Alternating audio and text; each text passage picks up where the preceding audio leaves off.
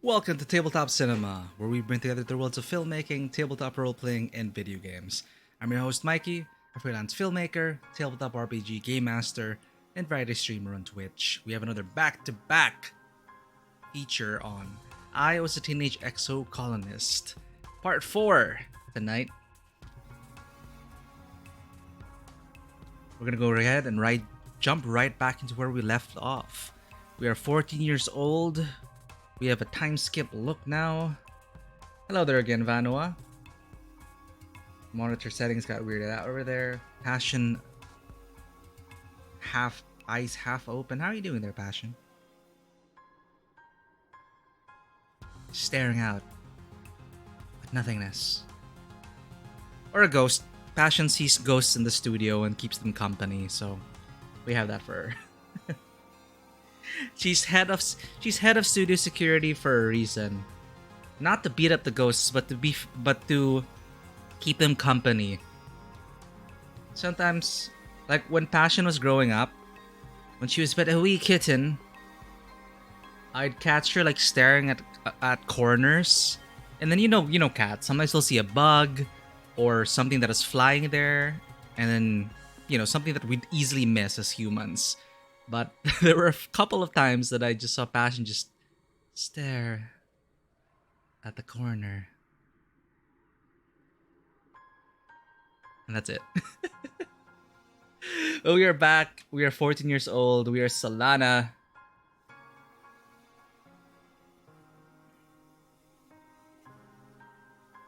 I'll respond to your PM right now. I didn't check this out. I'm so sorry. How are you doing, Matthew?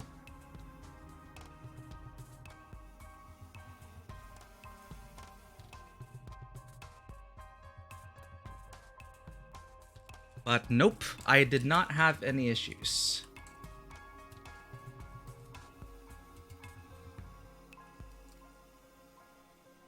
None so far.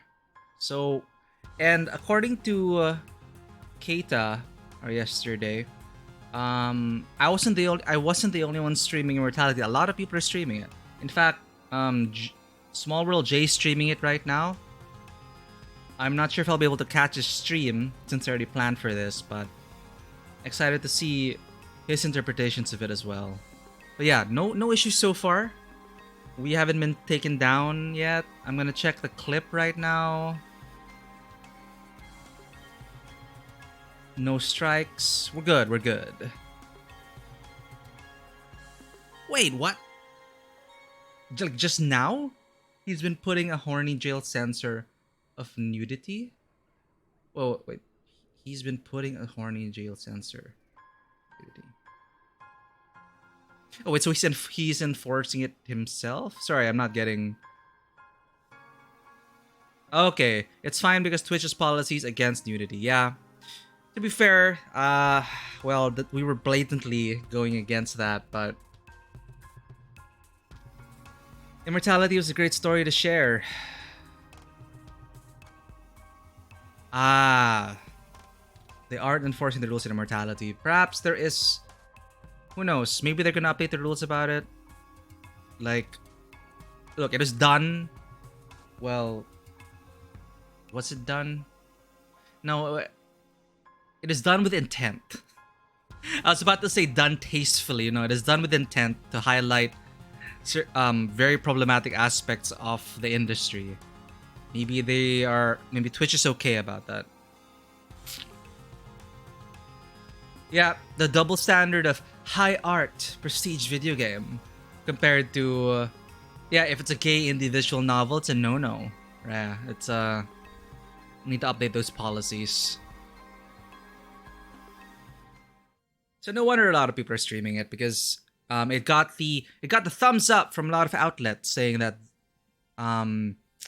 it has a lot of clout behind it in terms of like critics talking about how it's cinematically sound, it is art, it is sophisticated. So show those breasts and etc.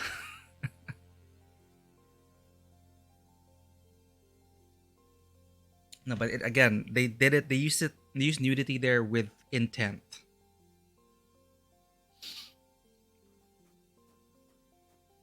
All right. I mean, you have people streaming game again. You're seeing games like people tearing people up with chainsaws and shooting people in the head and blood and gore and everywhere and body horror and all of that. At the moment a nip slips, oh, you're banned. Oh yeah, for sure. That has no place anywhere.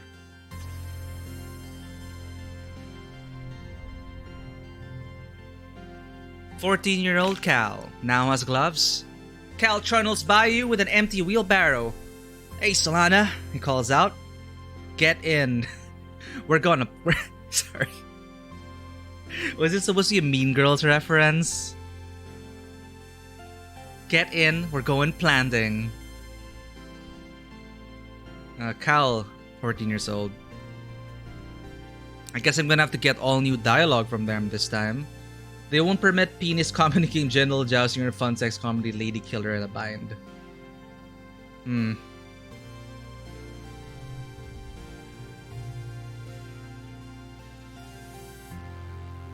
Yeah, and I heard my friend was really recommending to that we play genital jousting as well, but man, I don't know. Like, again, like, is it a logical fallacy to call out that the fact that of all the things to ban on in media in general, or to censor in media, like, there's so much blood and gore and violence and all that. Is it okay to say that? Like, is it okay to call that out? Like, hey, you're totally fine seeing someone's head explode on screen, but God forbid you put breasts and penises on screen. Like, is that? I don't know. Like, yeah, we grew up, of course. Like, I grew up in a setting where it's like, oh no, like, stay away from the sex, stay away from the nudity. Nudity bad, nudity full of shame, etc., etc., etc. And on the flip side, we were like playing so many violent video games. I don't know. Cal trundles by you. Get in, we're going planet. Definitely a Mean Girls reference.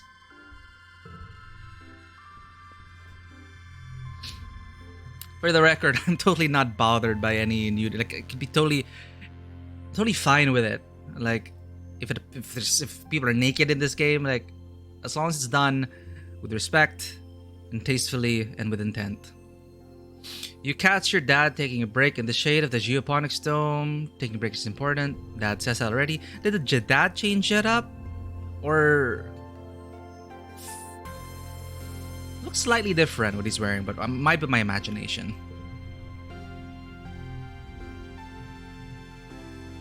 Hey, Solana, eat up. You need your strength. Your mom passes you a soy ration from her pocket. Forgot to go live. So we saw Mars already. What do you think of my hair? Mars asks, fiddling with the end of one of the twists. I see you eyeing it. I'm growing it out. She sighs and buries her face in her hands. It's so boring here. I am literally watching my hair grow. Not enough for a debate yet. Let's talk to people once for something. You catch... Ooh, okay, there's the acne. You catch this scrolling through his hollow palm. I used to watch a lot of videos, he says, frowning. I don't know why. It's all garbage. Who cares about this stuff? It's not real.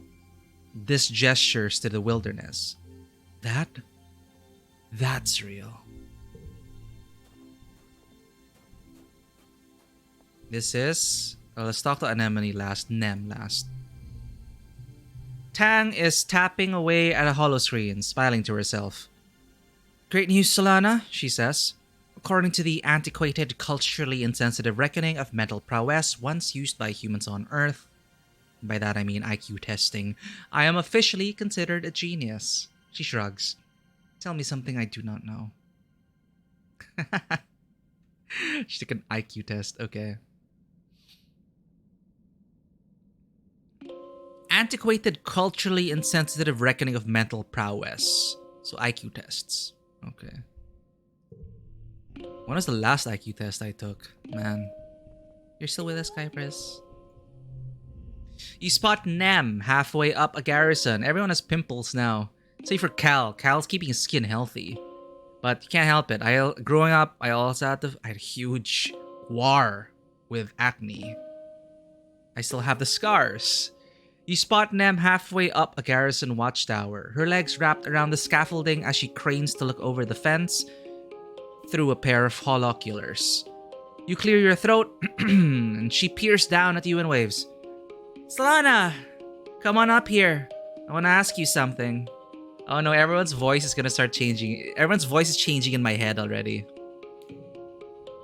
You clamber easily up the scaffolding. Nem gives you a high five. Here, look through these, Nem says, shoving the holoculars into your hands. You raise them to your eyes and look where she's pointing. Again on watch duty. A long ways out, much farther than the expeditions are going, you spot a dark, humanoid shape moving through the towering fungal forest. See him? Nem asks. It's this, I swear it is. He's always sneaking out over the walls. He's not supposed to do that, so what? We thought it was this. We keep thinking it's this, but this is right there. Again, these are pockets of, things aren't necessarily unfolding in real time as we look at it. Like, we talk to someone, it's assumed that maybe days have passed. And even if you see this here right now, in this certain scene, this may not be in the colony right now. So yes, it could be this. But I've also seen a stranger. Actually, I don't know if that's this or not. So what? Ooh. 90 on the Rebel Scum bar. Nem stares at you. So what? She repeats, aghast. He's gonna get in trouble. Oh no, Nem. I'm gonna talk about this? Only if you tell on him. Oh, well, yeah, Nem sputters. But someone should. The adults say we're not supposed to go outside the colony unless it's on expedition, Nem says, taking the holoculars back and looping them around her neck. Oh no, she's taking her watch duty seriously, and honestly, okay, fine. And this just goes whatever he wants. What if he gets hurt? What if he dies? She wrinkles her nose. What if he picks up a weird alien disease and comes back with 3 heads? But to be fair, given the circumstances of, life in a frontier colony in an alien...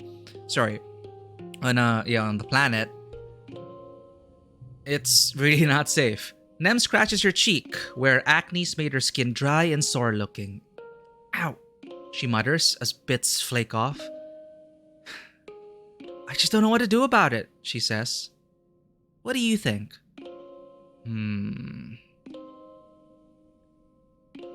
Stay out of his business. We promised Tang a few years ago we would watch over this. It's not safe to be out there alone, especially. You should tell an adult. Try to convince me to stay inside, but that's not this.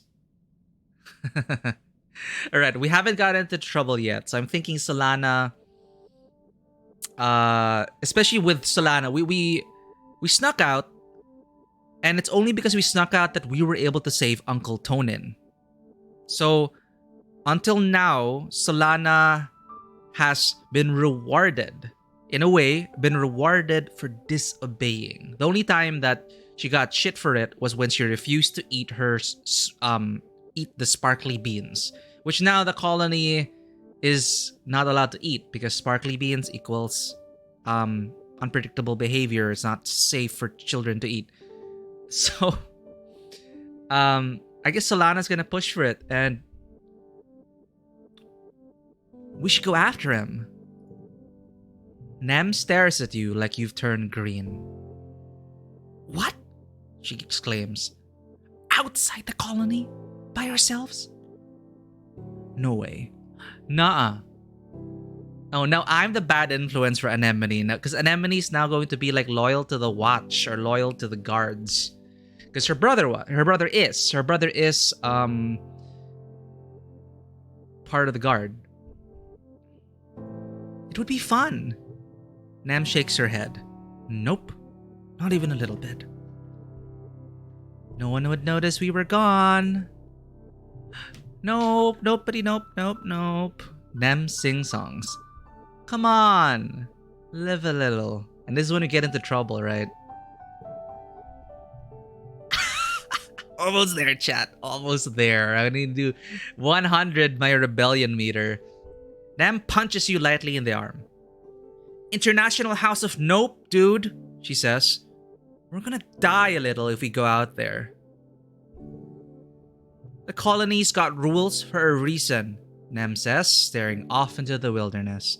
Oh, not like this, Nem. If we do our own thing and don't care about the rules, we're all gonna be toast. Kinda like a sports ball team. We're all doing different stuff, but we all gotta play by the same rules, so we can get as many points as we can. Anemone! Solana! Who's this? You look down at the ground where a passing colonist is waving up at you.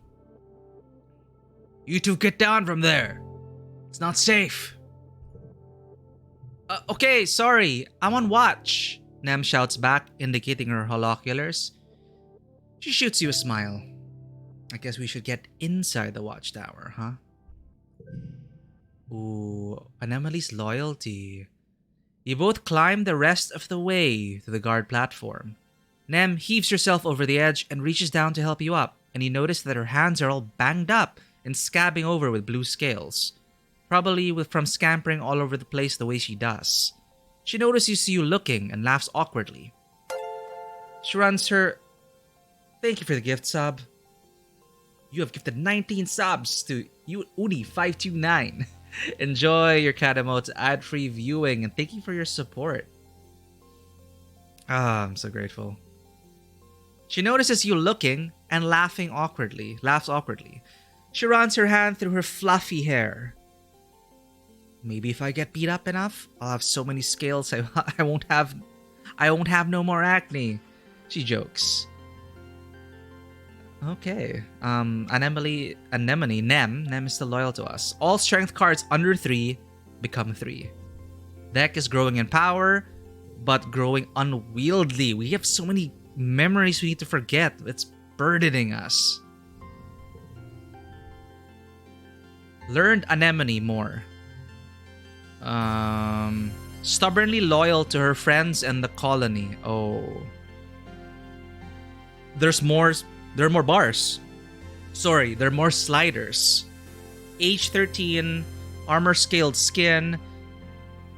Oh no, I have a bad feeling about this. We grew up both kind of loyal, but then now look at my rebellion. Look at her loyalty. This is a foreshadowing for what's gonna happen between Solana and Nem. Chillness versus energy, destroys of Pendragon, goofball versus serious. Oh wow, Nem's... I'd imagine Nem would be more here, but I guess Nem is growing up. And filling in the role, filling in the shoes of her brother in the watch.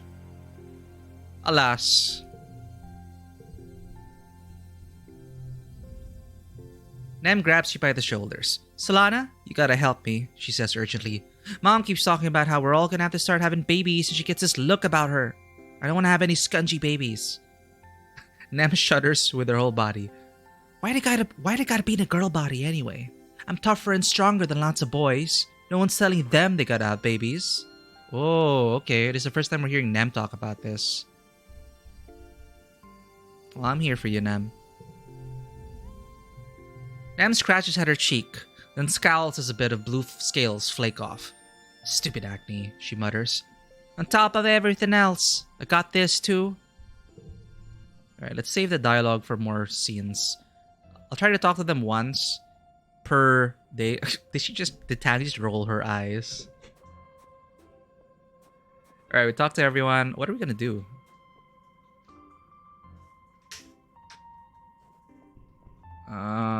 Not study. Anything new here? Relax on the walls, look at you, defense rating. You know what? I'm feeling like going on an adventure. It's Solana's birthday. And we're 14. Let's go on an expedition. Yeah. Let's check the notice board first.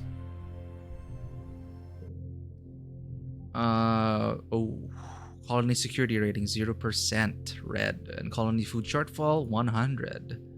No notices so far. Alright, let's go for it. Let's go for expedition with this. Survey the plans. Pet. Utopia is sorting through stuff the foragers have brought back, putting them into bins to either get analyzed or taken straight to the kitchens.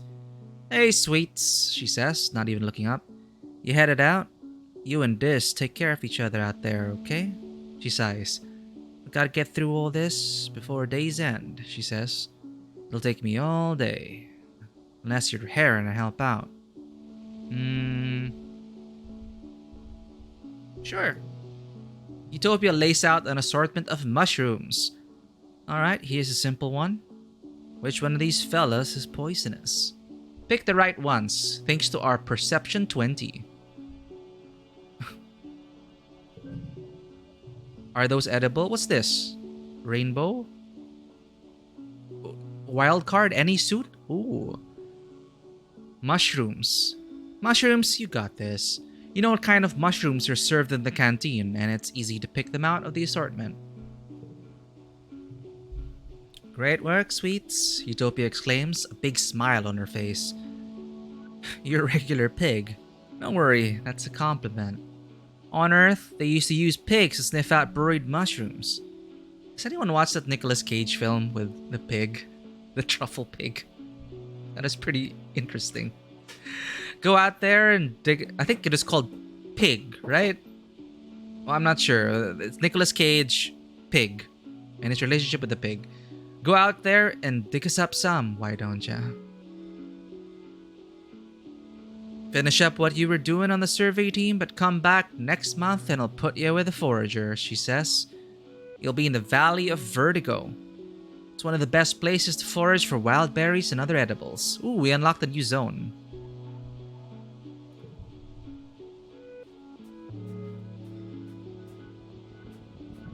Do I have to go through all of this again?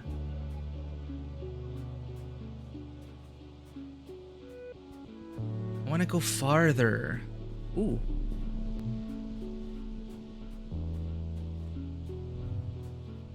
Further, farther. I keep getting confused. I want to go further.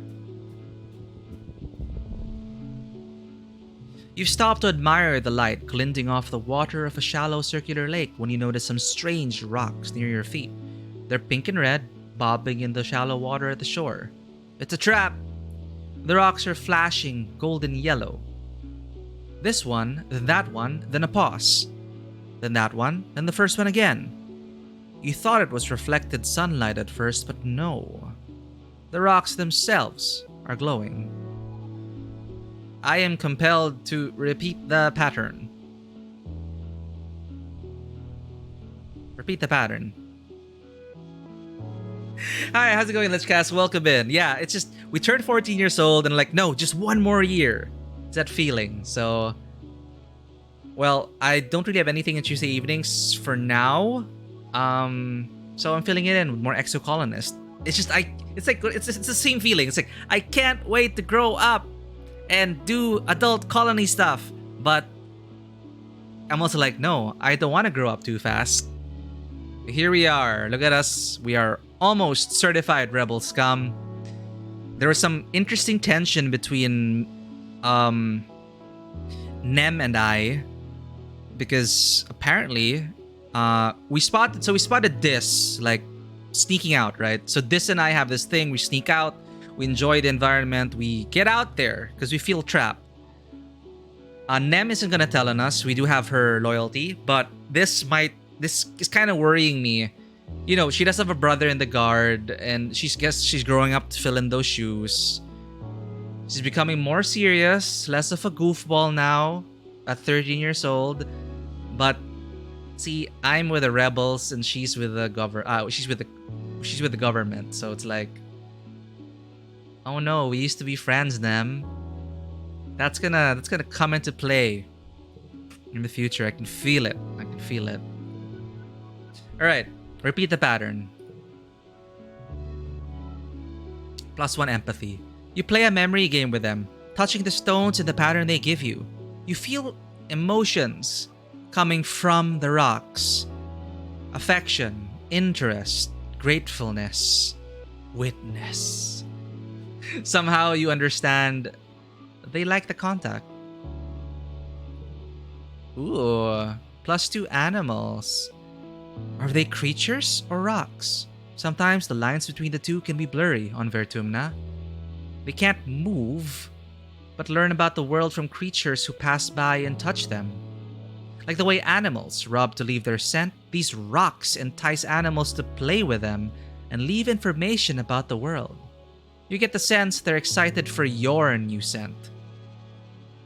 To what end, you don't know. Okay, that made it just ominous. We already uncovered a few big bits. Like, we found out what caused Tammy's death, what caused the short circuit. We haven't heard much from that yet, though. The things we captured, those steel ball-like creatures, that is...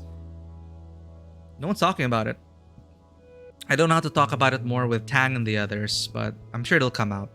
And of course, everyone was going through puberty, and we found out it was super pronounced and accelerated. Like, I thought it was going too far. Like, was I like this as a teenager? Yes, but apparently unfortunately, the pixie beans, the colorful beans, were the ones exacerbating the problem. Not a problem. Exacerbating, well, puberty. So, yeah, we lost that food short. And that's when the first time I saw -1 colony food. So, there's that. And then I also found out, parents were also arguing that those creatures, it's not just a random thing. There's something happened in the glow fields, but they told us not to worry about it. So, a lot of seeds of mystery here and there. You've been discovering from community a bunch of important to you side stories you missed. So I'm in a 3rd playthrough just to make specific things happen. Yeah, the horrible pixie beans. Are you out foraging as your assault? I haven't had to worry about colony food yet. Right now, I'm just feeling adventurous. So I wanted to explore more of this place. So we're not worrying about resources yet. I'm not sure. But you're on your 3rd playthrough. Vanua just mentioned that they're on their 5th playthrough. Yeah, Kitty. There's like a horror movie, but I kept defying orders. Skypress.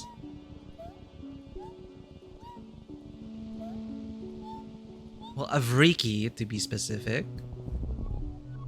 I thought it was gonna kill us. It's this. You almost bump into this. He's being so still and quiet, hunched over and looking down on a little knoll. He shushes you and points. Don't scare them. You follow his finger and see what looks like a bush shaking violently. 2 bushes, actually, at opposite ends of the clearing. Oh, it's these things. Bush bubs. Oh, they're bush bubs. From far away, they really do just look like plants and rocks. They're fighting over territory, this says. I hope they won't hurt each other. Neat, I hope it's bloody. How do you know that? Shout and scare the bush bubs. How do you know that? This shrugs. If you're quiet, you see them a lot.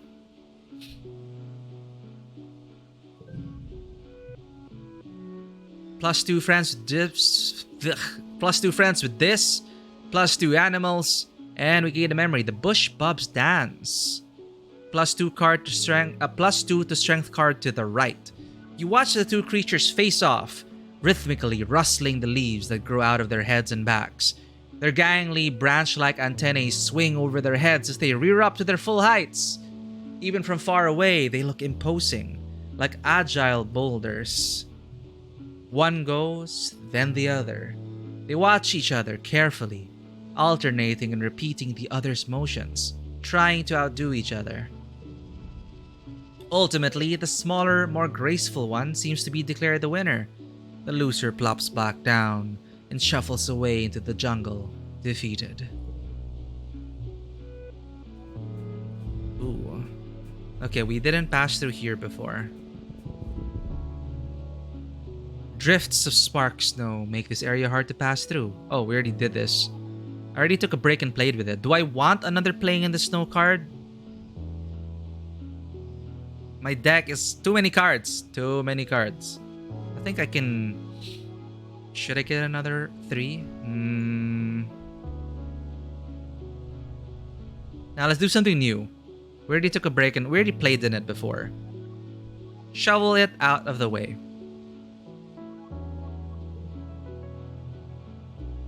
Two toughness, but more stress. You actually don't have a shovel with you. Doy. But you find a bush you can sort of use like a broom to sweep the snow out of the way. The spark snow is lighter and fluffier than you were expecting. Whacking it with your bush causes showers of pretty sparks and tiny popping noises. It takes ages to clear the path, but it's oddly satisfying. Hopefully the next surveyor through will appreciate your hard work. There's a shovel item? It'll probably change. You probably won't get this stress penalty.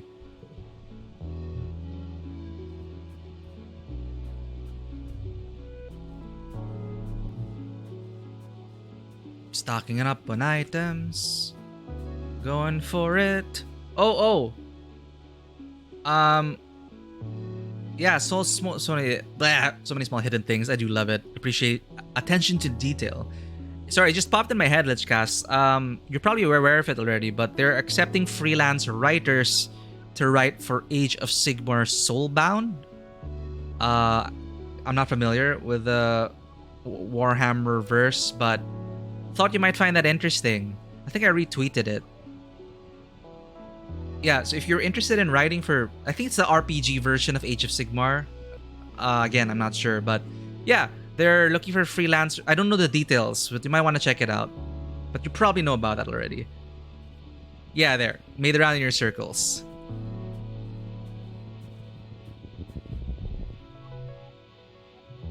A mass of dead bushes blocks your way. They have pointy spines the size of short swords, and they look very, very sharp. Blast your way through it, need combat 10 or greater. Crawl through it, leave. I feel bad, but the survey team did give us a blast cutter. Blast your way through it, deal with the consequences.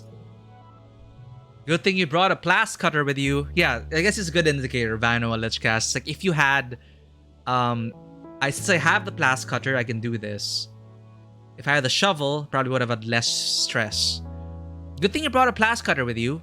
You cut a hole through the bushes and set a bunch of the surrounding forest on fire while you're at it. Whoops. That'll teach those bushes to get in your way. Look at Solana lashing out, tongue out. Okay, this is the farthest we've been. I think. No, give me that. This might be the last event. Let's push farther up. No, we had to leave after this event.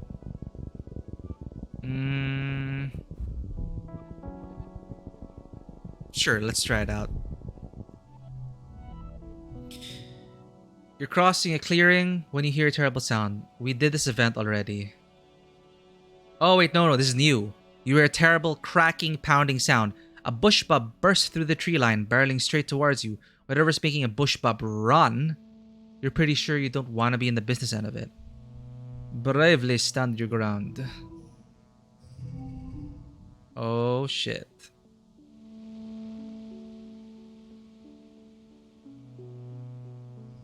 Yeah, I could keep going back to it, but it's a lot of like I should go here with zero stress if I want to get really far.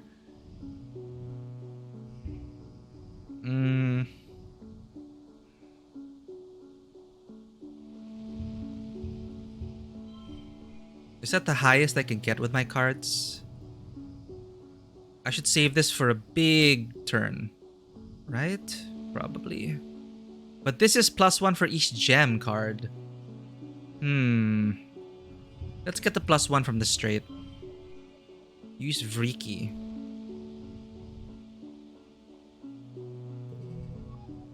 Alright. Science Fair champion. Still so proud of that. My only goal was to beat Tang, and we did it. 3, 4, 5. 5. It resets at the start of the year. Thank you for letting me know about that, Vanua. So awesome. Okay, no wonder. You're right. It has been a year since we went on this expedition last winter. So you don't need to get to the end in one go. Got it. So as long as, we just plan it, if there's an opportunity to continue the survey, we're gonna forge on ahead.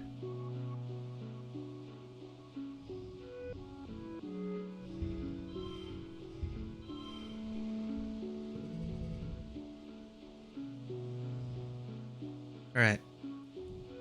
2, 2.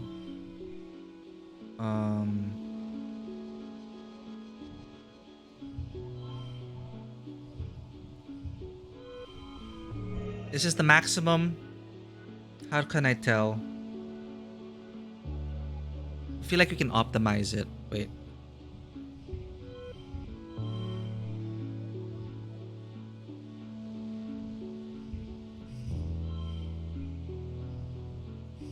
I think that is the highest we can get. 23. Or no, I don't think it is. Wait. There we go. Don't use the pink candy. There. I think this is optimized.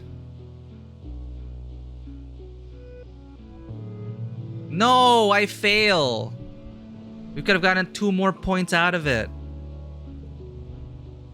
The creature pounds past you, its powerful stone-like gorilla arms smashing the ground. It doesn't even seem to see you, and goes around you without even looking at you. You look around, but there's no sign of whatever motivated the bush bub to run so fast. At least that's something to be grateful about. Alright, we can do one more activity, and we'll be sure to return here. So we can do it. Thank you, that's a good tip. You stop to watch a herd of shaggy, so it encourages repeat excursions within a year. You stop to watch a herd of shaggy, purple-furred animals slowly meander down a slope. You've never seen them before. Study them. +1 to physical red cards. 1 slot card becomes value 2. Grumble, grumble, grumble.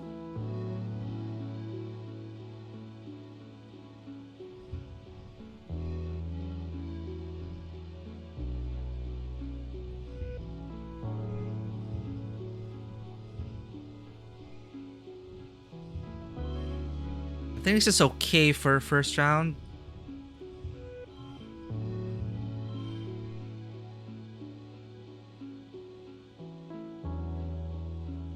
Sure. I hate this. The card becomes 2 slot.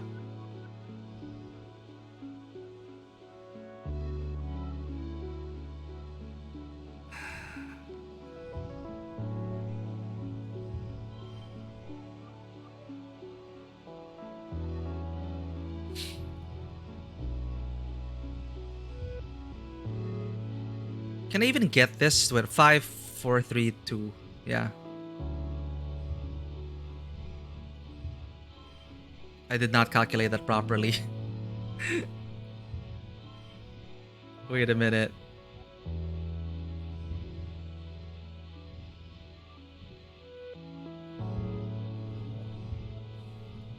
Mine's blacking out.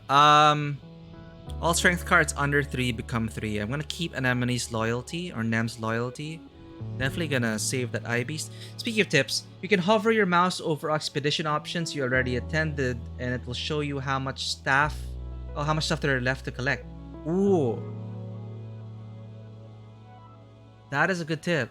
So, like for a repeat event, mouse over expedition options. Thank you for that. I will remember to do that.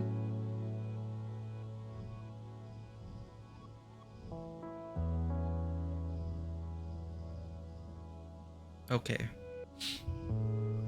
What does the value that comes in there again?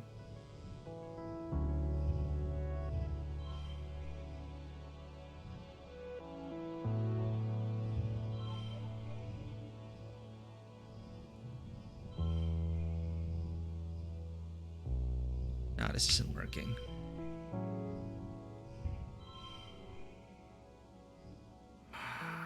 $17. Is that the most I can get for the second round? There we go.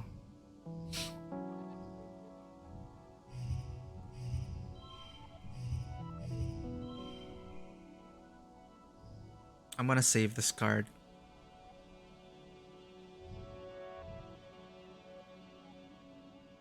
Yeah, the straight's better. Straight is definitely better. Alright. It's not bad.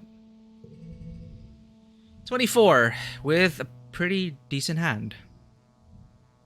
Except for the one that becomes a 2. That is freaking annoying. But all strength cards under 3 become 3. Does that supersede this slot? Yes, it does. 6, 6, 6. Awesome.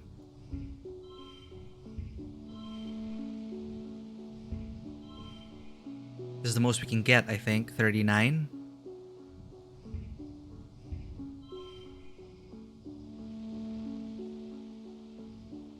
Yep. Let's do it. What's the actual value of this? 4, so yep. When? What? That could have been optimized even more. I'm rushing it. The creature's fur is like grass, so they must be a kind of photosynths. An animal that gets part of their energy from the sun. They couldn't be arborescent photosynths, bushbubs, because they've got branches growing out of their heads and backs. You check your survey journal.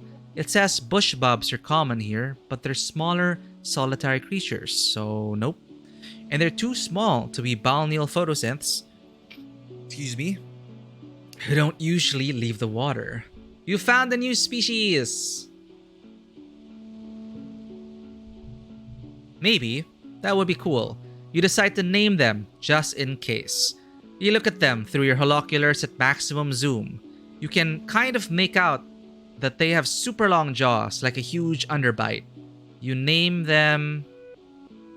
Sunbaskers, underbiters, herding sunbiters. Something else. Herding sunbiters. +2 animals and +5 kudos. Naming things is hard, so herding sunbiters will have to do. You log your discovery. You're too worn out and tired to continue. Let's go home.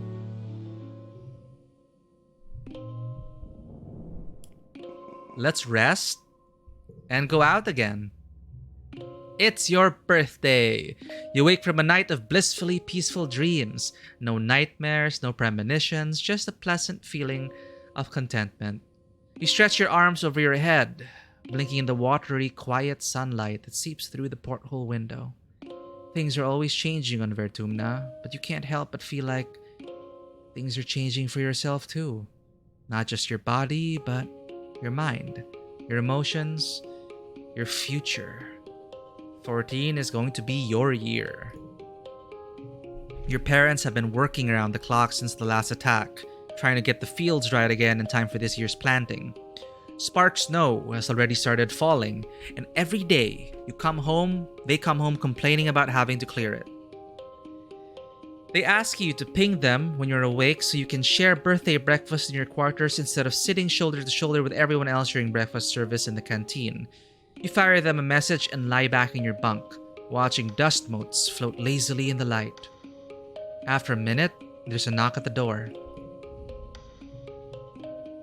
Uh-oh. It's Auntie Seedent.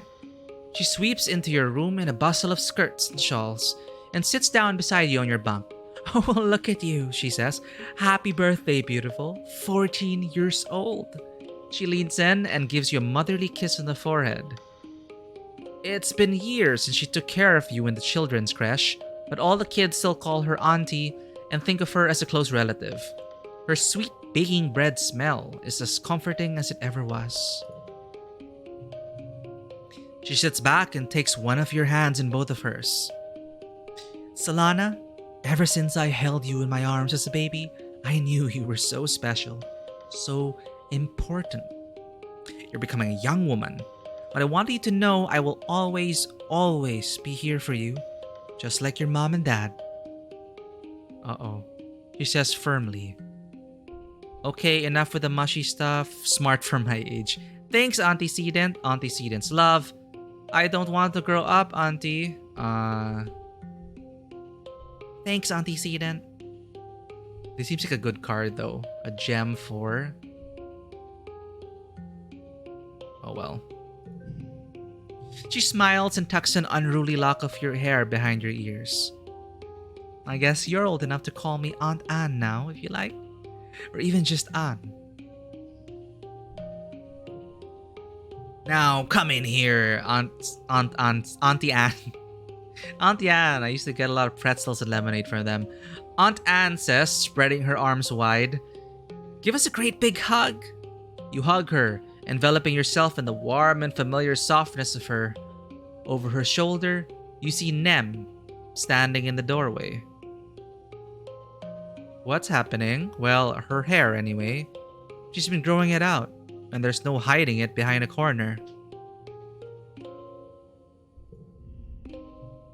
She skips into your quarters. "Happy birthday, bud," she says, bouncing on your bunk. "Way to get older. Enjoy being 2 years older than me for a few months." "Thanks." "It's good you're both here," Anne says. "Now that you've both been menstruating for about a year." Nem makes a face and mutters, "Yuck." But Anne continues. "You're both eligible for the cessation implant. Among other things, it'll prevent the bleeding and pain and the emotional roller coaster of your monthly cycle." This is the new CG. "Mom!" Nem hollers.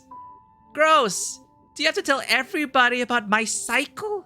I just don't want to get pregnant, okay?" Anne laughs. "Well, yes, that is the among other things part. But I don't expect you two to be needing that part for a few years yet, right?" Nam looks disgusted by the prospect, or maybe just by her mom talking about it. "Eek, grossaroonie." "What's the matter? Scared?" "What's this? Flirts with anemone? This is our first flirt option. And it's with Nem? In front of her mom?"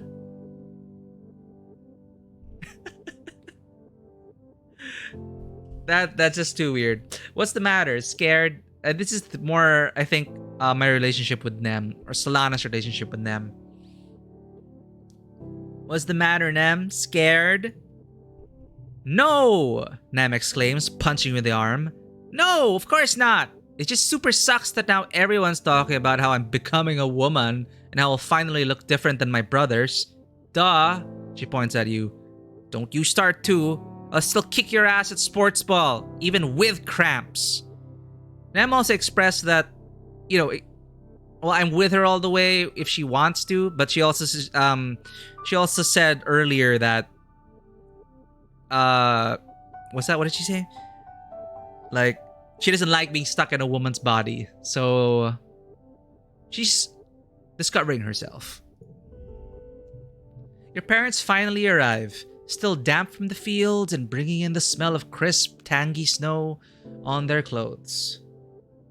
When you got to this part, Rachel is so jealous of they got? Sorry, what?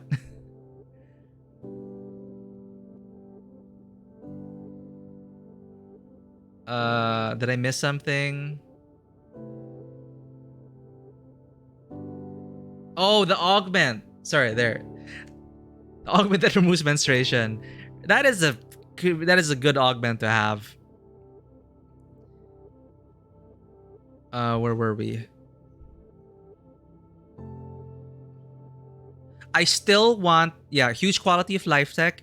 Not just that, but I also want, I still want Tang's augment. Not gonna lie. Reduced sleep.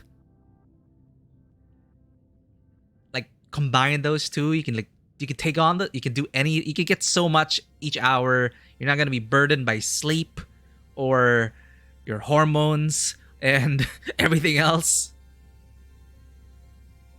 But that is a danger. Yes, let's cast that would be the dangerous slope. It's like, yeah, I have 22 hours in my day to be productive and successful and great. Spends 22 hours playing games. Sleep for 1 hour. All right, we're back to raiding. Let's go. Oh my god, slippery slope there. But it'll also help with time zones, right? Like, oh, I have a game at like, let's say 9 a.m., like 7 a.m. So we could play with people from like the US. All right, I'm gonna take a nap. 1 hour. You're good. You're ready to go. Play on any time zone. Your parents finally arrive, still damp from the fields and bringing in the smell of crisp, tangy snow on their clothes. Oh, look, birthday visitors, your dad exclaims. Anne, are you staying for breakfast? Anne reaches into her bag and brings out a stack of tiffins. What's a tiffin? Tiffin. Tiffin Bites affordable catering service. Tiffin is an Indian English word for a type of meal. It refers to a light breakfast or a light tea time meal at about 3 p.m., consisting of typical tea time foods. In certain parts of India, it can also refer to the midday luncheon, or in some regions of the Indian subcontinent, a between meal snack. Okay, a stack of tiffins. Indian English word for a type of meal. Okay. So Anne reaches into her bag and brings out a stack of tiffins. No, thank you, but I brought your order with me from the kitchen, seeing as I was stopping by. She pats your head one more time. Happy birthday again, Solana. You'll always be my baby, even when you're all grown up. Your mom shakes her head as Anne and Nem leave. Oh, Anne, she laughs, sentimental to the core. She starts laying out the cutlery for breakfast. But I don't know how the colony would manage without her in the children's creche, she says, and points a fork at you. Family's more than the people that birthed you, Solana. And don't you forget it. 100%.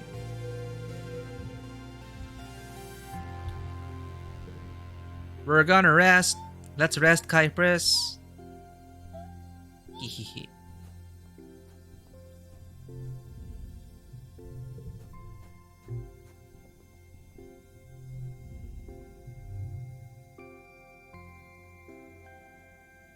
Here, why'd I gotta be in a girl body anyway?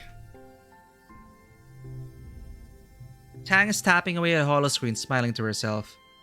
Ah, her IQ test. Yes, you are a genius, Tang. Also loving Mars's new look. Uh-huh. Cal still looks like Cal. Cal is listlessly kicking a sports ball around. Oh no, he grew out of it. This is kid stuff, he says, eventually just kicking it into the garden. Sports is just like war games for kids, you know?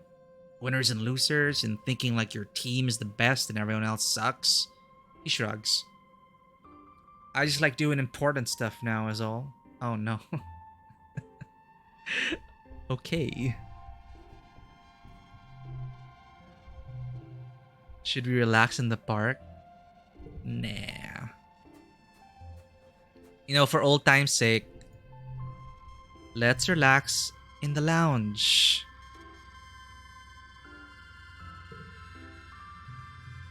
You spend several hours a day obsessively checking the local HoloNet updates. Oh, we got the same event. With so few people in the colony, social media can be very dead. It feels like you're talking to yourself sometimes. You try to start a few conversations, but most people are busier than us. Bleh. Expecting something cool. Let's remove this. Oh, we're gonna forget about our first words. I'm getting sentimental. I want to keep all my cards now.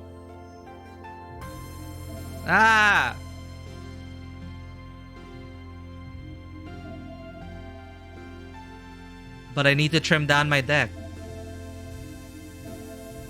That's sad, but that's life. Do you remember your first words?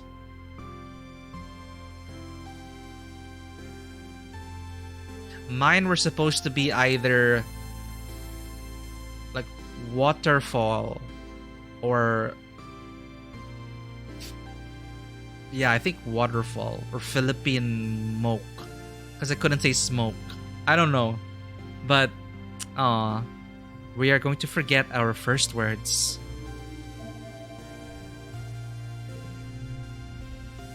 That's our first card that we forgot.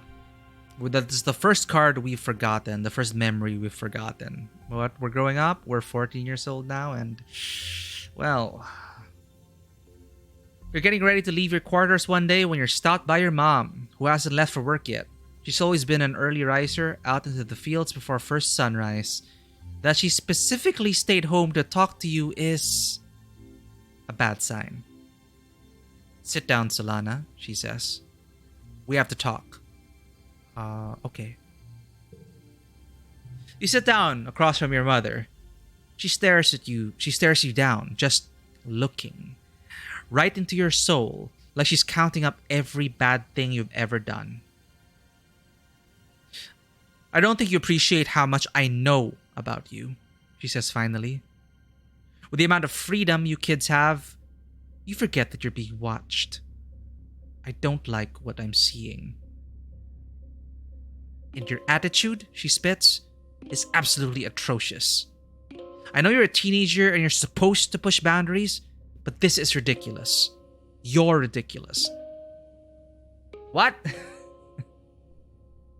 Is it about us sneaking out? I can understand that. Is it about the beans? Because that is the very first time Solana's ever spoken back to her parents. But this feels like... This feels like I should have been playing Solana as more rebellious. Or I feel like this is the game's... Or this scene is happening because my rebellion is at 95 over 100. But it seems like the tone, like the shift in our relationship, or maybe that's how life is, right? You think things are going okay, you're open, you think your relationship's okay with your parents, but then suddenly they're like, you're ridiculous. Like, your attitude is absolutely atrocious.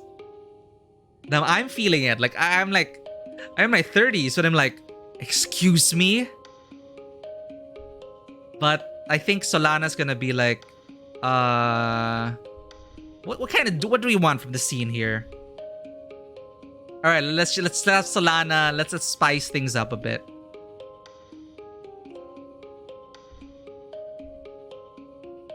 What the hell are you talking about, Mom? You're ridiculous. Oh, we have crossed over. We are officially Rebel Scum. GG. 100 Rebellion. She bangs her fist on the table for emphasis. This isn't some Holovid high school drama, Solana. This is real life. This is life or death. Do you get what I'm saying? People are going to die if we don't work hard enough. She shouts, standing up from her seat. She scrubs her face and sits back down with a thud. You have to learn how to fit in, she says, quieter. You're a part of a larger community, an ecosystem. You're supposed to be learning that, but you're running out of time. Soon you'll be an adult. People will need to rely on you. Oh, what do we do here? That made us really cross over into, like, it's a point of no return. We have 100 rebellion. I think this is too far though. Oh, shut up, mom. No.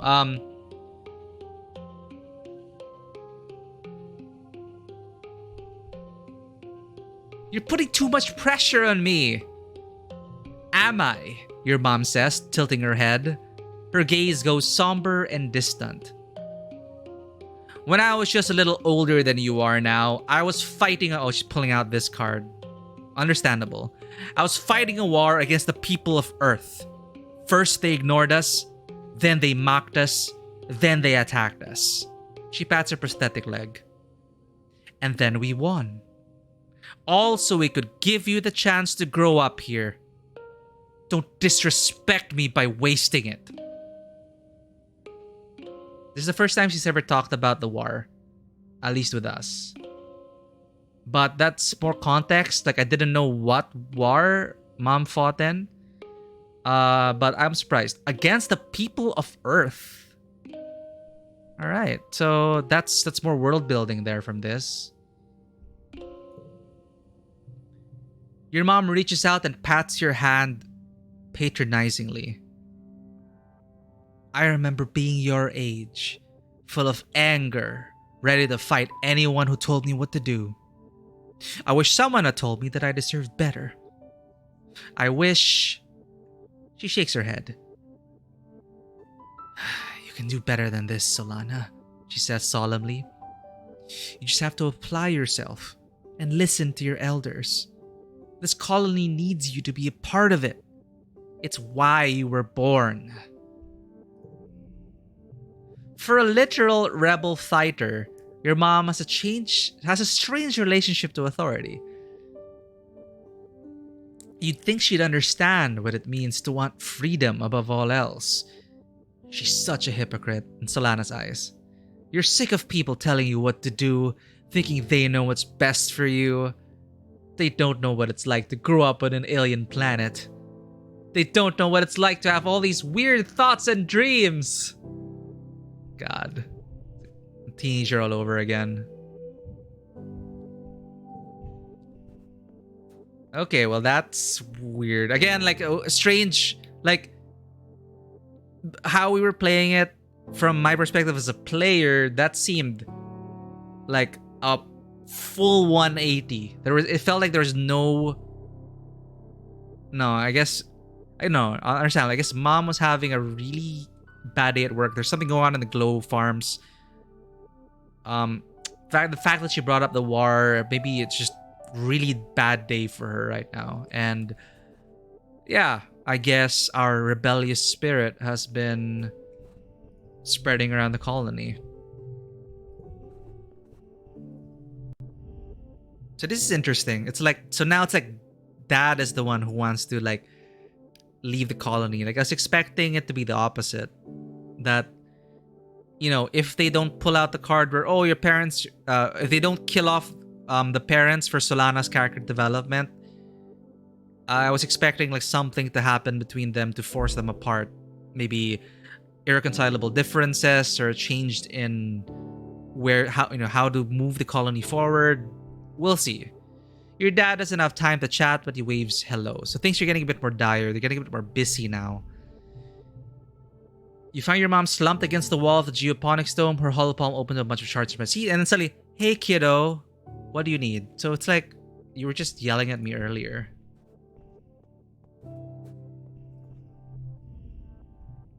Do you go to engineering much? Mars asks.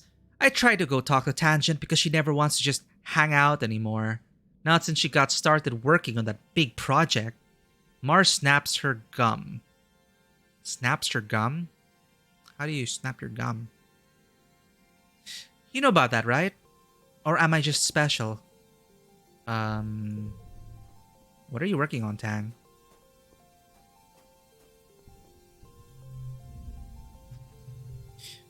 Breaking a chemical bond both requires and releases energy. Whichever one is greater determines whether it is an exothermic or endothermic reaction, Tang says, tapping her fingers against the laboratory table. I wonder if there are similar classifications for when the bonds between family are broken, and new ones are created with others. She sighs. Chief Engineer Instance is the closest I have to what a family is supposed to be.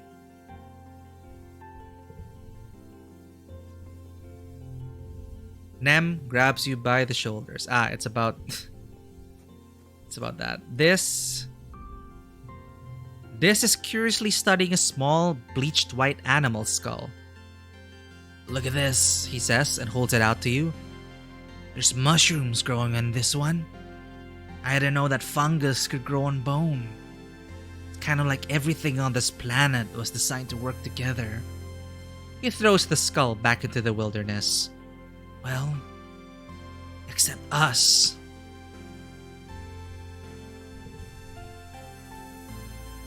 I didn't notice any prompts yet. Thresholds of 40. I'm gonna use the bathroom. Yeah, I'm gonna find out, Banua. But I feel like that moment we got with our mom, because we've been playing Solana as with a very good and healthy relationship with her parents. But I guess because the rebellion meter shot up to 100, we had a sudden sit down and like, you're a terrible person talk.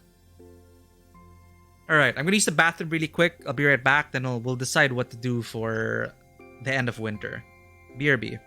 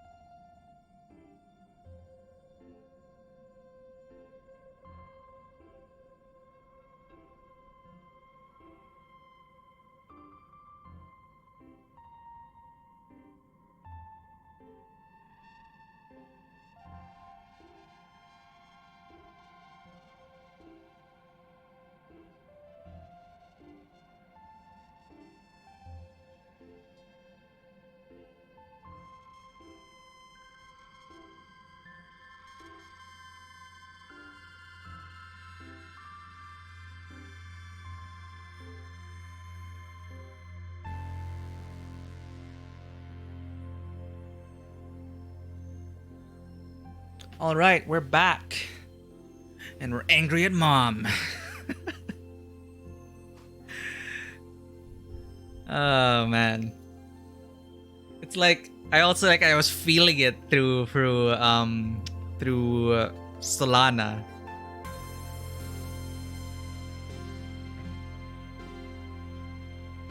Okay, fine. Maybe I have been sneaking out of the colony. But I don't do that anymore. That was when I was a kid. Now we're going on official expeditions. Speaking of, let's go. I need to get out. No, actually. She didn't specify the school. I think I did go to school a lot. She was talking about, I don't know, there's a chat log here. I think it is really because of the rebellion meter. She says you have to be part of the colony. Something like that. Like you can't do whatever you want. I don't know. Solano's just angry. I'm leaving. I'm gonna go on an expedition. I need to clear my head. I'm gonna go. Oh, this is new. I'm gonna go forage in the valley.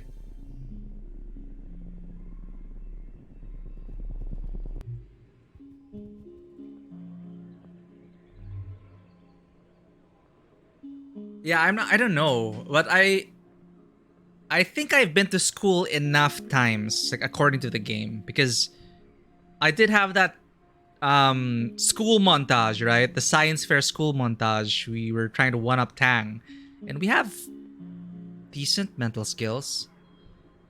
Okay, so this is Solana now, and it's like, humph, I'm gonna go on an expedition. Sign me up for the next one. So now we're out here. We're gonna take it out on. No, I don't want to take it out on nature. We just need space. I pet Kuipers for comfort. Mom thinks our attitude's atrocious. What do you think, Kuipers? And then cry. Foraging is nice because you can add food to the colony. You can check and add what the food level is. Oh, we can influence that?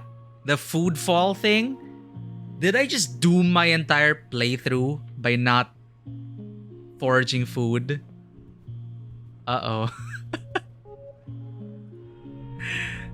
Utopia greets you warmly as you muster for your first expedition with a foraging team.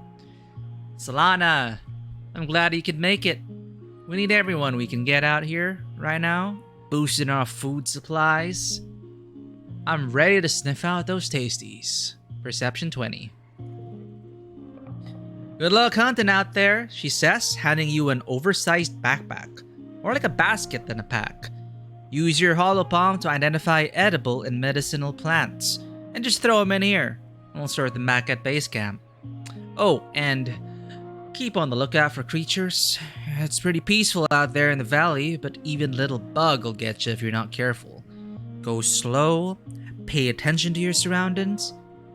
If you're unsure about something, don't approach it. Stay on the path, and don't get lost.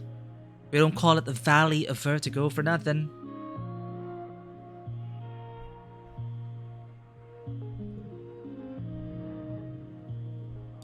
Any questions? I see that I can start flirting with everyone at 14 years old. What's a fine lady like you doing in a mushroom forest like this? No. Is it dangerous out there? What sort of things should I collect? Nope, I'm good. This. Will this be with me this time? Solana came out here because she wanted to be alone. So, well, what sort of things should I collect? Utopia shows you how to use your holopalm to determine if something is edible. There's a whole category on your holopedia, including photographs and scientific names. It's mainly plants, though there are some minerals and other things that don't look edible at first glance. Excuse me. There's a lot out there we haven't found yet, she says. Document anything you find that looks like it could be useful, but don't put anything in your mouth until you check with me first. Even if it looks edible, it might be a lookalike. Even the plants are sneaky. You're about to leave when Utopia snaps her fingers. Hold up, Solana. We're also investigating some species we might domesticate. Those we'll want to tag and capture. Ideally, we're looking for herbivorous creatures what already live in herds, and either produce something edible or reproduce quick enough we can slaughter them for meat. Oh, so it begins. If you see anything that fits the bill, tag him and bring him back. Yes, ma'am. Let's go. I feel like I should equip something else here.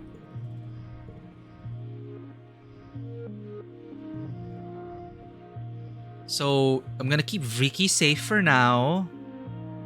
But it's +1 skill and challenge win. That helps buff our stats.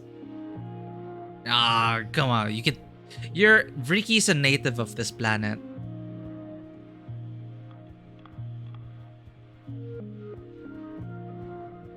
Oh, speaking of.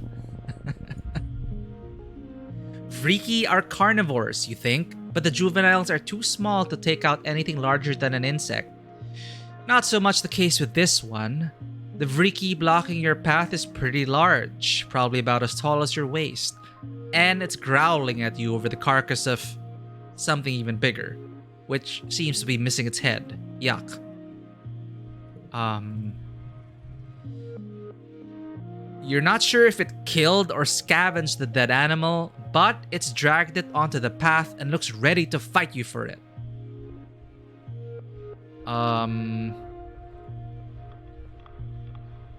Wait for it to leave or find another route. Wait for it to leave. +5 stress. You back off and wait. It sits there and gnaws at that animal slowly for hours. It's disgusting. Eventually, it rolls over and takes a nap. Its many legs kicked up in the air and its tummy bulging. You try to sneak by, but it wakes back up with a hiss. It drags the rest of the carcass off into a tree, and you can finally pass. Yeah, you're right. It's like, you belong here, Vriki. Let's take you around. Sorry, Kypris. Another Vriki. Kypris, talk to that Vriki. Your path is blocked by a massive 8-legged xenofauna, something between a spider and squid and a bear. It's in a rage, grunting furiously and bashing itself against trees and rocks at random.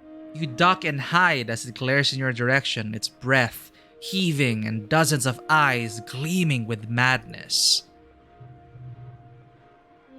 It's the same soft pink and purple you recognize from the multi-legged Vriki that live in this area, but so much larger. Oh no, is Kypris gonna grow up like that?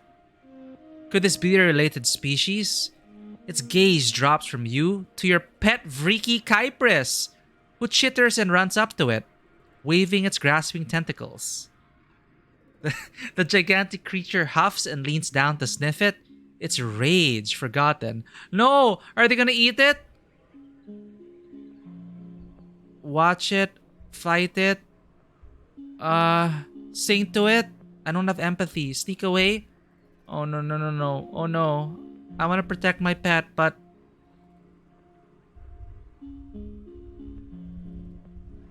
I trust you, Kypris. Let the creature sniff your pet. The larger creature makes a chuffing noise like a tiger, a bassy, vibrating exhale that ruffles your Vriki's fur. Content it's not going to eat Kypris, you keep back and let them introduce themselves. Kypris isn't intimidated in the slightest. In fact, it seems totally relaxed in the presence of this hulking beast. They touch tentacles and sniff each other, and your Vriki even curls up in the bigger one's arms for a while. Oh my god. I thought they were gonna eat them. Wait, they look just like parent and child. Is this another life phase of the Vriki?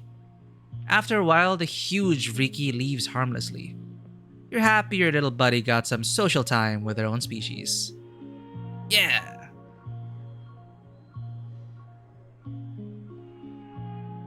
Oh, Vriki's equipped. So I think Vriki has to be, I think your Vriki has to be equipped. Or at least I'm keeping Vriki equipped just to be safe.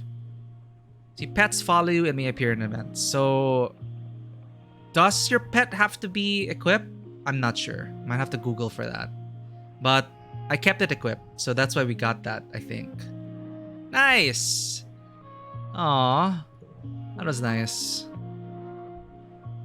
And -30 stress. Yeah. Well, I should have gone to the other expedition because we can do that later in the year. Maybe if someone pisses us off again at the colony, we'll investigate further. You come across a veritable feast of berry bushes. Gloopy, sagging bushes with enormous purple berries. They look delicious. Ignore and continue, go another way, harvest them. Research them first. Holy crap, the numbers are just getting higher. First collectible use is free. Oh. Use any owned one-use item for free once per battle. That seems very powerful.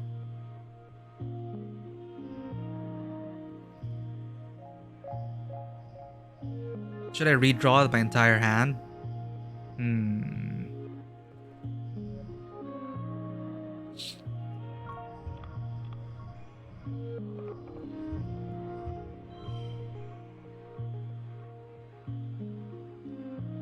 Yeah, I've already felt the difficulty spike a year ago. Like, I barely make the goals now. I haven't hit a rainbow since our first stream. And my deck, of course, it's not exactly the most optimal thing. Like, I haven't been removing cards because we keep getting non-zero cards, and I can't help but hold on to those.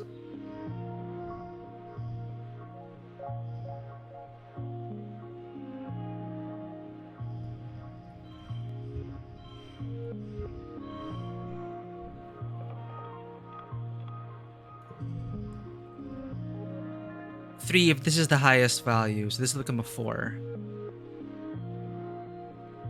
I probably can redraw my hand now, because we don't need these, and I want to get rid of this. This one I also want to get rid of. I'm not happy with that. This once got locked on the first slot, so anything I played would become 1.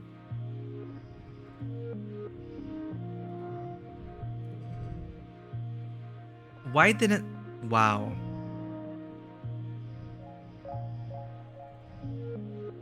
So I guess I keep it from the cards from the previous round. You cannot redraw that. Damn. Alright. We have another gem card here. So... 3... 3...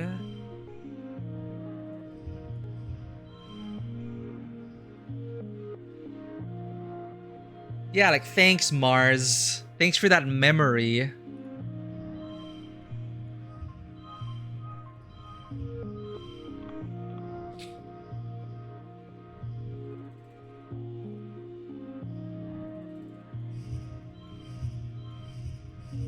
This is the best I can do for the second round. I could change this to blue, actually.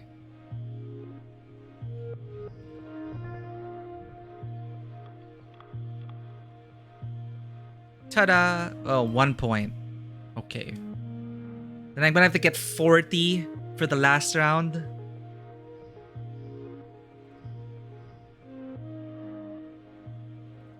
Oh, I messed up. It added +1. It didn't just change the suit. It added a +1. Eh?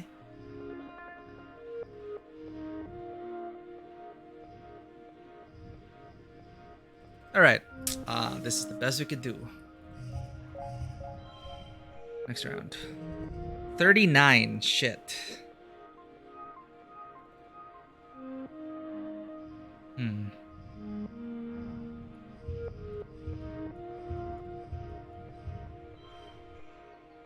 65 stress. Ugh.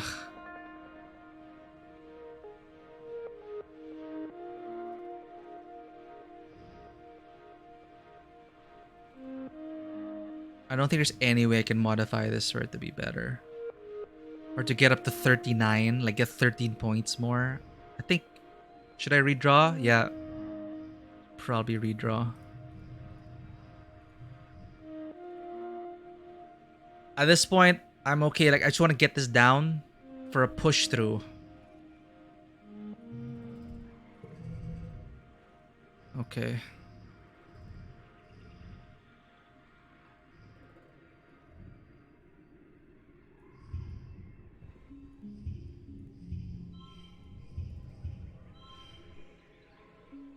$25 stress. This is the best we can do unless we use this.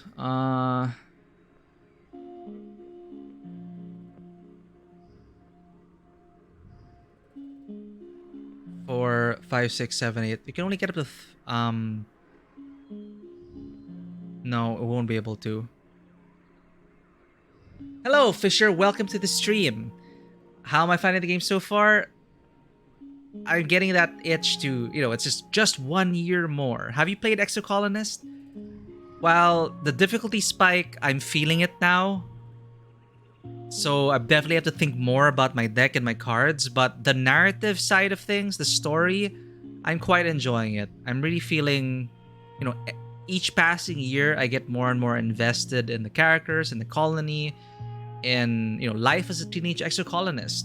So I do find it interesting. But welcome in, Fisher.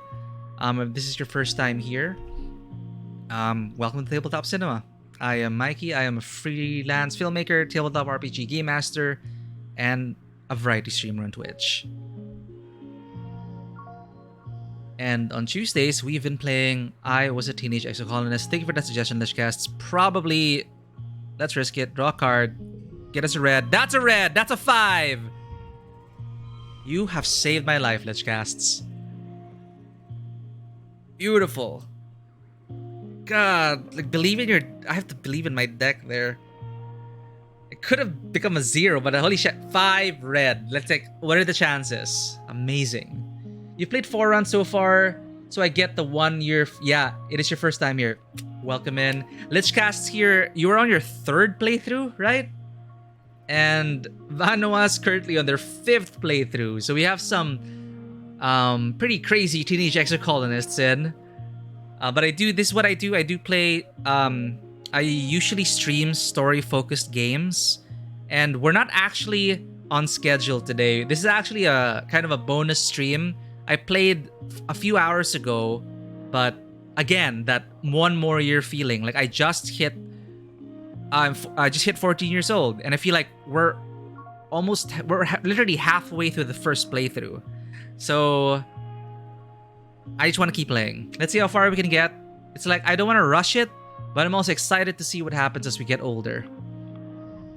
Heart of the cards. We got a achievement for that. 5 flush. Oh, these purple berries? They're not even in the holopedia as berries. They're some kind of explosive seed pod.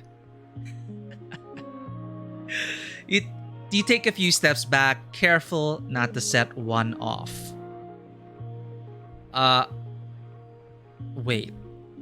Harvest them? Like... Can I have more info? Are these harvestable? Can you give this to the guard? Or should we set them off from a safe distance and not give it to the guard? Yeah, the first playthrough... You never forget your first playthrough. Or that's what I believe. In like a lot of games... Like I rarely replay games. So I'm actually not sure how I'm going to feel after the first playthrough of this. But... You know, the game encourages... Which is why I never fell in love with roguelites. Until Hades came along. And then I started to get into more roguelites. Because Hades had an amazing cast of characters and a great story to tie everything together. On top of great visuals, combat, and it was just a treat. Hades was such a treat. So, yeah, just wrap it in a good story with a good experience and I can get behind that. Second playthrough is integral to the experience too. Because yeah, you already know what happens. And we already get moments of, in the earlier part of this playthrough, that overwhelming sense of deja vu. So, perhaps it's like one of those, you know, like Nier Automata. It doesn't end at the first ending. You just finish the first act. Now, go through it again from another perspective. Set them off from a safe distance. You shield yourself behind a tree and throw rocks at the bushes until with a satisfying pop, pop, pop, the explosive berries begin to trigger in chain reaction. Each burst sends seeds flying in all directions like shrapnel, setting off nearby berry bushes. You then carefully cut a path through the thicket and continue on your way. I'm actually wondering if harvesting it would have unlocked tech options.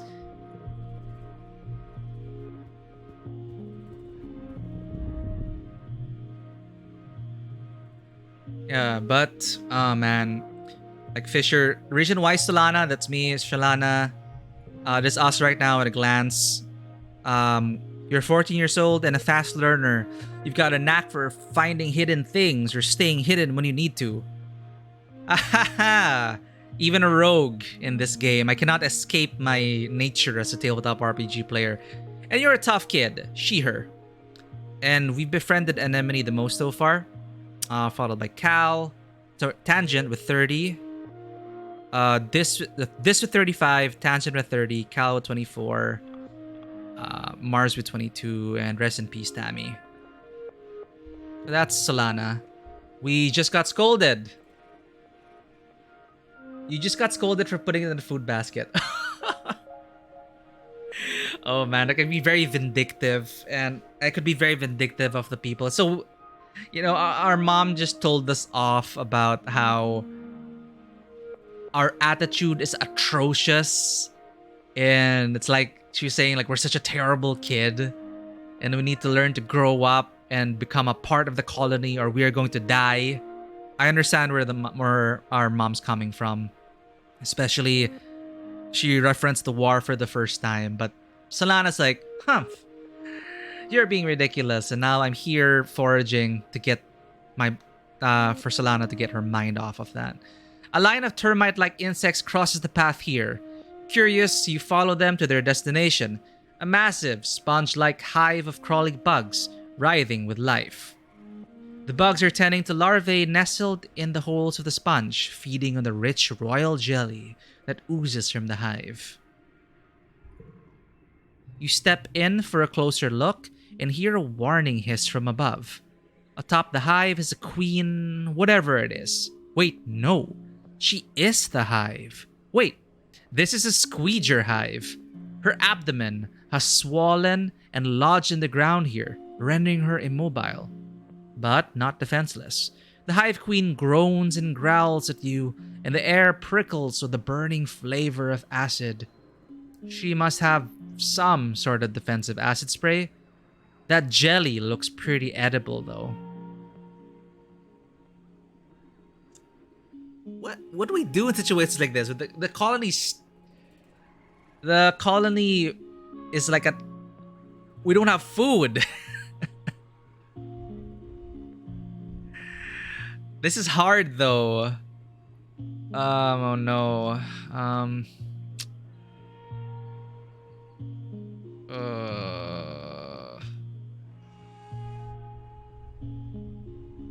For the survival of the colony, I must try. Because we lost our food source with the beans, the pixie beans. But should we really be... I mean, we are the colonizers here. But we also have to survive. Dungeon meshy it? It's like is eating the monsters. Sorry. I don't know if you know Princess Connect. This reminds you of Pecorine. Can you eat it? It's no fun if the monster can't be eaten.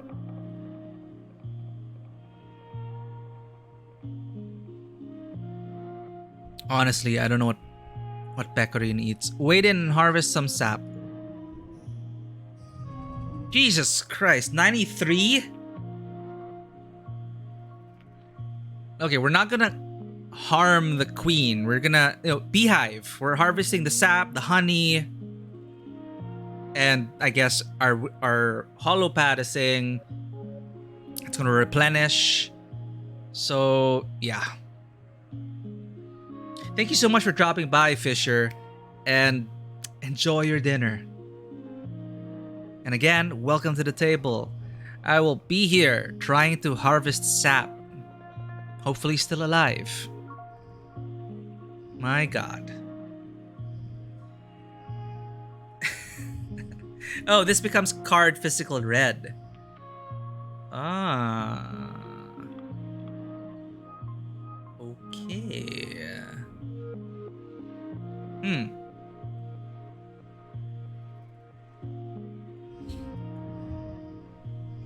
This is +1 for each unplayed card.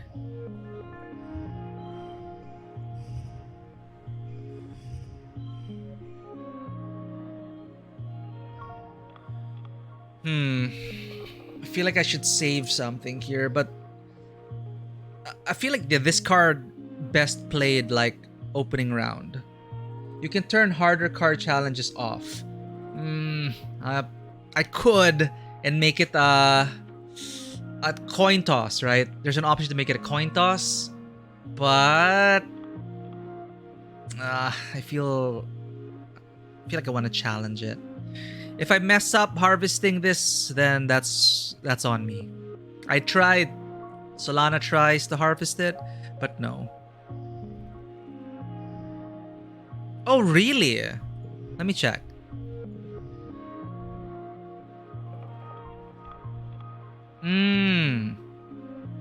Okay. Weird. In the very beginning of the game, coin toss is a separate option. Got it. Well, if this is how... Well, I know, you choose how you want to play a game, but this is on by default. We're gonna try. But I don't know if I can make 93. We're gonna see if we can push it down with the stress. We're gonna try. Oh dear.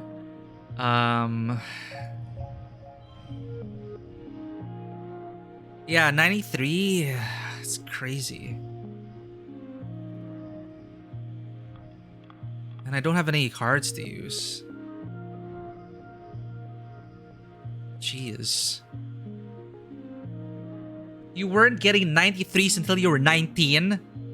Did I turn on hard mode? Like, is harder card challenges supposed to be off by default? I don't know. Is it? I usually I just went with the default options, whatever it was. I turned off coin tosses. Okay, for some reason I turned it on then. Damn it. Ha! First playthrough hard mode. No wonder why At 12 years old, I was already noticing like, oh god, the game's getting harder. Damn.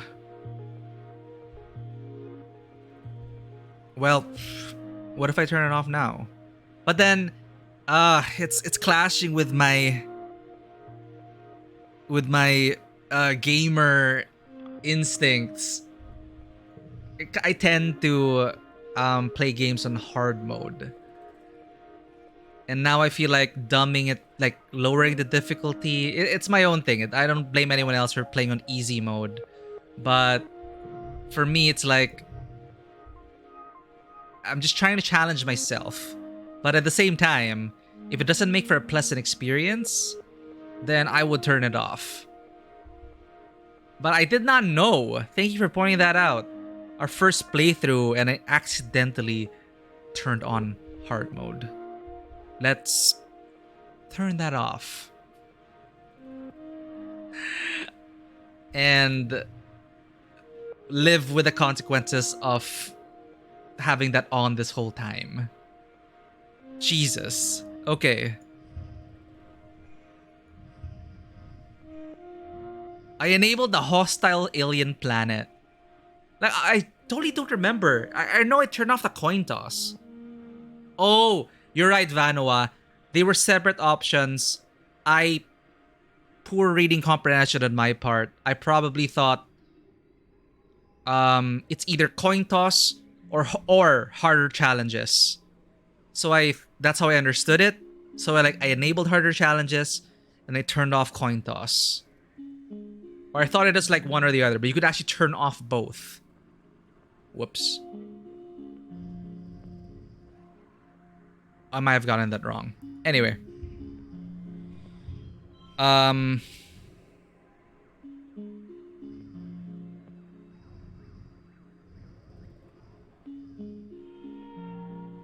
do I do with this? Can I turn it red? Do I have something that turns it red? Nope.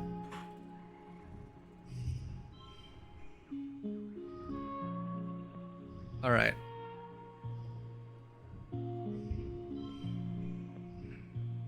I could buff it a bit. Make it a 7. So at least we get... There we go. Oh, if I had another log, I could have...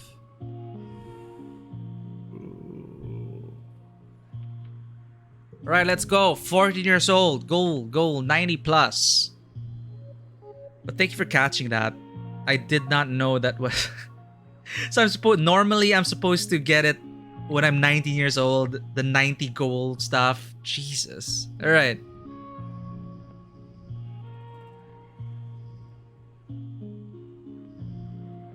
Yeah, I was wondering, like, man, this game is getting harder. I feel like I couldn't keep... Like, I feel like at some point I was worried that I wouldn't be able to keep up with the difficulty because the the cards that I wanted to forget were not coming up. But I kind of thought of it, yeah, as I was saying, it does actually work thematically and narratively, because there's some memories that you just can't forget. You can't just choose to erase a memory, right? So sometimes they just fade and you don't even know it. You know, memories being that way. Well, shit. No red cards. All right. At least we encountered this event, and we're gonna harvest next time.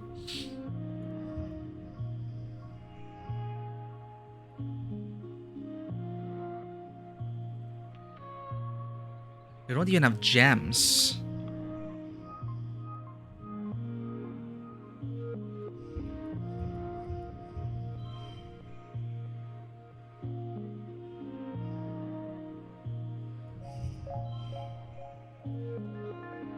If I change it to yellow, will the slot override my item? Which has priority here?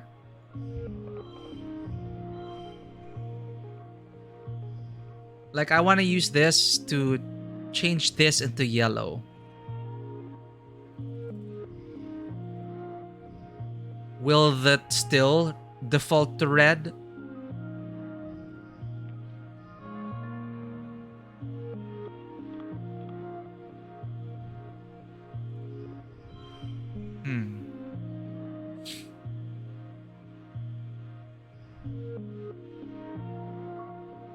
At this point, we're just trying to minimize our stress loss.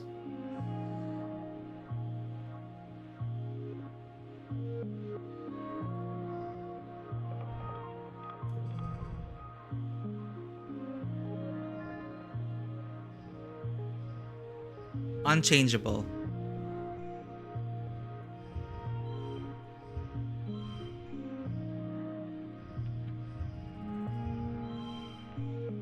Oh, god damn it.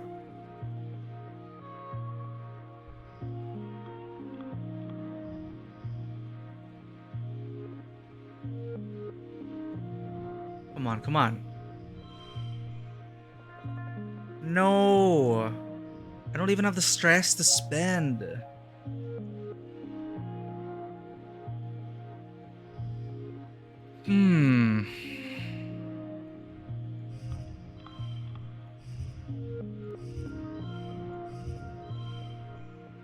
There we go.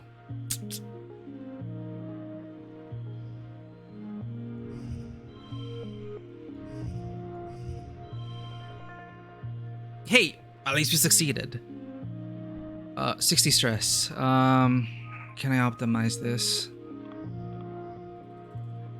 +1 to a card and change the suit to that.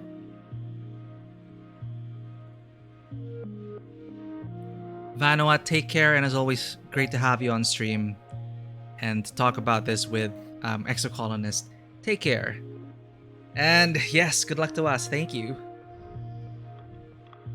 We made it. 60 stress. If there's a way to lessen the stress loss even further, that'd be great. But I think this is the best we can do, unless we want to use an item.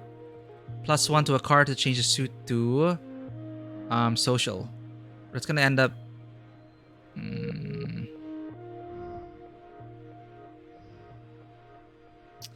Push through. 60 stress. Ugh. Oof. It's okay. Solana it's like we just had an argument with mom. We're like, screw this. I'm stressed out, taking risks. You get in there and squeeze out some jelly from one of the Hive Queen's many holes. Somehow managing not to get sprayed too badly by her acid.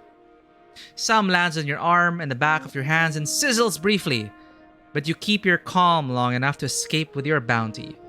Nice. Ugh, look at that. Milking the squeeger. 6 gem.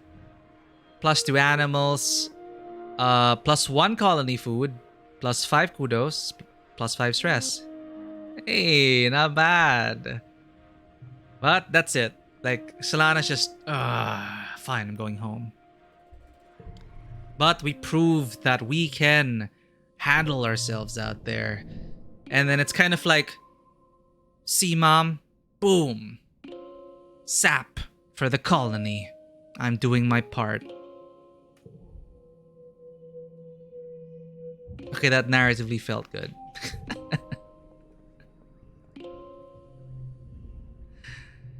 This is rifling through his pack, and as you approach, he pulls out a handful of dried roots and fungus chips. There's actually a lot to eat out there, he says, looking out into the wilderness. You just have to pay attention and listen.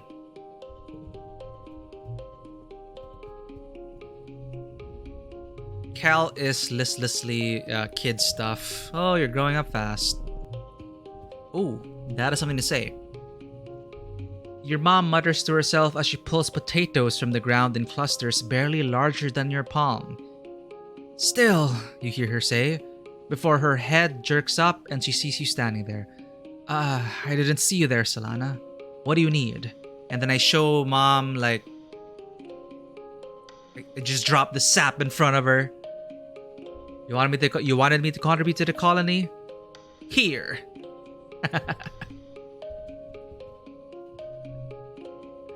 You can hear your dad sneeze all the way from engineering. It's explosive, like he's trying to scare away predators. He's wiping his nose as you approach. Oh no, again?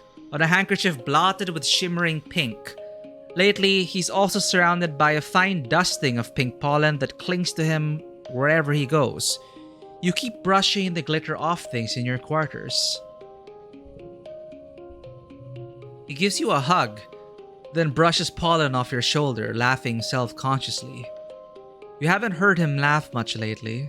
He's been working hard, trying to improve the colony's food supply. He's showing signs of malnourishment too, though your mom is worse. You're worried for both of them. Your dad's skin is kind of shiny in patches. He sees you staring and rubs his hands over his arms. Sparkling dust poofs off him in little clouds, scintillating in the light. Oh, yeah, that's a new symptom, he says. Seems harmless, though. Why? You should be wearing your mask. You should see Chief Engineer Instance. Your dad waves you off. I will, he says placatingly. She's just busy as we are these days, though. There's no sense bothering her. He flexes. He's pretty strong. Though he's got nothing on your mom. And I'm doing fine. Really. Red flags. Death flags. Your dad sniffles. Gosh, I feel like someone stuffed a whole watato pod up my nose, he says. Like I could just poke a stick up there and pop. Fresh watato juice. Ugh, that's gross. He just grins. What? It's true. You follow his gaze out to the fields and to the lands outside the gate. I wonder if the foragers could use an extra hand, he muses to himself. Yeah, maybe I'll join them out there tomorrow. Look, there's no more space anymore for red flags and death flags. Neither of your parents is taking proper care of themselves. They're so stressed out from the poor harvest and low food supplies. They try not to let you see it, but you can tell. Maybe your dad is right. A little seasonal illness is nothing compared to the danger of running out of food. I can help with the animals, actually. Cool. Well, let's help with the animals. Your dad is helping two bristle slugs who've got entangled on each other a while. Well, maybe they were wrestling. Your dad doesn't want to go into the details. Helping an animal. Okay, cool. He hefts up the larger one and you carefully pull apart their bristling spikes, being careful not to get jabbed yourself. 10 minutes later, they're back at it again. Your dad shrugs. The heart wants what it wants, I guess.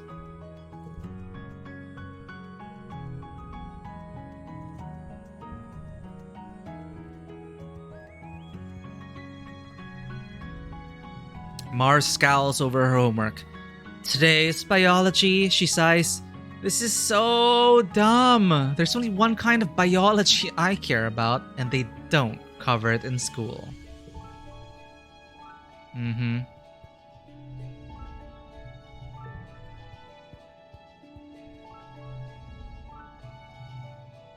Despite representing only 2% of an average healthy adult weight, the brain consumes at least 20% of all energy produced by the body, Tang says, looking down at the oppressed protein bar in her hand. So many resources to maintain such a relatively small organ. It's inefficient, don't you think? If any of us demanded such a large share of colony resources, we would be reprimanded.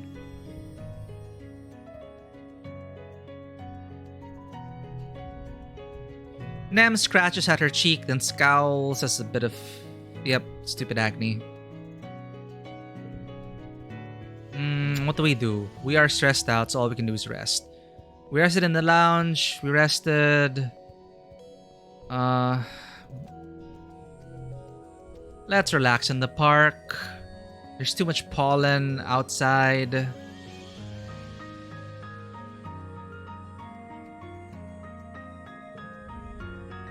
You play with your Vriki Kypris, hanging out with them just outside the walls.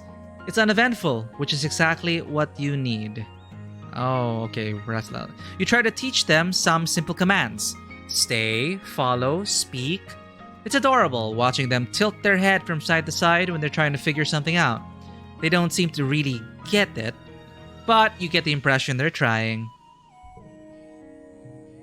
+1 bond with pet Vriki and +1 creativity. You quickly realize the Vriki must be named after the sound they make when they're happy. A whirring, clicking noise. For a weird spider tentacle creature, it's really cute. But we saw like an adult version of it, which was slightly terrifying. Yes, forget. Okay, yes, of course I'm getting sentimental, but we're gonna eventually forget about when we first giggled.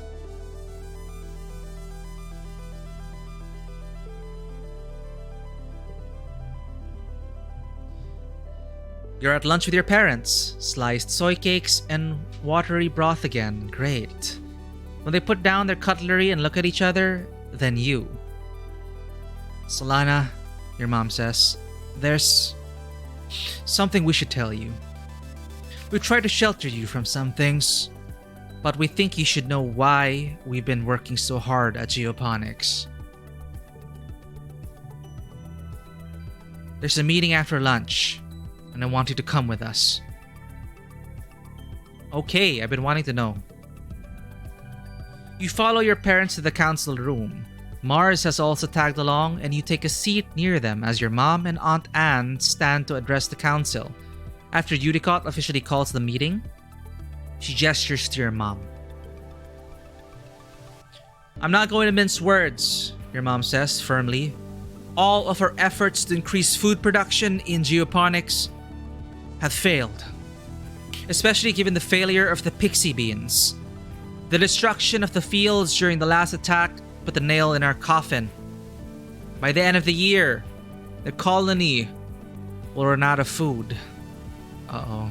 Now, I be careful what I wish for. I was excited for shit to happen to the colony. But now that we're here, this is a problem. The rest of the council murmurs in concern. You and Mars exchange horrified looks. You've been doomsaying about us a food supply for 2 years, Flulu. Red questions. Do you mean to say we're past the point of no return? Your mother nods grimly. I'm afraid so. Even with rationing, without securing a Vertumnan food source, our supplies will run out by wet season. She gestures to Anne, whose face is grave.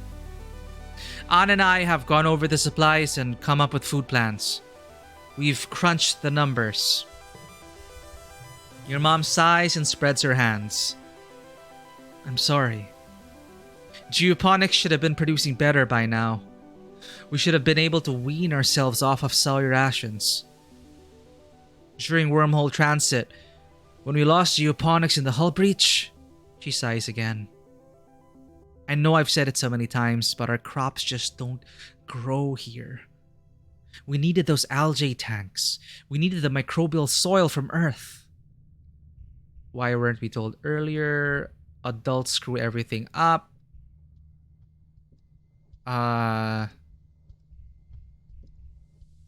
It's not mom's fault. Well, no one's... Is someone blaming mom?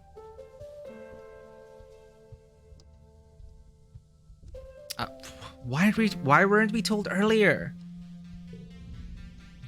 Wow. More rebellion. I thought our mom just gave us the talk. Yeah, Mars agrees. Why weren't we told? We have a right to know. We live here too. She stands up and slams her hands on the table. We've been here for 4 years and we could have been helping this whole time. And all you did was have meetings about it. The council looks at Mars with surprise and then contempt. Udicott chuckles weakly. Imagine being carried for so long and being upset that your feet could not be cut by the rocks. Wait, what? Imagine being carried for so long and then being upset that your feet could not be cut by the rocks. Lau, hello, welcome to the stream. We are indeed testing this game. We are in the middle of all this. Are you planning to get into I was a teenage exocolonist yourself, Lau? Well, welcome in. If this is your first time, welcome to the table. This is Tabletop Cinema.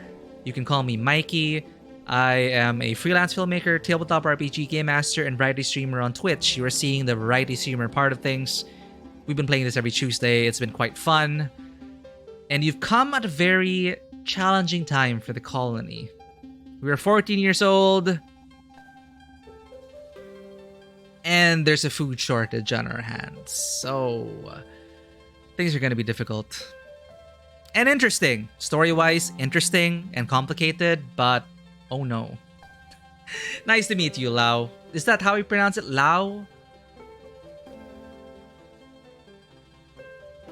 But as you can see, Udicott shares this little thing. Haven't bought the game, wanted to check before maybe buying it. Ooh, well, if you enjoy choose your own adventure, story-focused games, the card game element here is, well, in the beginning it's quite light, but over time it does get a bit more involved, especially once items and gear are involved. So you can really like get into it. But as a story so far, well, I've been taking my time with my younger years. You are given a limited number of actions for one playthrough, but the game does encourage you to have multiple playthroughs. Well, I would do... Alright, so Lao. You're French, you can pronounce it however you want to. Lao. I hope that's okay. I do want to get people's names right. I'm a stickler for proper pronunciation. I always try to double check, but thank you, Lau. What else can I say about this? You can see, yeah, it's pretty cool. We have also, if you want to build relationships with friends, you can't get the whole story in one playthrough. So we have people here on chat earlier. They're on their second, third, fifth playthrough, and they're still discovering new things and new story beats. So this is my first playthrough though, and I don't know what to expect, but things are not looking good. Huge spoilers ahead, I'm expecting. So if you're sensitive to that, I will wholly understand it. But yeah, hopefully this test entices you enough to give it a shot. The council looks at Mars with surprise. So there's stuff you have to balance, like rebellion versus loyalty, stress. Kudos is like a currency you can earn. These are my stats right now. You do actions, and actions which advance time, which will increase your skills, which unlocks more options. And The mechanics flow into one another. It's pretty good. So, she waves one shaking hand. Seeing the future is the privilege of youth. Thank goodness we have them to point out our flaws. Mars sits back down again, confused by Eudicott's words, but fuming at her dismissive tone. Yeah, I'm trying to wrap my head around what Eudicott meant. Like, imagine being carried for so long and being upset that your feet could not be by rocks. So it's like, be careful what you wish for. Trying to understand that, like, so Eudicott's basically saying, we've been taking care of you for so long, and then now you're and imagine complaining and being upset that, you know, you were never cut by the rocks because we were taking care of you the whole time. Thank you for that redeem, Fisher. Welcome back.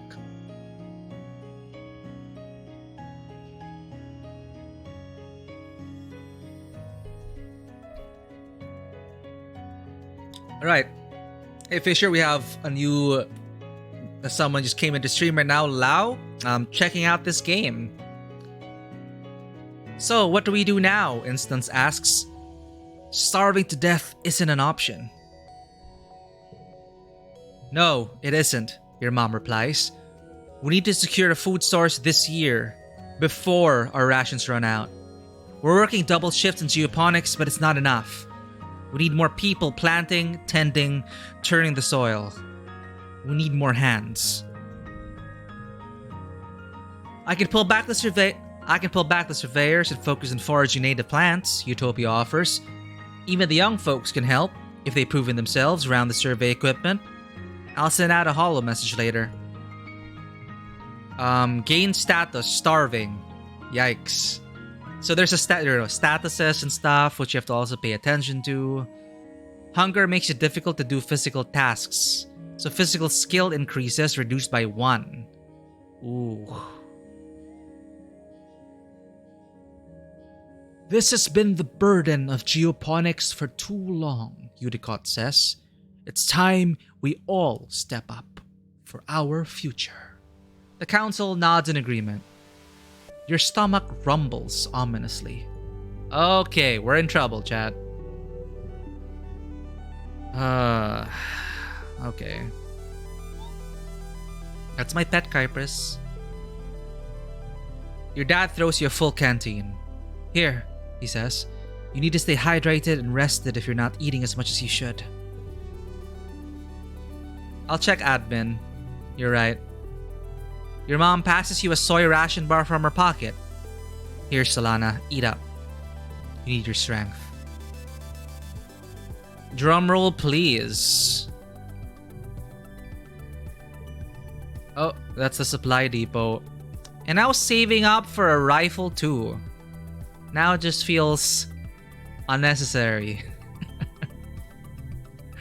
View the notice board. Minus 90%. I'm screwed, aren't I? We're screwed, aren't we? Colony security rating, 0%. I only found out now that there's a food problem, okay? Actually, no. I've been looking at the notice board and it's on me. It was at minus 100% for a while, but I didn't question it. I'm like, adults will take care of that. But now, everyone's got to do their part or we're all going to starve to death. Colony security rating is 0% because we broke the watchtower playing Caber Toss. Damn. It's okay. We got human watchtowers. We've been doing well as watch, I guess. Those susceptible to particulate matter during pollen are strongly urged to stay indoors and avoid strenuous activity. Dad won't listen to Dr. Instance. Please note that we will be hosting our annual Vertumnalia festival. We're gonna still celebrate the festival. It's gonna be a very sad festival this year.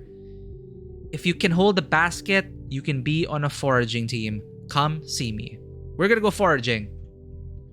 Or me, Chief Cultivator Fluorescent. I have not met Fluorescent. Huh. All right. We're gonna forage, chat. We are going to forage.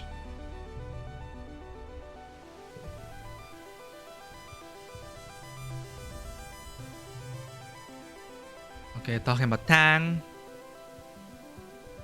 But Cal is willing to really work hard on this. Cal is standing in the garden, watching a pair of Dorbs moth flutter overhead. They're the worst, he says, frowning. We gotta find a better place to put the grain, because they just get in everywhere.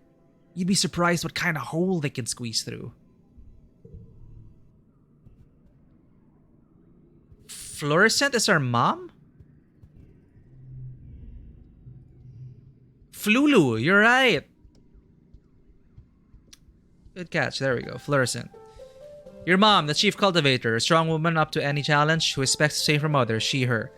Take read that. Yeah. Fluorescent. Flulu. Fluorescent. Nem pouts as she rolls a sports ball under her foot. I figure there's not really going to be a harvest festival this year, she says. But it still sucks. We'll solve it. Don't worry. Actually, worry, but we'll solve it. Let's go! Zero stress. Forage. I've been learning a lot about systems, this says, writing on his hollow palm. Like the water cycle and the nitrogen cycle. Food webs and decomposition, stuff like that. It's pretty cool, even if it's all textbooks from Earth. He looks wistfully out at the wilderness. There's so much we don't know about this place. Well, you're gonna come with me, and we're gonna forage.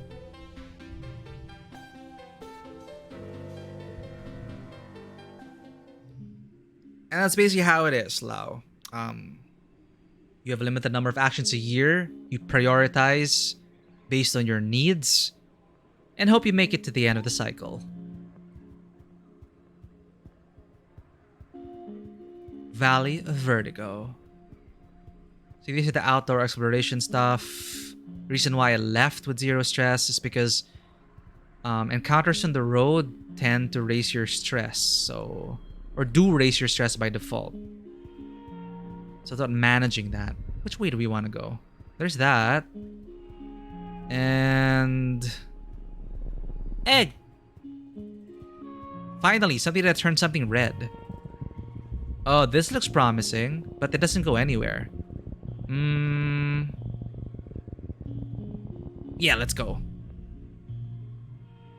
Kudos.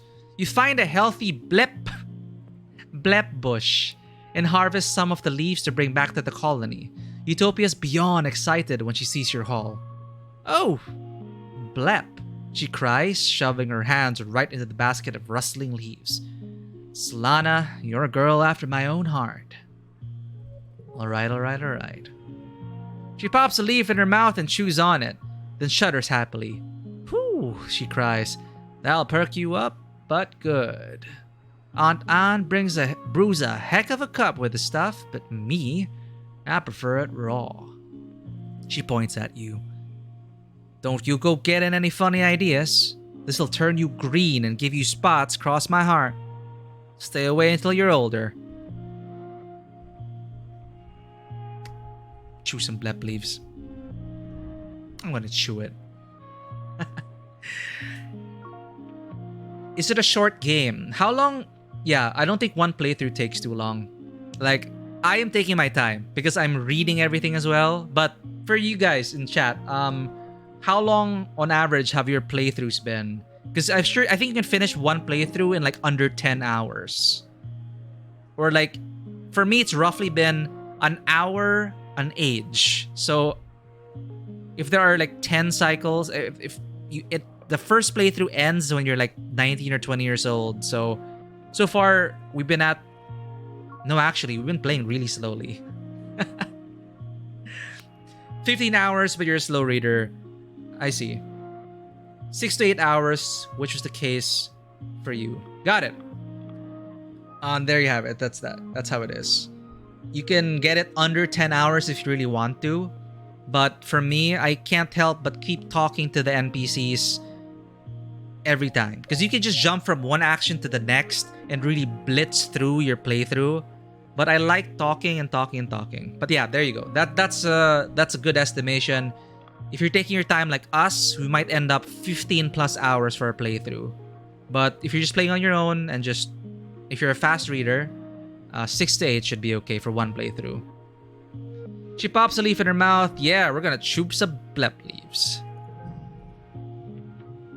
+5 rebellion. I can't get any more rebellious. Just because Utopia was born on Earth, she thinks she's an adult just like the rest of them. She's closer to your age than to all the other adults. What does she know anyway? You wait until Utopia leaves, then shove a leaf into your mouth. Ugh. You struggled to not spit it out right away. It's so bitter. You can't help but stick out your tongue. Blep indeed. I was wondering why they called it the blep. Hey, at least we got a card for our troubles. And it's -30 stress. Wow. Mysteriously, you experience a rush of giddiness a few minutes later. Whew, wow. That blep sure is good. No wonder adults keep this stuff away from kids. It's probably addictive. You make blep face and then your stress lessens. That's pretty good. 2 to 5 playthroughs to satisfy curiosity, live their best life. Yeah. A bristle slug is rooting around in the underbrush. It's like a little porcupine with no legs. Well, little is relative. It comes up to your waist and it must be at least 100 kilograms. You've seen a few of these up at Geoponics. They're easy to catch and their spines and berries naturally fall off and are edible. A chewy, renewable source of food. Kind of like jerky. Maybe you could catch this one. Huh. But the berries get stuck on their... Like, it doesn't grow on them, does it? It gets stuck because they're, like, going through the underbrush. But... wait. It grows on them? Okay. Desperate times, everyone. We're gonna try and catch it. I feel bad, but we're gonna die. See, I mean, we colonized the planet. Look what we're doing to it now.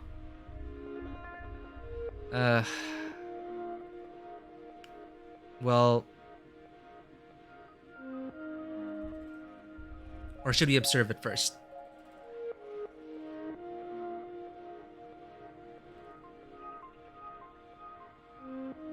Let's go dark side route. Try to catch it.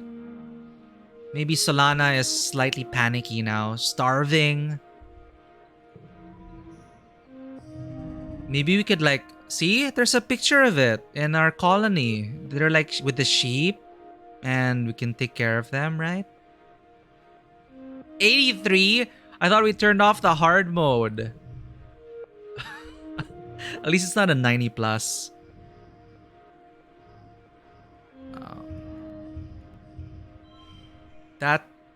That's pretty good. I think that's good. Okay, how does it work here? I'm honestly not that good with the card games, but this operates on a very similar rules to poker. So you're forming the best from your card, you're forming the best hand. So you have your stuff here. You get more points for like a flush, straight, pairs, 3 of a kind. And you try to meet the goal number. You can mix it up by having equipped items such as this, which gives us +1 on skill challenges on a win and plus bonuses to straight. And to further mix it up, there are consumable items that you can find. As you saw, we were foraging for stuff. For example, an egg will change a suit to strength. So there are 3 suits which relate to, which are similar to this. You have social challenges, mental challenges, and physical challenges. Some of them have multiple rounds. I don't know if you've ever played Gwent before, but it's also similar to that. You're trying to beat this number. So sometimes a challenge will just have one round. You lay all your cards out on the table, make a straight, make a flush, a royal flush if you want, match all the suits together, get that high score. But for this, for example, a complex challenge, you gotta weigh your options. Because, as you see, you only have 3 slots in the first round, 4 slots on the second round, and all 5 slots on round 3. So you really gotta decide which cards do you want to bring forward to the next round. So I'm trying to form my best hand right now to knock that score down, to give us a better chance in the succeeding rounds. And as an added layer to everything, the cards will start having all these different interactions with each other. Like +1 if this is the highest value, +1 if for each other gem. You see their gems icon there. So yeah, it is a card game also. Now thematically, if you're interested about it, thematically, these are our memories. This is my deck, by the way. So thematically, the challenges are like drawing strength from our memories to overcome the challenges ahead of us. You know, very true to life. And in typical deck building fashion, there are also ways to get rid of cards that you don't want. So when you rest, you have an option to also remove a card. So that's the deck building aspect of it. I, however, may not be the best card game player to talk about these things. But we'll try. +1 to physical red cards. We are gonna... This is so terrible. It's like... This is the second time where we are not drawing our red cards. Look how many red cards we have. In contrast to all the other cards. We're a red-heavy deck. And we're getting all blue and yellow cards. Jeez.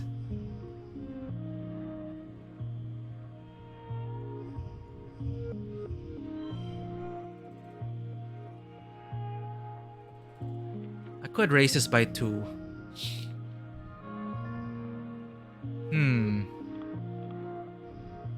Oh, I can't redraw it. Okay. We're gonna try and ease points out of this. Okay. Now 47. Oop, look at that. No red cards. Lovely. Lovely, lovely.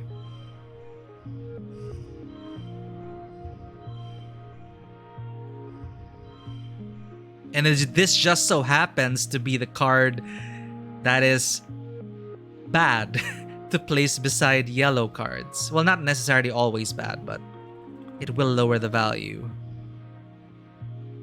However, I could change this. I could change this into red.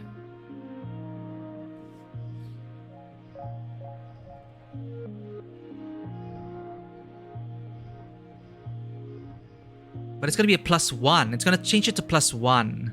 So we're going to lose our straight. Ugh, man. Okay.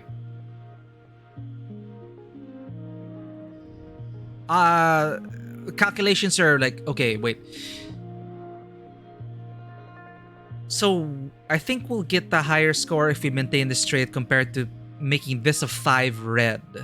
Right? Yeah, because then we'll only have a pair. And we'll lose the straight.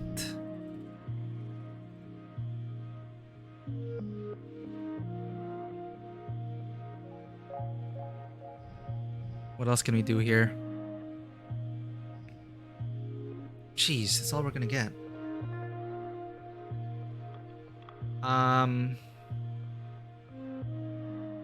Well, them's the breaks. I guess we're gonna have to push through with 55 stress. That's another element of the card battle as well. Like, for example, if you're close to the goal, or the closer you are to your goal, but for example, you really can't, you can push through take the stress cost and win the challenge. So there's also that element to it. Let's try this then. Well, wait, sorry. That is... Wait, what? Oh, right, because, no,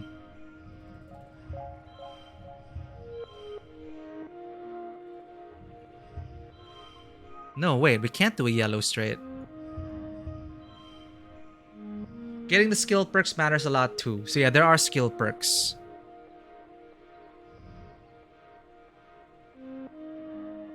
Two, three, four, five. But then this is like neighboring. Red 5 last and change it to yellow.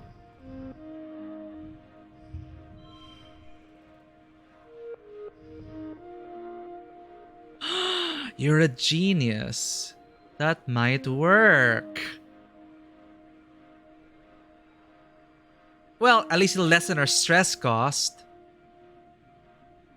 Yellow flower. Yeah, it lessened our stress cost by 20. Or 15, I think. So, that's good. Thank you. Wait, no. What? Why did it... My bad. I'm wrong. I forgot the text. But it did lessen the stress cost. But it didn't become a 6 because this is +1 to strength challenges. And I forgot. It's... Yeah, I have to read my cards better. Anyway. That's all we're gonna get. 45 stress. It was 60 stress the last time, so I think we're okay. You're pretty sure this one is a female because it has bristles on its butt as well as its head. Her eyes are a deep green. You think you'll call her Emerald. She seems calm in the net, like she isn't too worried about where she might be going. You crouch down with a clump of leaves, and she sticks her muzzle through the net and eats them right out of your hands. Her whiskers tickle. Nice, colony food and kudos. You pat her forehead and pack her off to the geoponics barns. You could go visit her there later if you like. Yay, tending animals in geoponics. No, it is good. You optimize it, Fisher. You lessen our stress cost. So we have time for, we could do like 1 or 2 more activities, so that's good. And we will be going back here because we have to do it before wet season, so I'm pretty desperate at this point. You come across another squeeger hive, an intensely gravid hive queen and her hundreds of wriggling grubs, rooted here like just any other tree. This one seems calm. You're able to approach close enough to smell the sweet tang of her royal jelly. Sneak up and harvest honey. Hell yeah, and it's a normal difficulty. We did this before. Now this is a bit more doable. Unless we get shitty draws. Like this.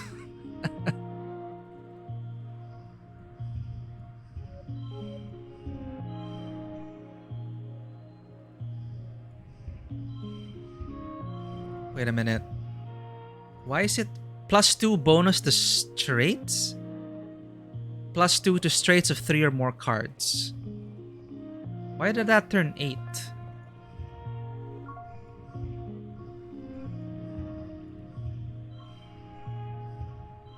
Oh, sorry. +2 to strength cards to the right. Oh, all strength cards. Or, no, this strength card only. Well, unfortunately, it's not going to make a straight if I do that.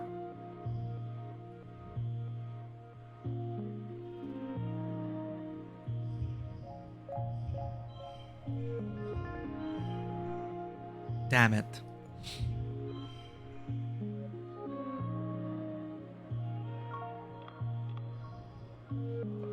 Four, 4, 6. Yeah, that's a. We did that, right? I think we did that. Yeah, it's okay.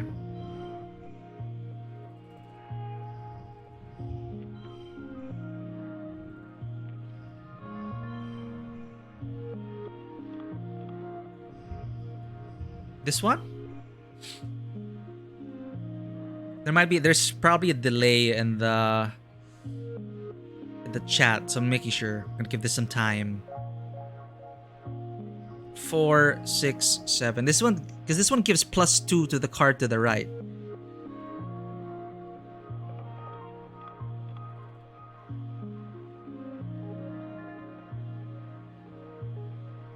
Yeah, I got the same.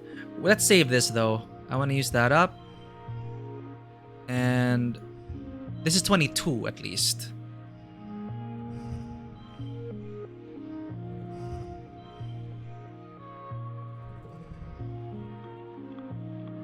Wild card. All strengths under 3 become 3. So we could actually change one of these into 3. You could change this into a strength card. +1 and change suit to red.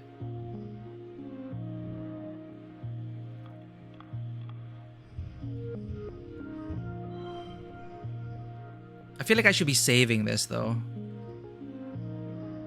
We should be getting straights. It's +2 bonus for straights.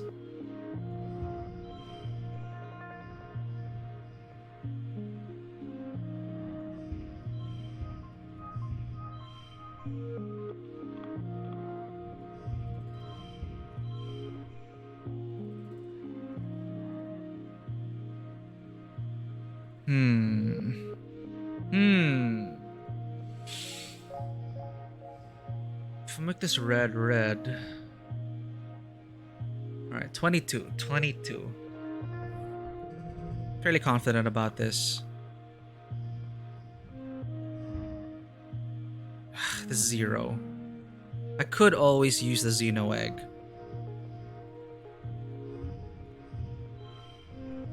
4.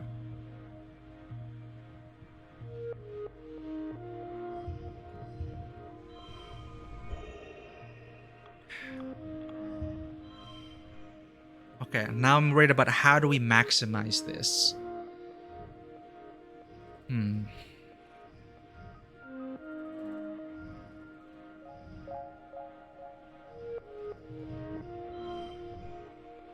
It's a good thing this is a wild card, so it like applies to both, right?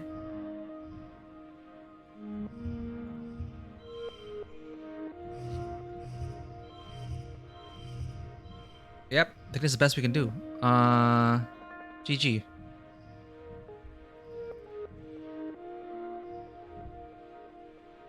Hope I don't regret this. 3 stars. That is the best we could have done, chat. Yeah. We saw it, Fisher. +5 kudos and +1 quality food. Nice. The Calm Hive Queen has only a rudimentary danger sense. Squeeze your hives can be very defensive when they sense danger to their young, but so long as you don't set off the workers or the larvae, you're free to walk right up to her. Aww. You gently avoid hurting any of the babies as you scrape her copious honey into a collector. We're doing well, chat. We can do one more. Colony is going to be fed egg. Flower. Alright, there's an item behind that. I want to get that. Where else can we go? What's down this path?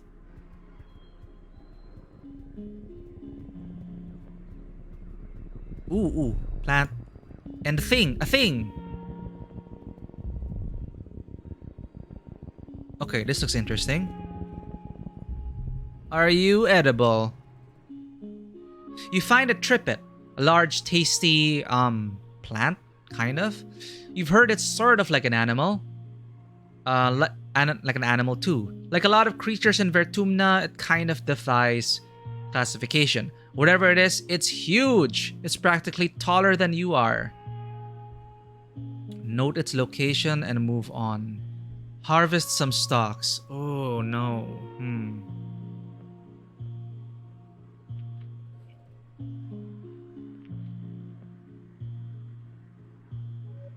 No, okay. Solana is gonna harvest some stalks.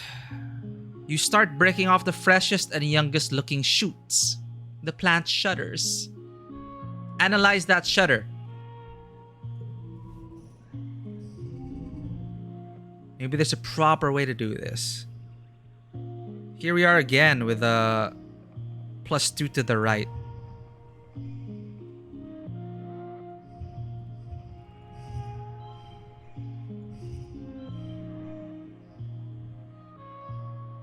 Yeah, that's the best arrangement we can do.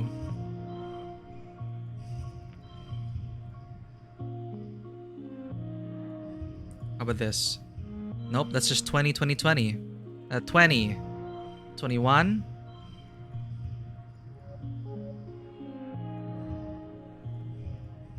Yeah, 21.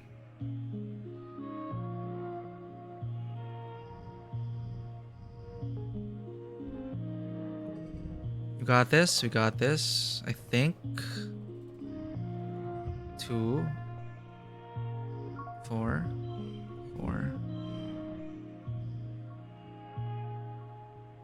Hmm.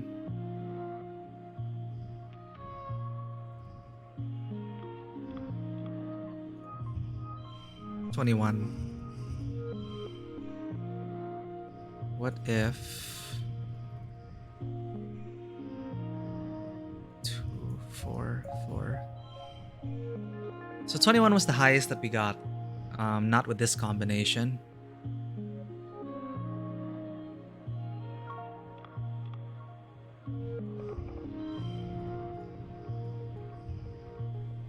Four.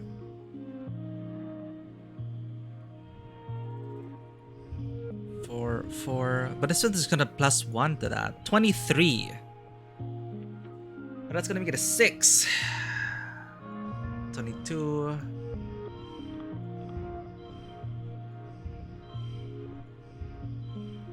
Alright.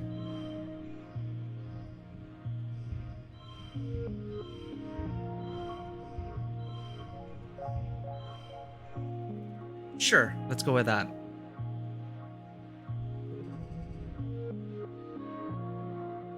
$19. Shouldn't be too hard.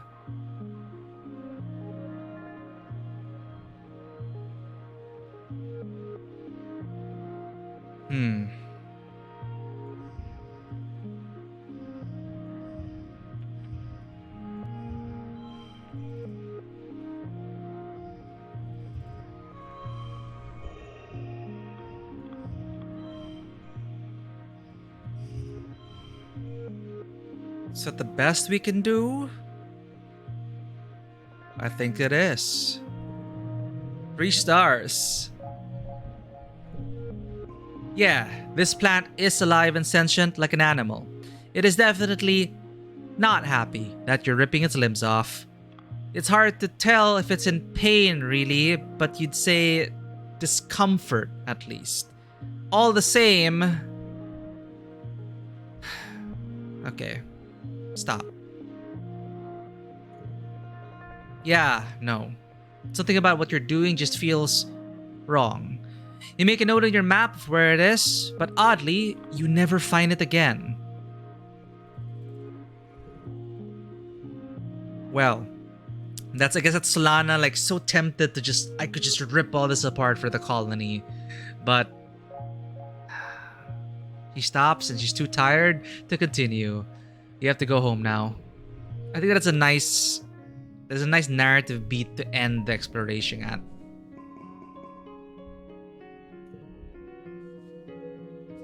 We'll get him next time, Kyprus. Oh no, it's almost the wet month.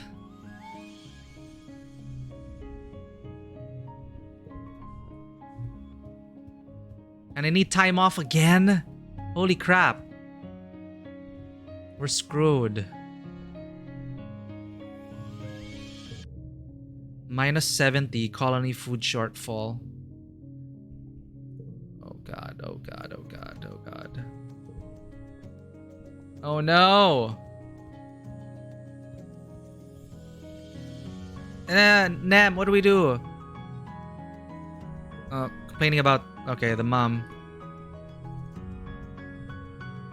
Vertumnalia isn't only about the harvest, Tang huffs, crossing her arms. Speaking as someone who's dominated the science fair 3 years running, cancelling it just because of a bad harvest is punishing everyone who participates in the other events. Tang! Did you not forget? that 3 years running, we won. Oh, wait, when did we win the science fair? I think that is just 2 years ago. So maybe she won again? I don't know. Was it all in my head that we won? Damn it, Tang.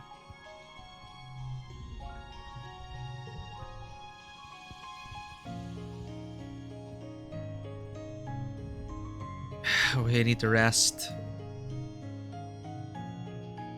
Your dad is looking a little gaunt. There wasn't a lot of weight on him to lose in the first place, so the rationing is hitting him harder than most. He's still hard at work though. Nothing can keep your dad from getting things done.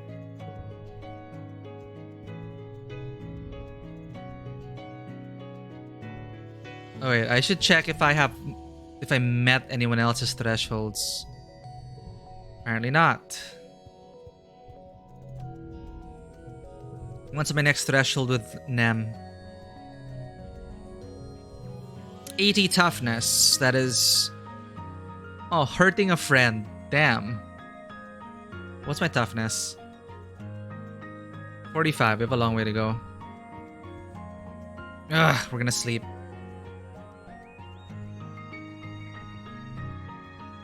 Relax on the walls.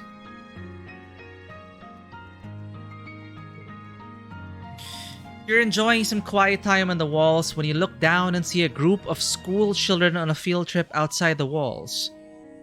Wait, are you missing a field trip? Aw, maybe you are missing something by doing all your schoolwork up here alone. Ah, ouch. Get rid of wondering. Goodbye, memory.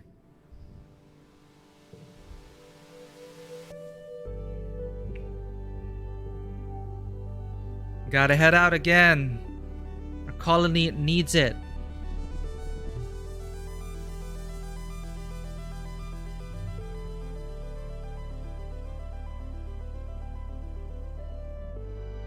Is there any other way to get food except for foraging? I don't think we found that yet. Alright, let's go. Life or death?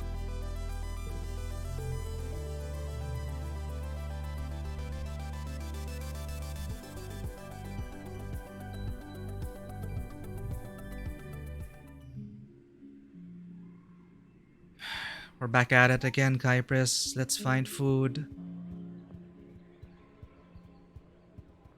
Of course, we can't keep coming back here all the time or we'll run out of events. But there were still a bunch of events there we did not finish. So we're gonna go ahead and do that.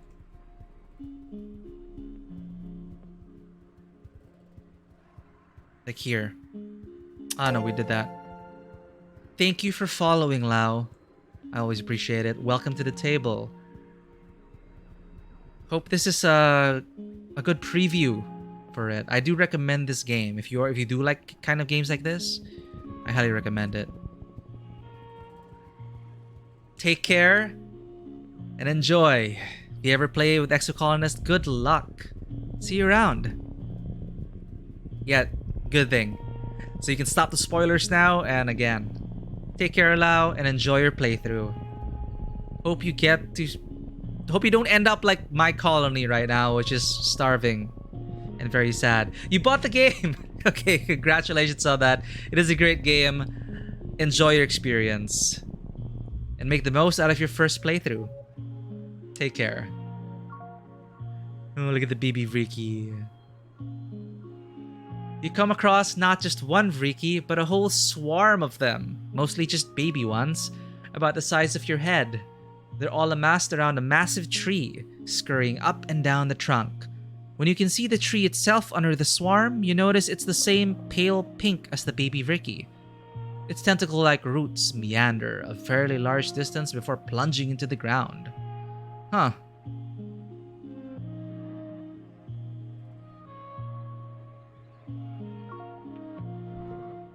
When the Vriki see you approach, excuse me, they get agitated and they look hungry. Definitely hungry. Like dozens of hungry, Grapefruit-sized furry pink spiders. The stuff of nightmares. Your pet Kypress doesn't seem scared at all. Bravery 50 is needed. What's my bravery? Damn it, we're not brave enough. I don't wanna beat them up. Screw this, I'll find another route. Damn it. We do have another route here, so... You come across a cluster of mushrooms. Are they edible? There's only one way to find out. Well, there are a few ways, if you're not a coward. Eat one and see. Trump on through. I'll just go around. Identify the mushrooms. Hopefully these are not the explodey ones, but edible ones.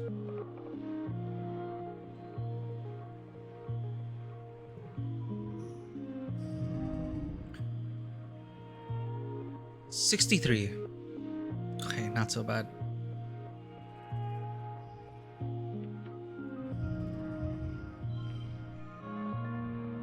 Set neighbors to this value. Through social challenges, strengths. This is the best we're gonna get. Alright. Next round. 48. 48, 48, 48. I could buff this. I don't have any more buffing cards. But I could set the value to be a blue value.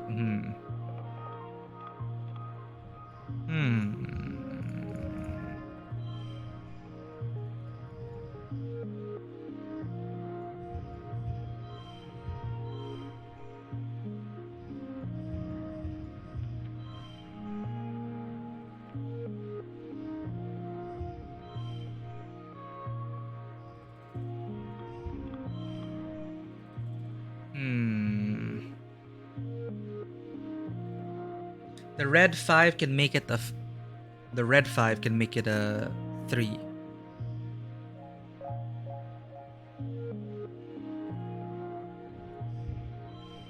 Oh.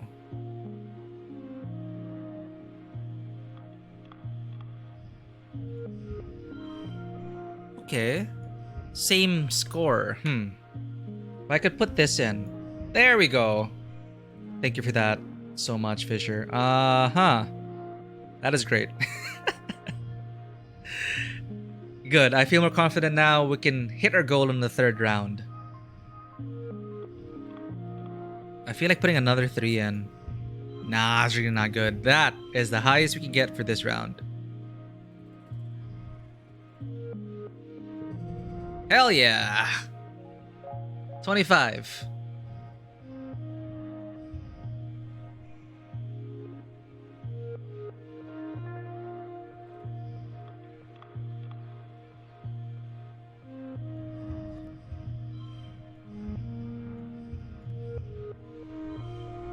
This is the highest though. 2, 3, 4, 5, 6. Plus 1 for each gem. Boom. I think that's the highest we can go. No, I do appreciate his explanations. I could be better at this, but it's good. 2, 3, 4, 5, 6. We got her straight. Thank you, Ricky. Yeah, I think this is the highest we can go.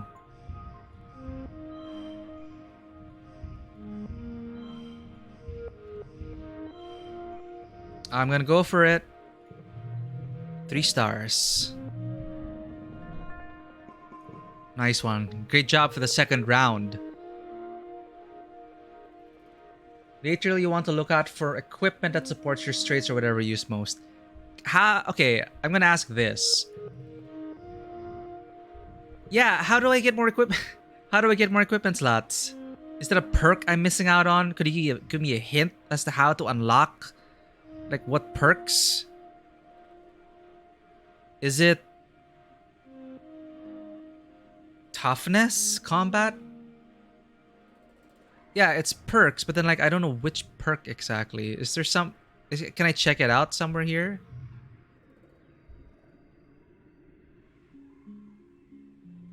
Ah, it's hidden in the perk. So organize is one. Thanks. No, it's okay. No thank you on the spoilers, but organize is one. Thank you for that. You're right. We do not even have a perk unlocked for this yet. So close to it. That's all I need to know. It's hidden behind these perks, but what perk specifically? I'll surprise myself. But thank you. Organizing, we're so close to that. I should get to that. You're able to determine that these mushrooms are edible.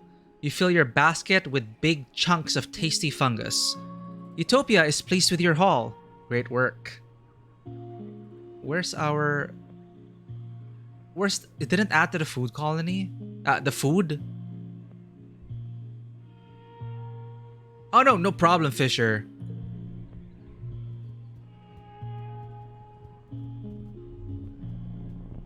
But thank you for asking. Ooh. It was starting to get a bit like I've all these items I want to equip, but I can't. So boss event.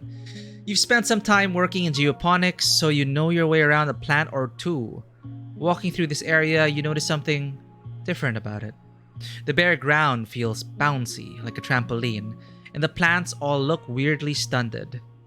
Not a lot can stifle nature here, so it's honestly a little weird that there's no grasses or mosses growing here. Bounce for fun.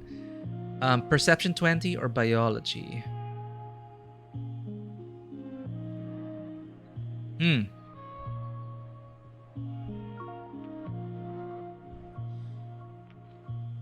Haha, it's all the knowledge you'd gained from the first playthrough. Yeah, Fisher are echoes. Yes, you're all like on different playthroughs.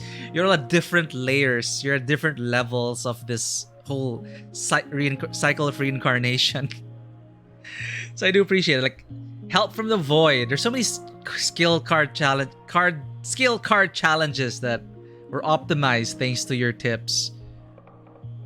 I'm torn though here. Do I want to notice a strange spongy soil? I think I want to notice this because we lost our soil. We lost our soil at the colony. So but biology 20 might like I don't know. Where your voice is deja vu. Yes, exactly. Notice a strange spongy soil. You peer down at this oddly bouncy ground. It's pink and fleshy and... Wait. Is it even ground? You kneel and take a closer look. More like a kind of dense moss or coral, maybe. You press a hand into the moist, squashy substance. It smells sweet and starchy. Like cake. It blankets the ground here in a thick sponge-like layer, swallowing up everything it touches. Gross. But it smells so good. It's a trap! You dig a large chunk of the sponge cake up to bring back to geoponics. Further analysis is needed, but you have a good feeling about this one. I hope so! Oh, I feel so bad. We can't get past a section. I don't want to beat up a bunch of Rickies.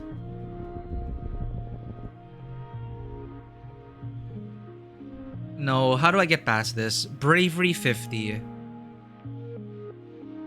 15 bravery. Or does Kypris, my Riki, expect me to fight them? And then in their head, Kypris is like, you should fight them. Fight them. No. I don't want to beat them up. But look, okay, let's find another route. At least we know that is barbed.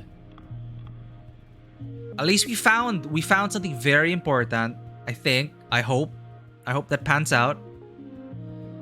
That is good. That is good.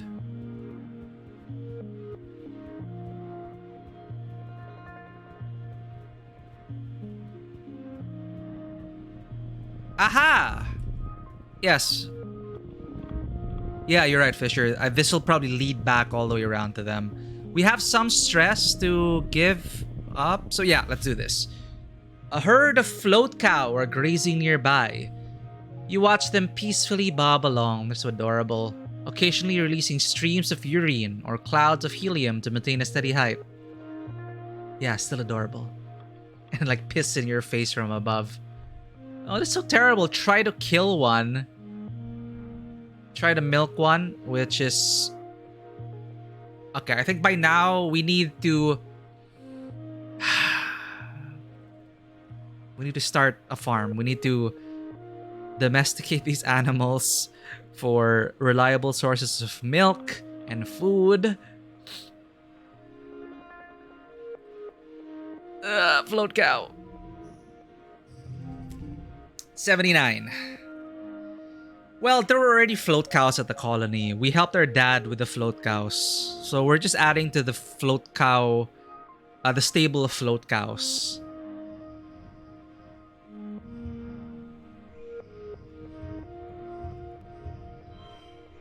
Nice first round.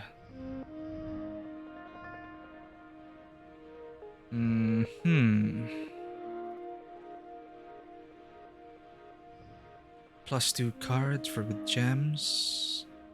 Yeah, that's just the best we can get. Boom. Let's go. Next round. 59.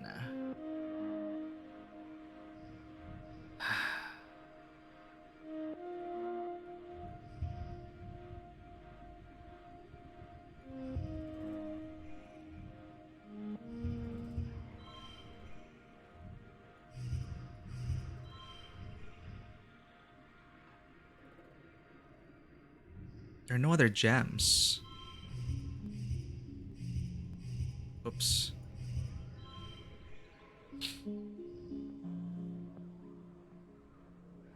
Hmm.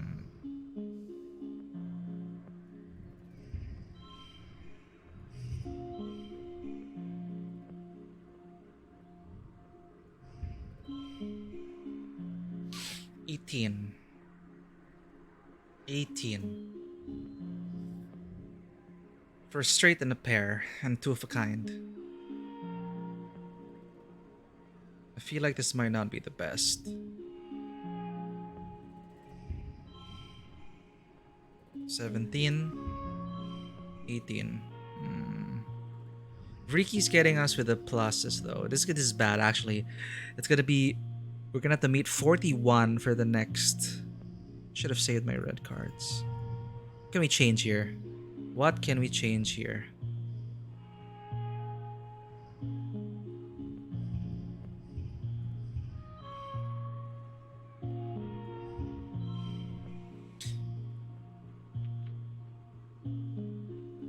If I make this into a blue card, it's gonna be 3-3-4-4.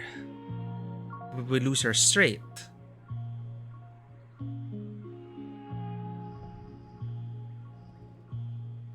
If we make it into a red card, it becomes a plus. We have that egg to change it into a red, but...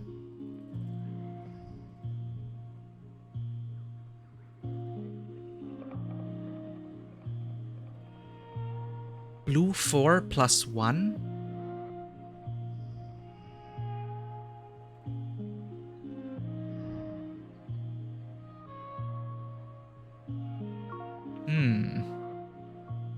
Would that give us higher? I mean, change this into a 4? Wait.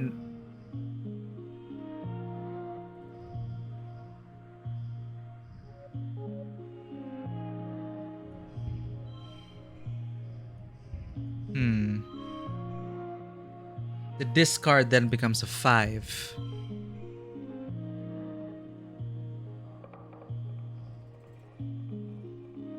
So I upgrade this. I upgrade this with a bobber fruit. Then it becomes a 2-3-4-5.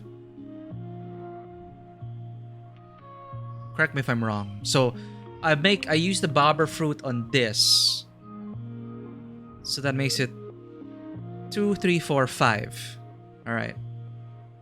We gotta make the most out of each one. Thanks for that. 38. 38. Might be... I hope it's doable.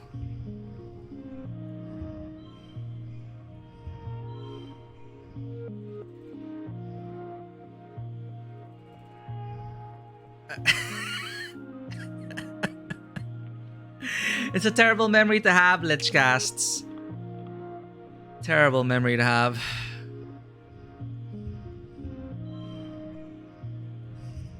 Oh, man.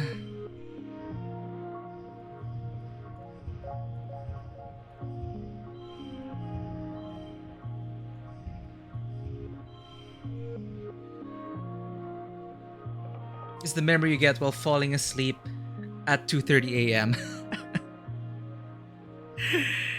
But, you know, thematically it still makes sense. It's like in this moment, we're like, oh, Mars thought I was so boring. Like, me trying to herd this float cow in, Mars is like laughing in my head. Or laughing at me in my head. Or yawning, oh, you're so boring. You're like herding a float cow.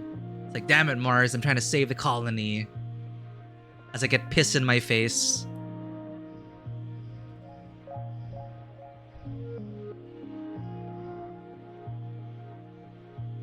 Frack.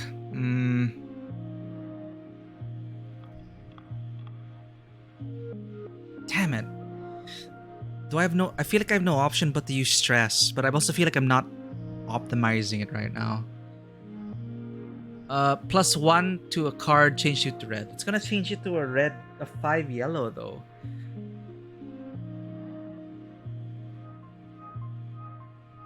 I could change this into a 3. So it's a 3, 4, 5, 6, I guess.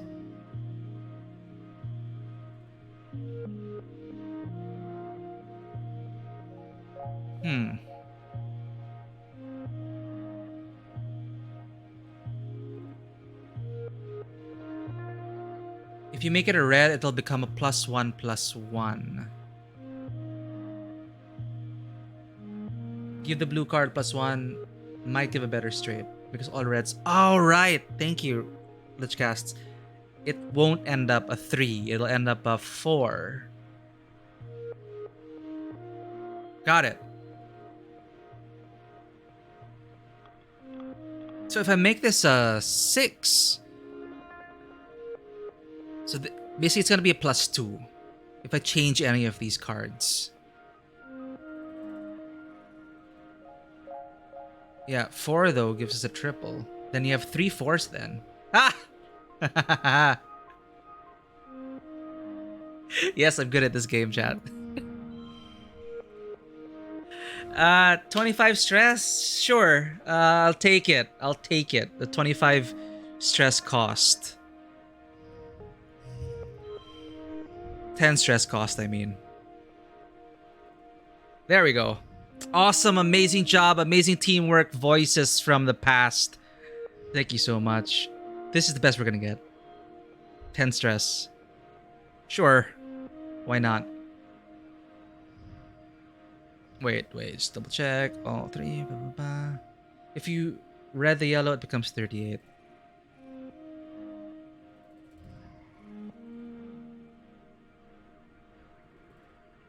If I turn it red, though, it's gonna be 6.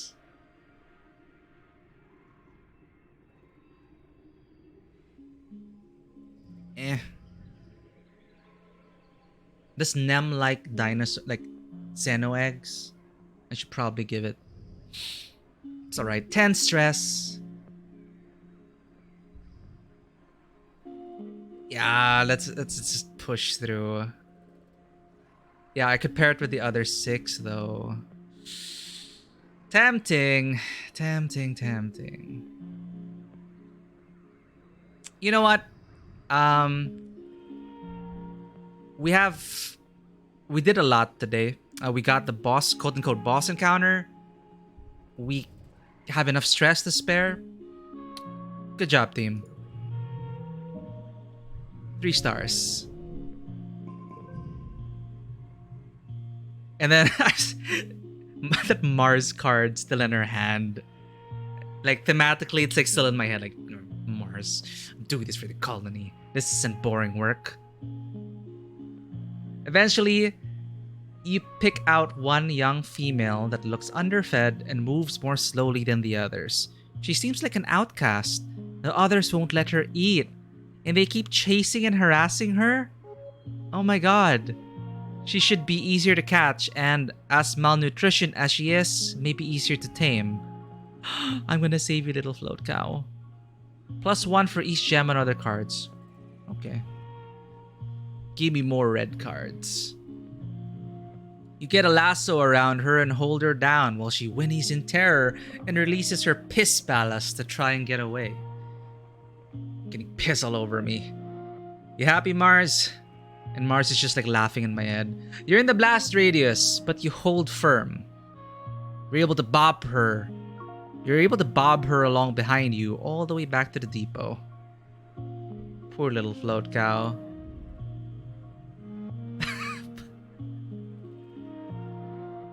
Hi, Mars. Sorry, it's weird calling. Hi then, mother. Well, howdy. Utopia says, yeah, we have such a terrible card from Mars. Not then Mother Mars. Marzipan. We have a terrible card from Marzipan. Which is like taunting us. Good. +1 colony food and +10 kudos. We can afford the rifle! Does it still matter now? We're starving. Will a rifle solve our hunger woes? I guess my priorities have changed now, chat. I don't feel like buying that rifle anymore.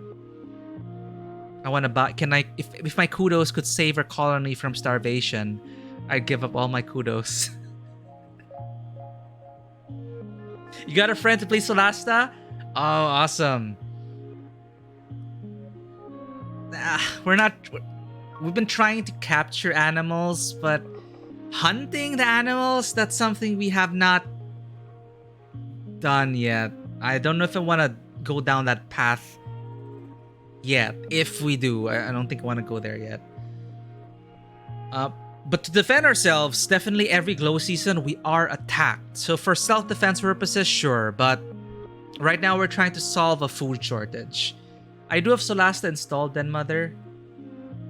But it's one of those things. It reminded me of my playthrough in Frostpunk. Have you all played Frostpunk before? I recommend that game as well. Frostpunk, I did not feel happy at the end of that playthrough. We survived, but I wasn't happy with myself. Such an intense experience, Frostpunk. Well, howdy, Utopia says. When you bring the float cow in...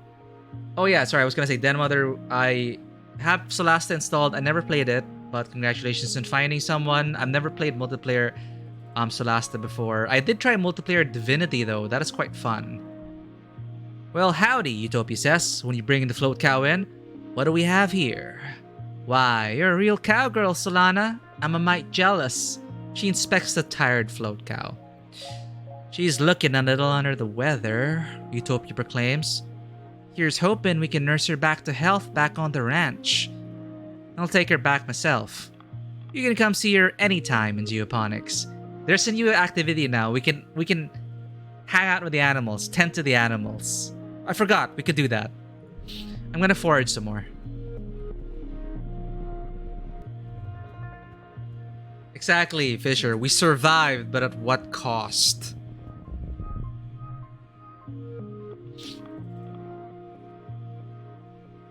Nice, nice. You're spreading the Solasta love.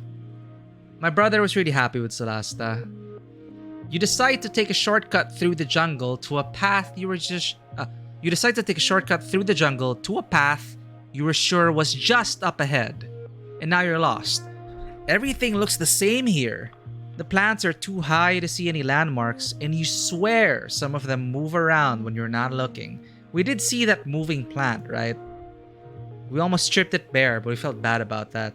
You try to check your positioning with your holopalm, but the damn thing isn't working, and won't connect to long-range communications either. Typical. Utopia did warn you the comms were flaky out here. You think you can tell north from the position of the two suns, but that's it. Thank God we have 40 perception. Orienteer a way out of here. You climb a tree and chart a path through the wilderness from above. With that information in your hollow palm, navigating to the nearest landmark is a breeze. GG. Skill test, no need. Oh god, thank goodness we're getting perception. 61 perception. My passive perception is godly. I spot all the traps and spot all the ambushes. Egg. Oh, I'm glad we didn't have to beat up the Vriki. Another boss encounter or another important encounter. Damn it, can we make it? 70. Let's try.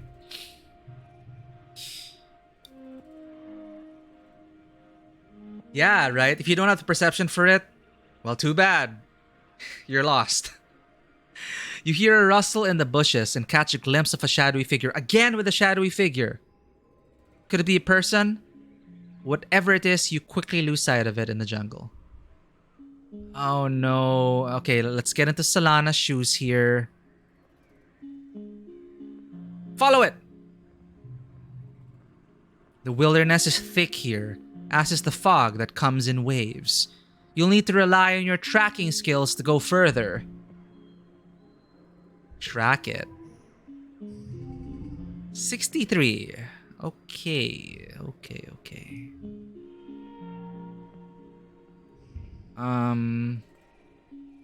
Yeah, I need answers. Who's this shadowy person? My theory is that it's us, but from a different universe.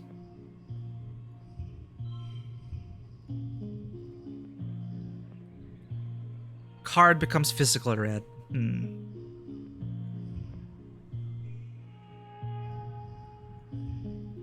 Wait, that's already red. What am I doing? This is a gem and a gem.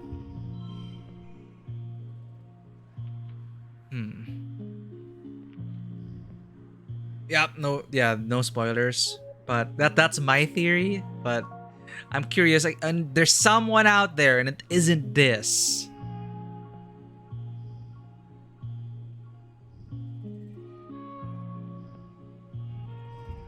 Boom! How ominous. 666. Okay, good first round.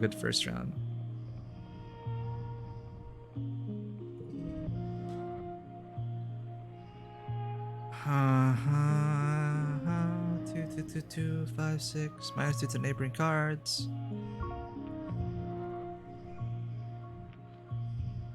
Again with a 666.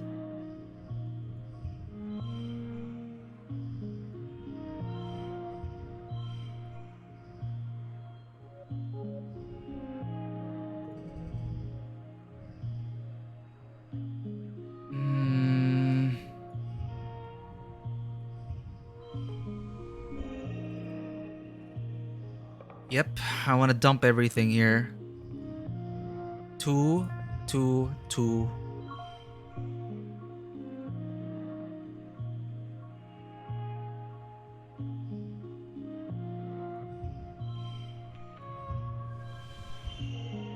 Rainbow. Easy mode. I feel like I get even a higher score with this.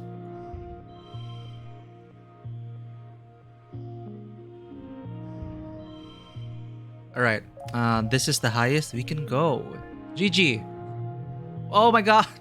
25 out of the best score, 31. No. I thought it was so good. And they hit us with a 1-star rating. At least we did it. I got overconfident there, chat.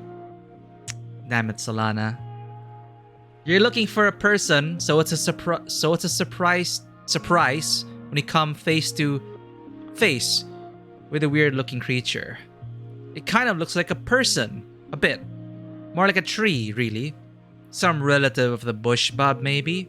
But more tentacles and slime, like a tree oozing with goopy sap, with 2 legs. Yuck. It makes a sort of paru noise at you as you back away. Oh god. There are other creatures here. People, maybe? Oh, there's something there. Ah, no, that's the Vriki event. Alright, we actually kind of cleared it. Or we might clear it. You're alone, exploring an unmapped area of the Valley of Vertigo. The pollen is thick here and your air filter is overworked. A warning light has been flashing orange for the last 10 minutes. But there are plants here that you've never seen before. Flowers with intense rainbow hues and strange lumps of fungal matter which pulse as if they're breathing.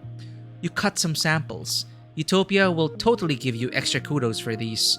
The pollen is especially thick up ahead, deep fuchsia and shimmering with color. Everything here seems to dance with tiny flecks of reflected light. It's kind of magical. But all the sparkly things have been leading to problems and death. Press forward! You push forward into the suffocating pink fog.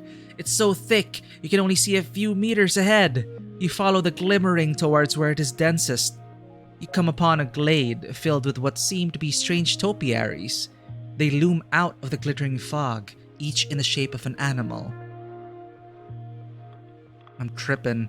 They're all formed from the same spongy, glittering pink substance and dotted with finger-length fungal growths. I gotta read that again. So, strange topiaries, each in the shape of an animal. They're all formed from the same spongy, glittering pink substance and dotted with finger-length fungal growths. You're so distracted, you almost fall into a large hole in the center of the glade. Let's be smart about this. Looks into the hole. Take a sample of the fungus, inspect the topiaries, check for danger. Check for danger first. You've seen plant-like animals before. Are these topiaries actually predators waiting for you to get close? You watch them carefully from the edge of the glade. They're completely still, not breathing. There are no life signs. Good. Your envirosuit beeps a warning.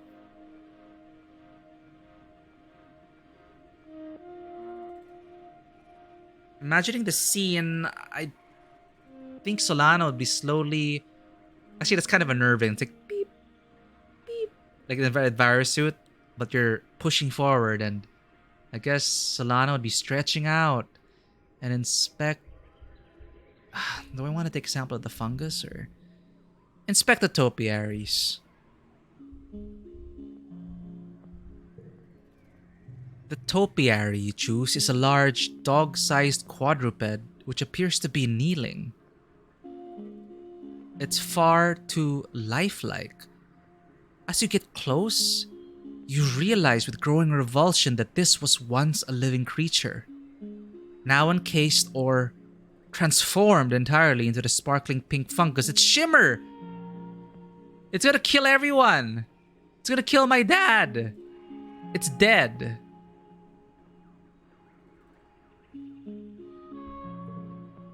You remember helping Tang for extra credit in biology class. She said that the Shimmer, the seasonal illness that affects your dad and Pollen, is some kind of colonizing fungal growth. Could this be related? Your envirosuit beeps a bit. Oh, I love this little touch. Your envirosuit beeps a louder warning. Take a sample. Take a sample. But the whole. But the sample. Sample. +1 Shimmer cure. As you bend down to take a sample, you realize a dense shining haze is coming from the topiaries. The fog is seeping out of holes at the end of each fungal growth. You break off a few of the growths into a collection vial. The more you think about it, the more you're sure this is related to the shimmer. Okay, let's look into the hole. At the bottom of the hole is a cave. It slopes down gradually towards the cave floor, only about 4 meters below, then disappears underground. You aren't sure how far the cave continues past that point. It's dark down there, obviously, but not silent. There's some kind of strange, rhythmic whirring coming from farther inside the cave. You hold up your palm and shine your hollow palm's light. That's a pretty cool light. The cave floor glitters with pink fungus, and the air is ominously choked with it.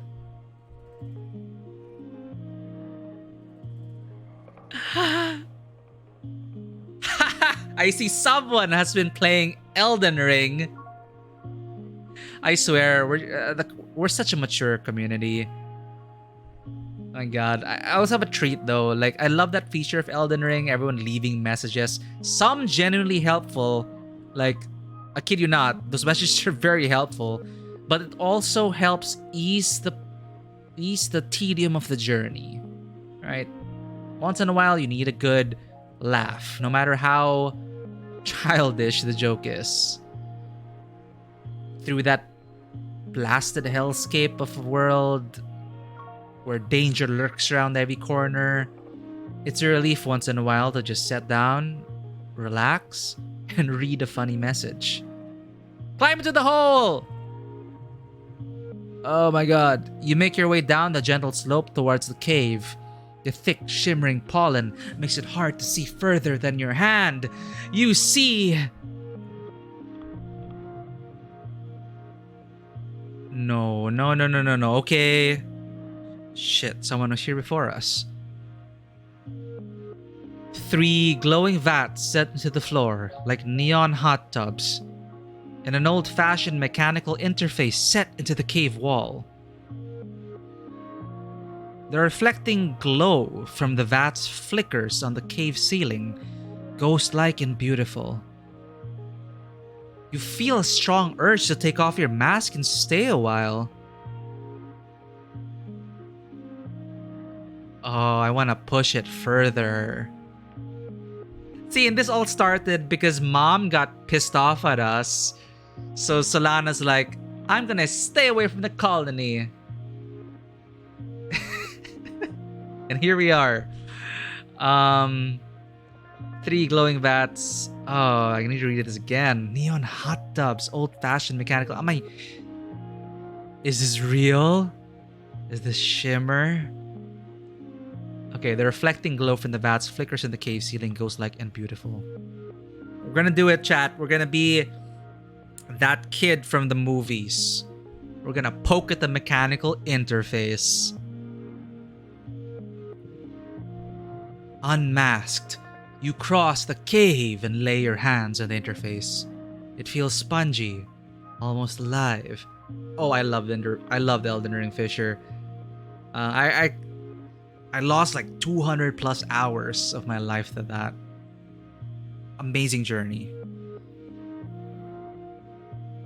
Unmasked, you cross the cave and lay your hands at the interface. It feels spongy, almost alive. Well, we were already maxed out anyway. Instantly, you can feel your mind blasted open by everything, all at once, as if 1,000 pairs of eyes all turn their terrible gaze upon you. You're thrown back by the shock, which brings you to your senses with a snap. The pollen, the sparkling dust feels like tiny knives in your sinuses and a heavy, choking pain in your lungs. Why did you take your mask off? Maybe that's why Dad hasn't been wearing the respirator. You slap your suit helmet back on to see its light flashing red, indicating filter overload, filter overload. You lurch out of the cave and back towards the checkpoint, barely able to breathe. You know you need to get out of here, but a small part of you wants to go back down there, to stay in this glade forever. As you near the checkpoint, Utopia runs out to help you. You instinctively turn back, unthinking, wanting to return to the fog, to those strange statues. You collapse in her arms. Jesus! Several days later, you wake. You don't remember much, just a great choking heaviness in your lungs, and the world swallowing you up and closing over your head. You have snippets of conscious thoughts. You have snippets of conscious thought from the last few days, but it's hard to tell if it was a dream or not. 0 rainbow card. Oh, what? -5 toughness. Gain status injured? You're injured and should rest. No! Heal by relaxing. Stressed out. Starving. Great. You remember Tammy sitting by your bedside. Her cool hand on your forehead. But she's dead. That part must have been a dream. It feels like you had a fever once. Hot and sticky, achy, all over like you've been boiled alive. You're still terribly weak and there is a pain in your chest like someone has been sitting on it. It takes all of your energy just to breathe. You live, but your body took a serious hit and may never be quite the same. Get some rest. Oh, I thought it's like roll credits. What? You're back. You spent the month exploring. Wow. And then it just so happens it's time for Vertumnalia. But then I'm like looking out of the hospital, the clinic window maybe. Ouch, our toughness, but we learned stuff. And it's just coincidentally, it's like right after our expedition, everyone's gonna have fun in Vertumnalia. Or not, because will they announce the food shortage? Let's find out. It's time for Vertumnalia, the yearly midsummer celebration when the colony gives thanks for its good fortune. Well, it would be, but as you file into the main square, you can't help but notice that the feast table is nearly empty. What Anne lacked in resources, she made up with care. The dishes are lovingly plated. Soy cakes glisten, steam rises from buns stuffed with mince, and there are great pitchers of vegetable broth rendered out from even the most inedible food scraps. There's a neat stack of sugar cubes for dessert. Whole sugar, what a luxury. In an underwhelming feast, that'll be the highlight. Governor Eudicott's welcoming speech this year is short. Her frail body trembles as she welcomes you all to Vertumnalia with a dry, whispery voice, then has to be helped off stage. Like all of you, she has been feeling the effects of the famine. Everyone clears away the chairs for the annual competition. Which one do you participate in this year? Hell no! Participation is for joiners. No, we've never done the talent show before. We're not gonna do the bot pentathlon. Maybe Nem is like, hey, visits me at the clinic, visits Solana at the clinic and asks, gonna see you at the pentathlon, right? And I just shake my head and cough. And the shimmer. And all I can think about now, perhaps I pick up a book during my recovery period and ruminate over what talents I can provide. Maybe bring a smile on people's faces. We've been foraging for food all day and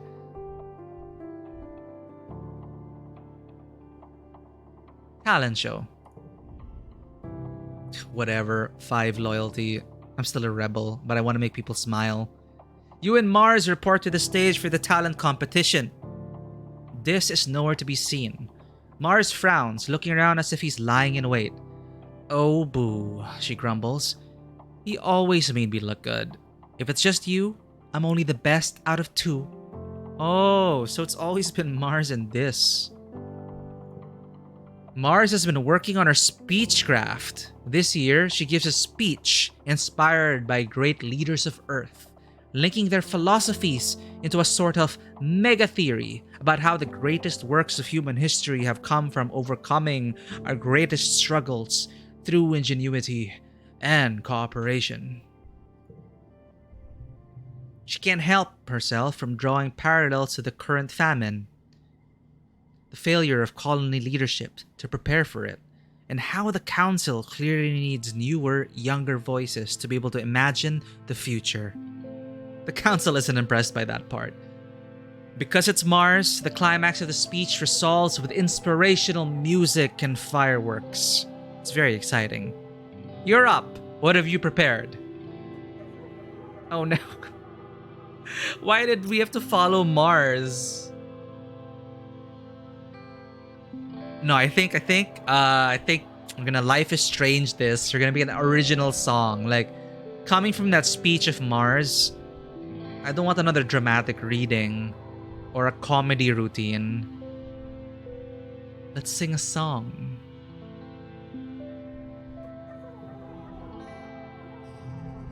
So I guess Solana can sing now.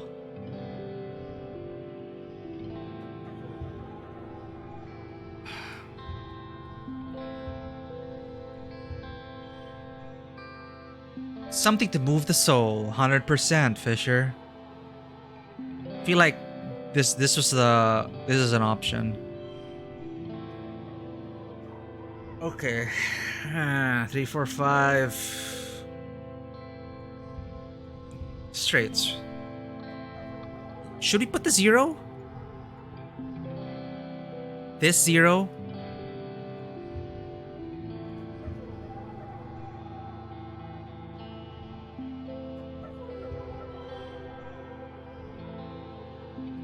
We got a higher huh.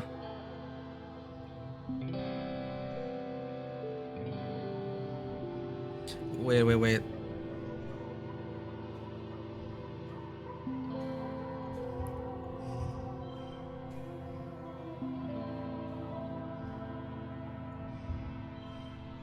Is this the highest score we can get? No, the straight was higher. Go back to the yellow, but first slot wild 0. Sorry, the lag, the chat delay. I'll wait a bit. This?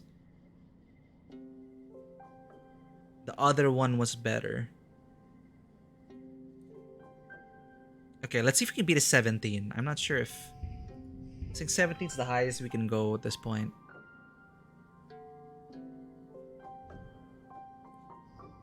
Alright.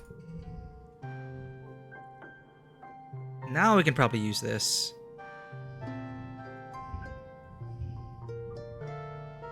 No, wait, no. We don't have a 2.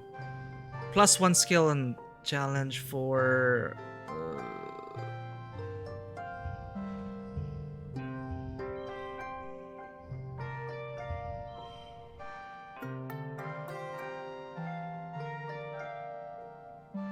Yep, 3, 4, 5.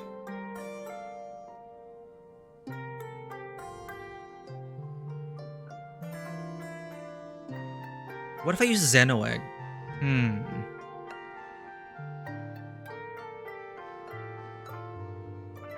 No, the straight would be higher than a pair. Yeah.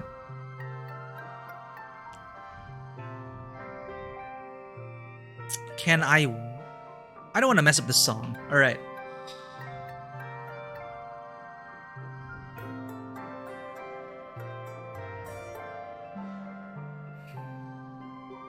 Buff to a 2. We got 2 Xenoeggs to spare. Eke out everything that we can get, right?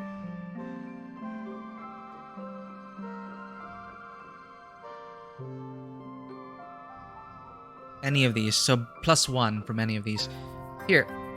Keep it red so we get that pair. There we go. 22.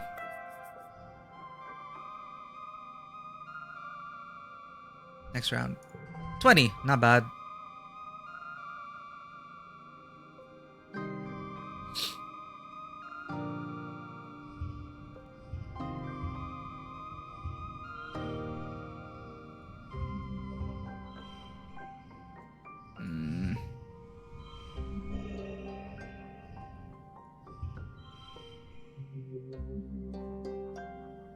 All right. Maybe that's could that be a 3-star? I don't want to use up any more items.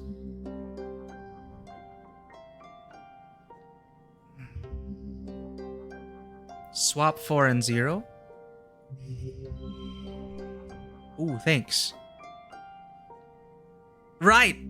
It can count as multiple colors. Good call. Good call. I forgot about that.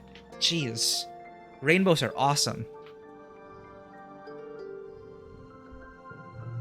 Very nice. Thank you for that. That is the 1 point we would have lacked for 3 stars.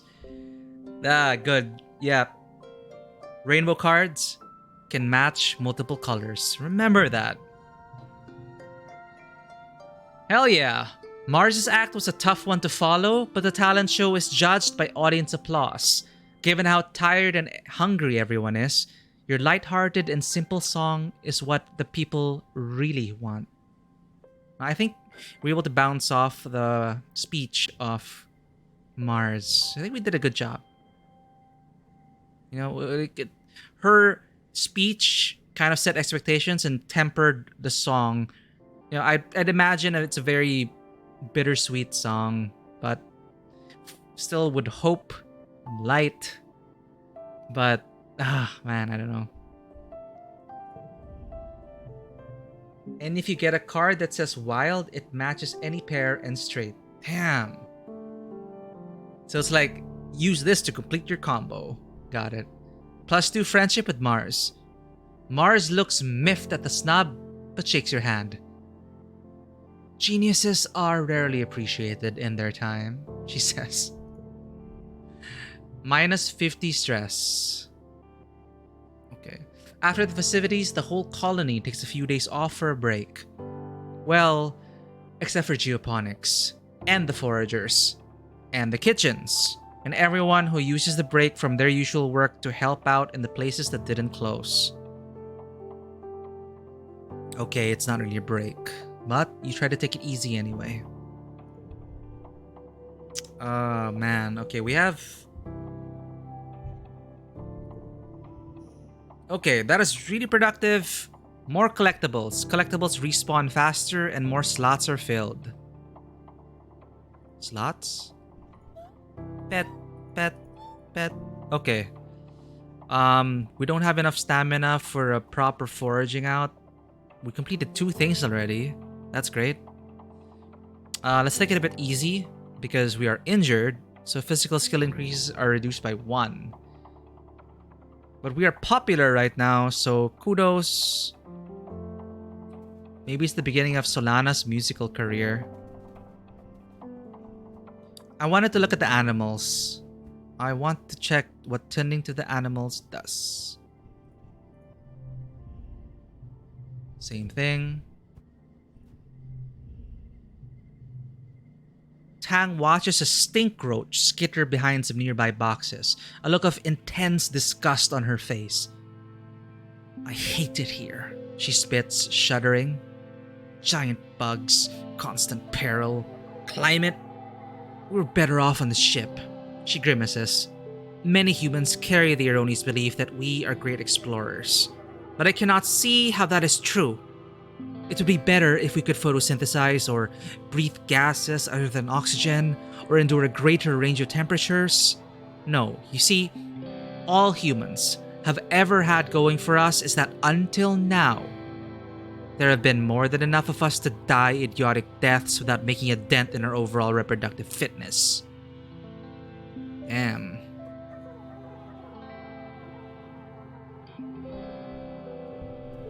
Alright, Alright.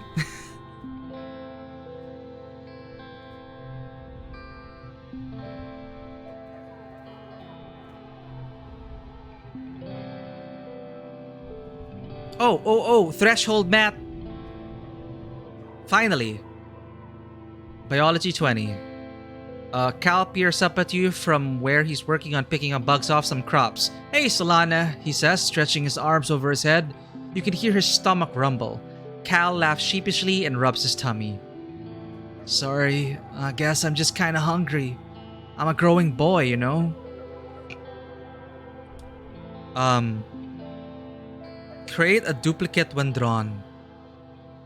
Oh. Want to hear a fun nature fact? You recently overheard the children learning how to count by studying Popeyes. Popeyes have 1 foot and 2 tail forks and 3 stomachs and 4 eyes. +2 biology and +2 friendship. And if you see 5 of them together, that's lucky. Cal laughs, finishing the mnemonic with you. Wait, how did he find out that Popeyes have 3 stomachs? I don't want to know. Fun nature fact for you.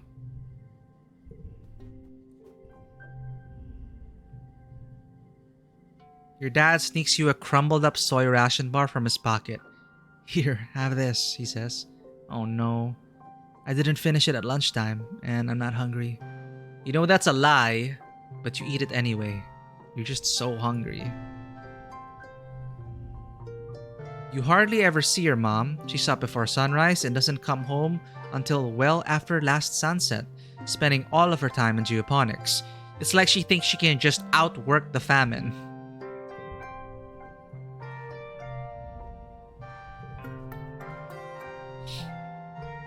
I don't like being hungry, just says, rubbing his stomach. Like, it still hurts. But I don't think I feel hunger like other people do. I know I could starve to death, but, he continues, then shrugs. I'm not scared to die, so it's kind of like, wouldn't it be kind of nice to just fall asleep and never wake up?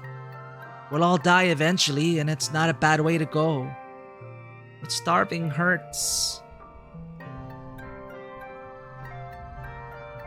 Okay, this.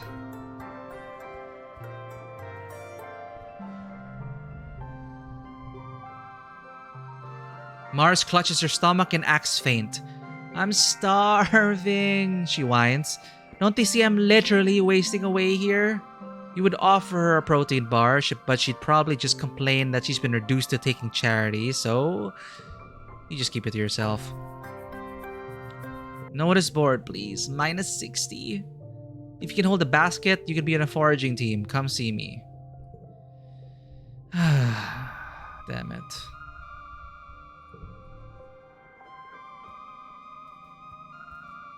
Well, we can't work ourselves too hard, but we need to keep foraging. The mood in geoponics is tense. Everyone is working themselves to the point of exhaustion, trying to get enough plants in the ground to survive this year. +3 animals, +2 empathy, friendship with Cal, kudos and stress. Man, but our food problems. It feels like I'm the only one trying to address it.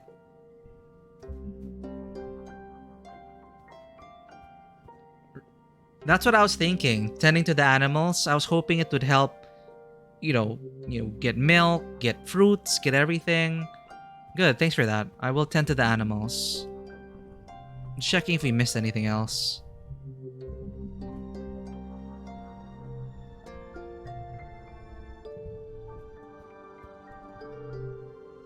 Alright, I want to tend the animals. I want to make sure our little float cow is okay. You meet your dad by the animal pens, fresh and ready for your first day at your new job. Your dad laughs at your clean clothes and your scrubbed face. Oh, Pumpkin, I'm sorry to tell you that you're a little overdressed for the position, he chuckles. You're gonna get dirtier and all heck today. Go on, put on these overalls and let's get to work.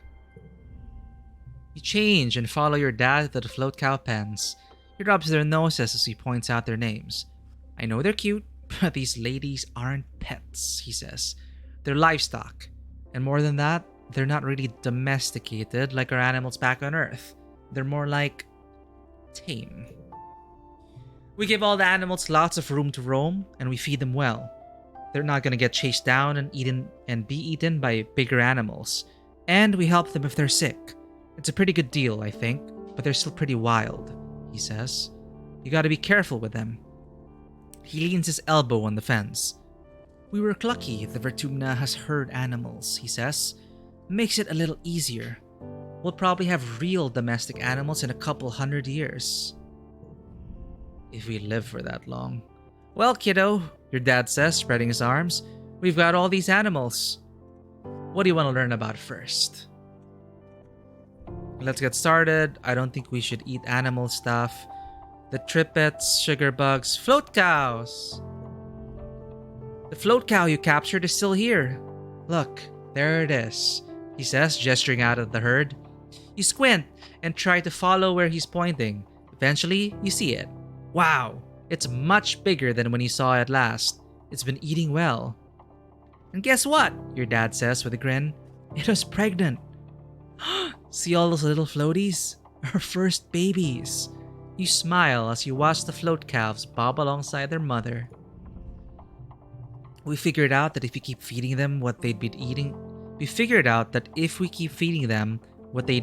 during pollen, they'll keep making milk year-round, he continues proudly. It makes them heavy enough that they don't float away.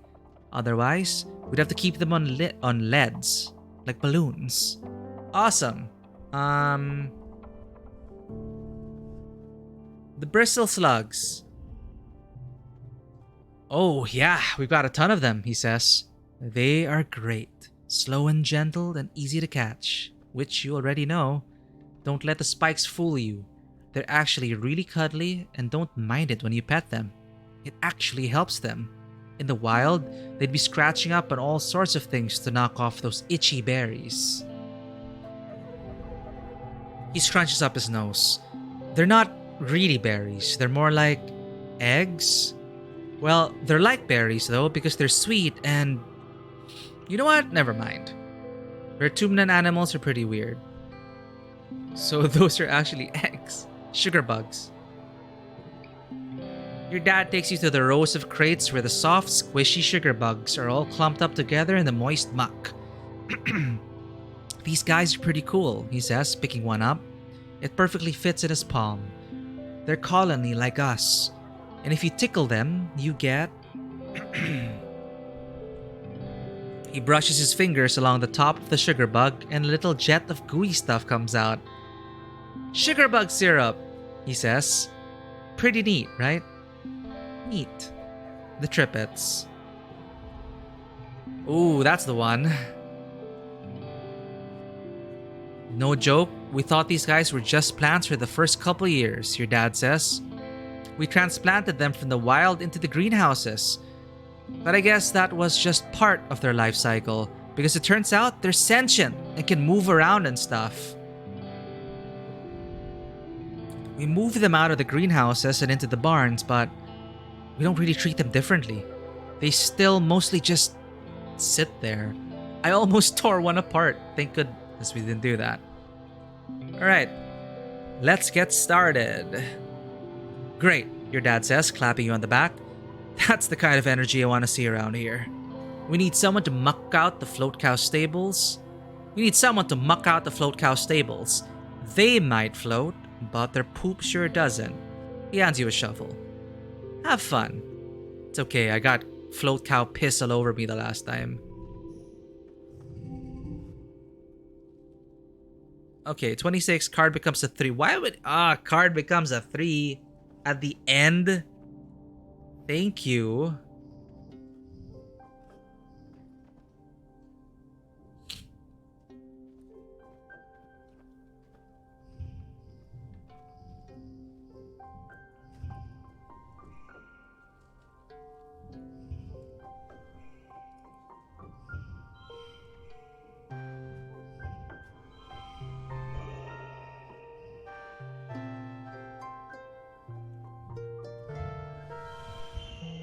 Rainbow. +2 for each gem on the other cards.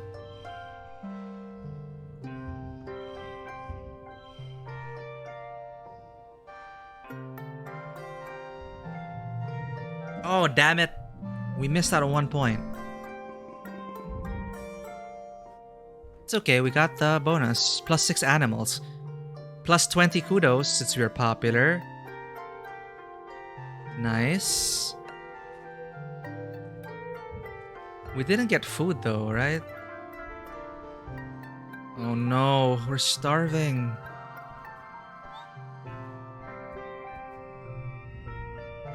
I've been foraging a lot, this says, hitching his bulging backpack up on his shoulder. There's a lot to eat if you don't mind eating bugs and mushrooms.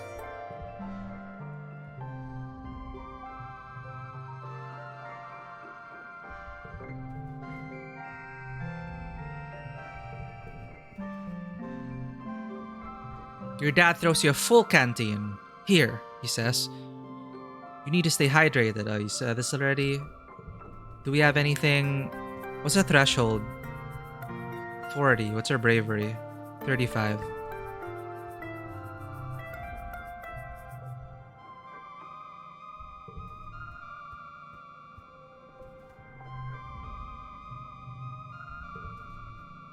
Okay, that did not give us food.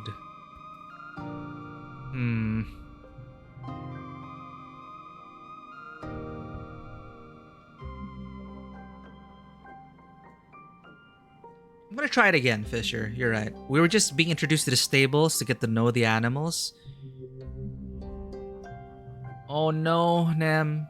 Yeah, Nem exclaims, holding her stomach. I'm so hungry. Especially with someone who's so active, doing sports and stuff.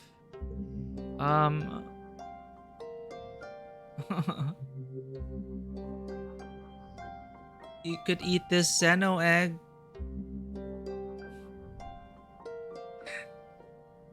You can get up to 5 food, but it may need to be a full-fledged farming, which you get by doing the other storylines in there. I see. But holy crap, the deadline. It's already wet season. Mission failed. I had to, chat. Whoa, this egg looks tasty, Nem exclaims. Wait, I can eat this, right? I hope so. You were starving. I couldn't leave you starving. But you like red Zeno eggs. Ah. Cool.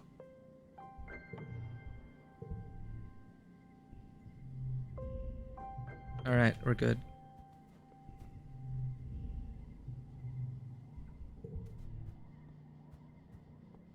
What activities have we not done?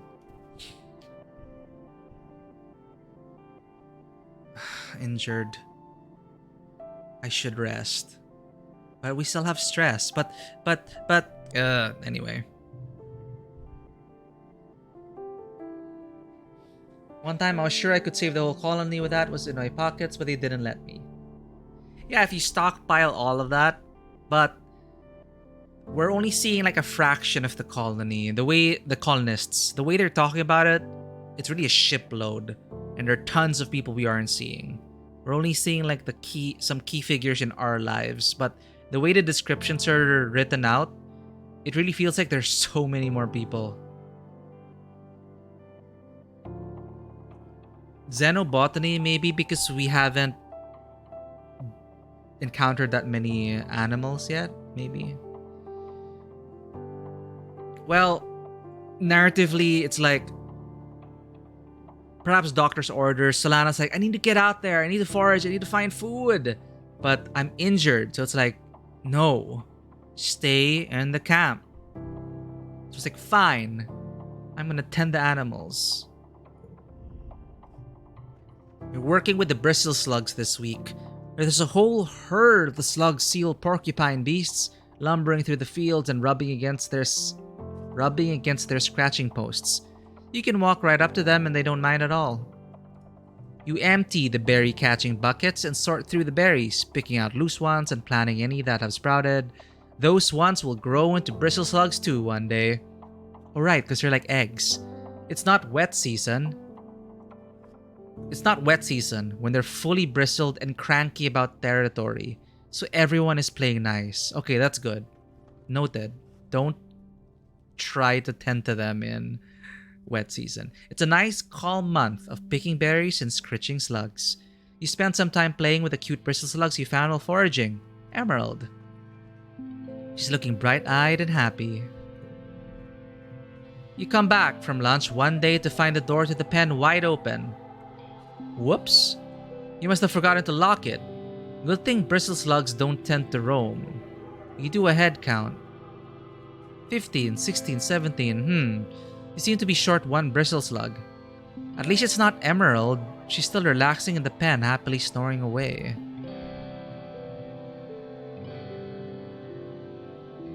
Oh, you unlock it in the perks. Xenobotany is an activity in the greenhouses. Right, this is where we are, but like weird, I didn't get to unlock it yet. Ah, okay, it's one of the perks. I don't have any mental skill perks. I've just been punching my way through things, but I can't punch my way through famine. Luckily, bristle slugs aren't very stealthy. There's a glistening slime trail leading towards the stratospheric, decorated with little clusters of berries. You lock the gate and set off along the trail to find your wayward bristle slug. Track it down. Kudos.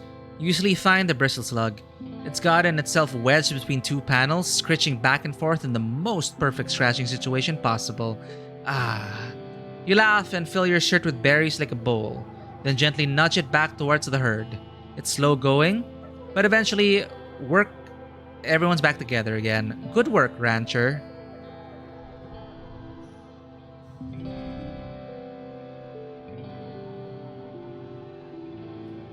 Yeah, Lichcast, you were so smart you didn't realize Xenobiology is a perk that some people don't have. Like Solana. Okay, there's just one round. Do we have any gem cards? No.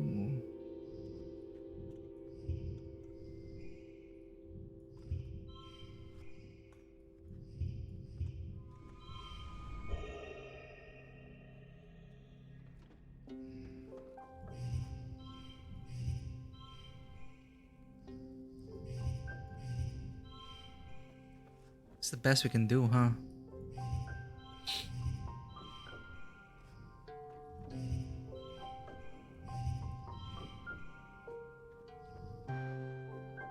Oh, wait, no, there's a slot here. It's one round. There's a slot at the... I thought it's locked. No, there's a slot here. Card gets +2.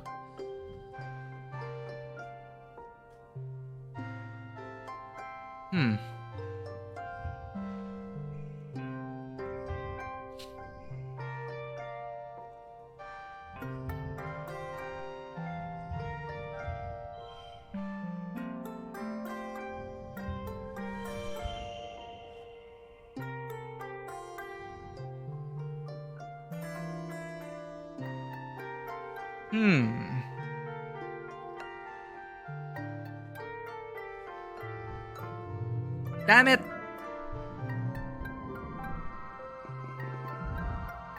I saw it too late, Fisher. The stream lag, the stream delay was our downfall. Thank you again for that suggestion. Oh my god, we're gonna starve! We're gonna starve to death! Panic!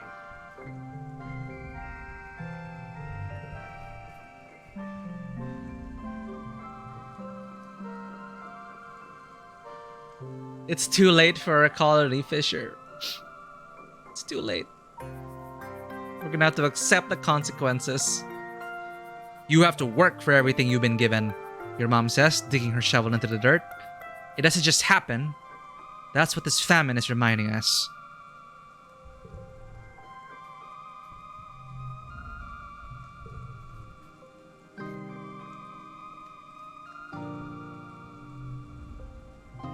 My god.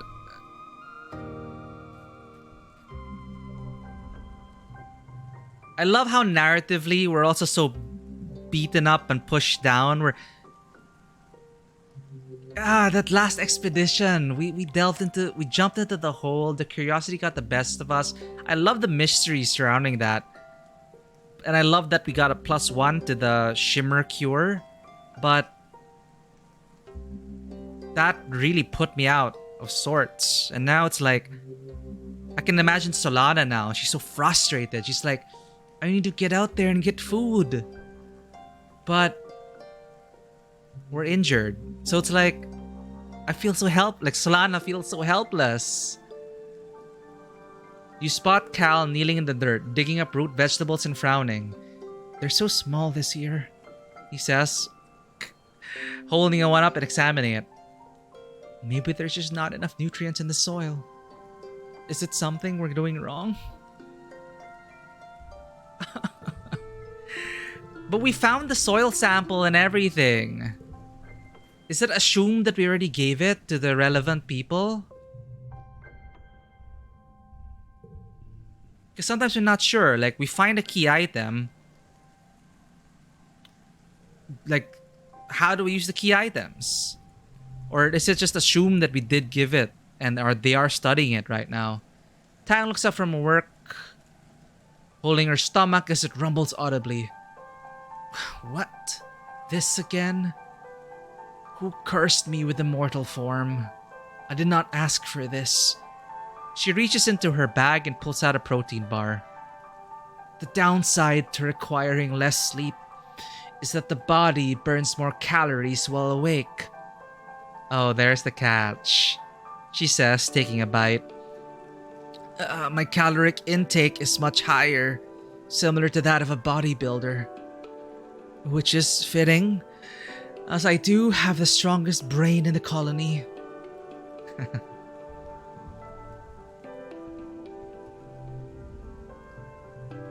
Tang pinches the bridge of her nose. The hunger pangs are intolerable, she complains. Just because I'm not out there sweating like an animal in the sun doesn't mean my minimum required caloric intake is lower. If anything, it's higher. Science is the answer to our food shortages. It is short-sighted to hobble the greatest minds in the colony by restricting our calories.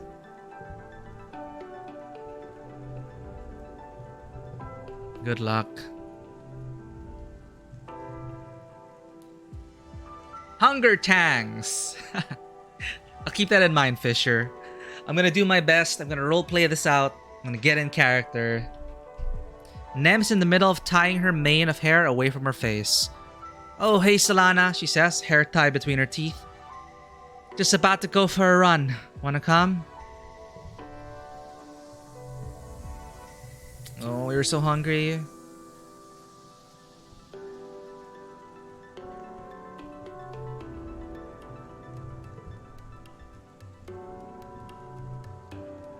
Yeah, now we know, right? So we can't do this. You're injured and should rest. Alright. I am going to... Okay, narratively, I can imagine this now, the scene playing out. Like, Solana, frustrated at the situation. Like, so frustrated. Like, probably arguing with with Utopia. I need to get out there, Utopia. I need to find more food for the colony. I can't just sit around here. But then they're like turned around and like, you're injured. Didn't you remember what happened last time? And then Utopia shouts us back and we're like, ah. So I'm gonna keep tending the animals.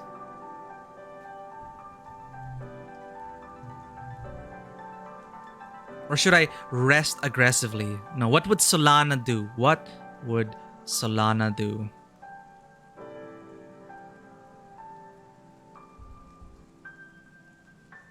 We only have 3 left for the wet season. Maybe.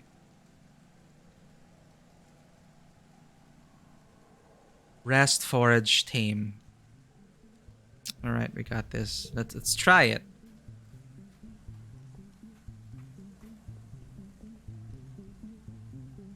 You think Solana would work her butt off? You're right. Maybe Anemone reminds her. Nem is going for a run. And then maybe they have an exchange. Like, I was about to tell Nem, like, you're gonna get even more hungry if you work yourself out, Nem. But Nem's like saying, it keeps my mind off things. We can't just sit around here and starve to death. We have to do something.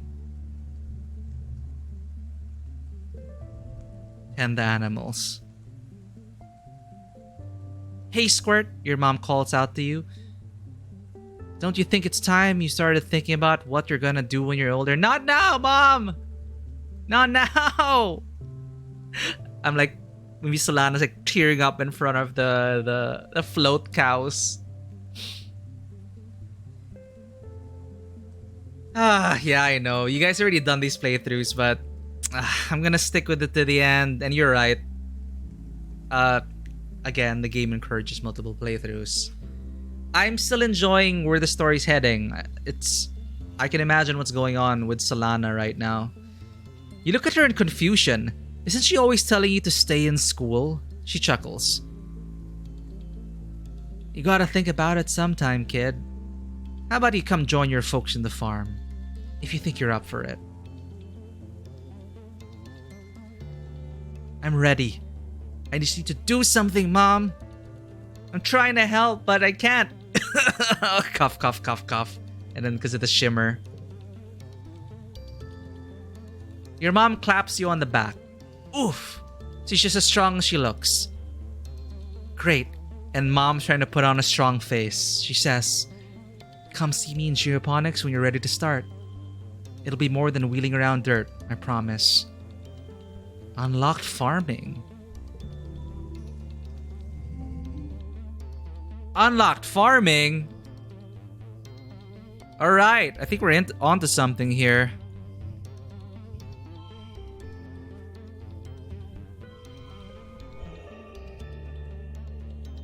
Wait, what? Oh, wait, this is +1 for gems. What am I doing?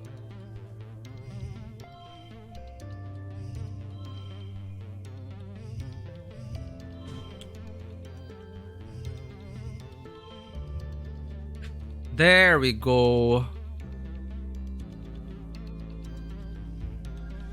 Boom! Rainbow.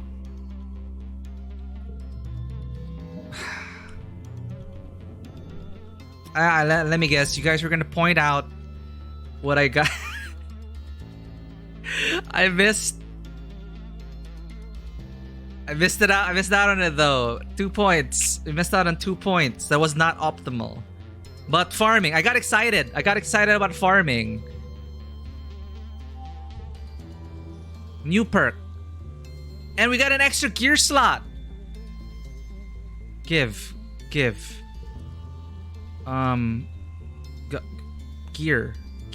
Cards. Gear.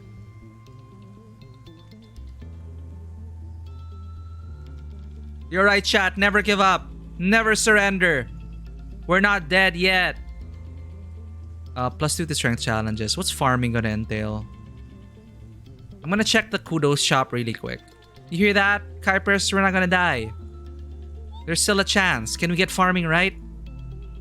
I'm gonna check the supply depot. Autoplay best hands, -2 to cards. See, it's like, it also makes sense. Like, I've been saving up for so long that, like, I really wanted this drone rifle. But then, now that the famine is here, it's like, I guess I'm gonna buy a shovel. Or something. A gardening trowel. Thematically, this would make sense right now. If we're gonna work on the farm. This is tempting though. Autoplay best hand. It's just, this is like just powering through the challenges.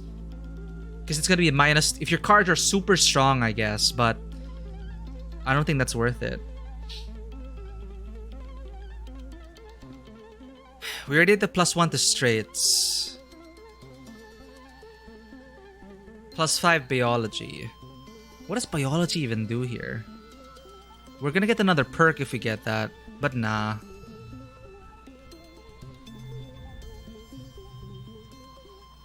Okay, I'm excited.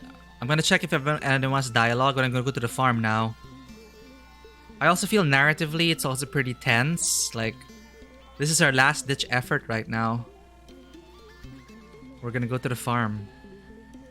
Make sure we're equipped though. +2 to strength challenges and +10 to combat. What does the farm entail?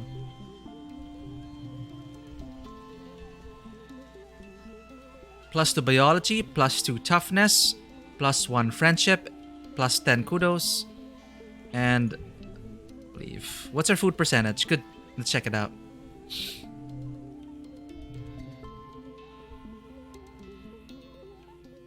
It'll count towards decision requirements. Okay, perk is only if you actually work for it. Noted. Visit the supply notice board. Why is it still 60%? I'm gonna cry. I'm gonna cry. We're at minus 60%.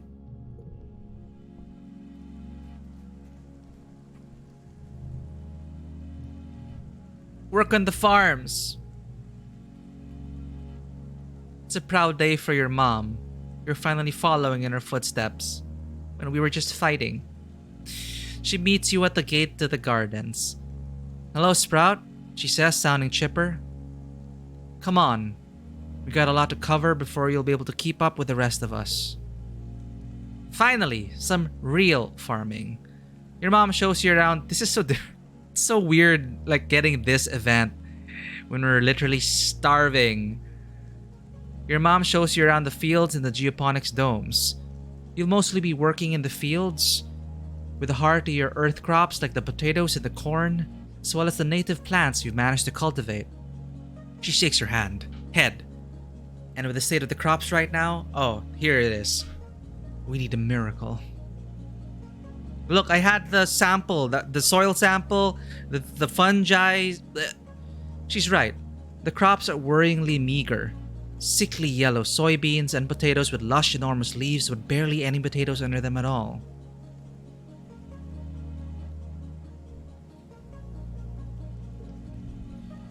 You spend the rest of the day pulling weeds and watering plants. You're dirty up to your waist by the time you're finished.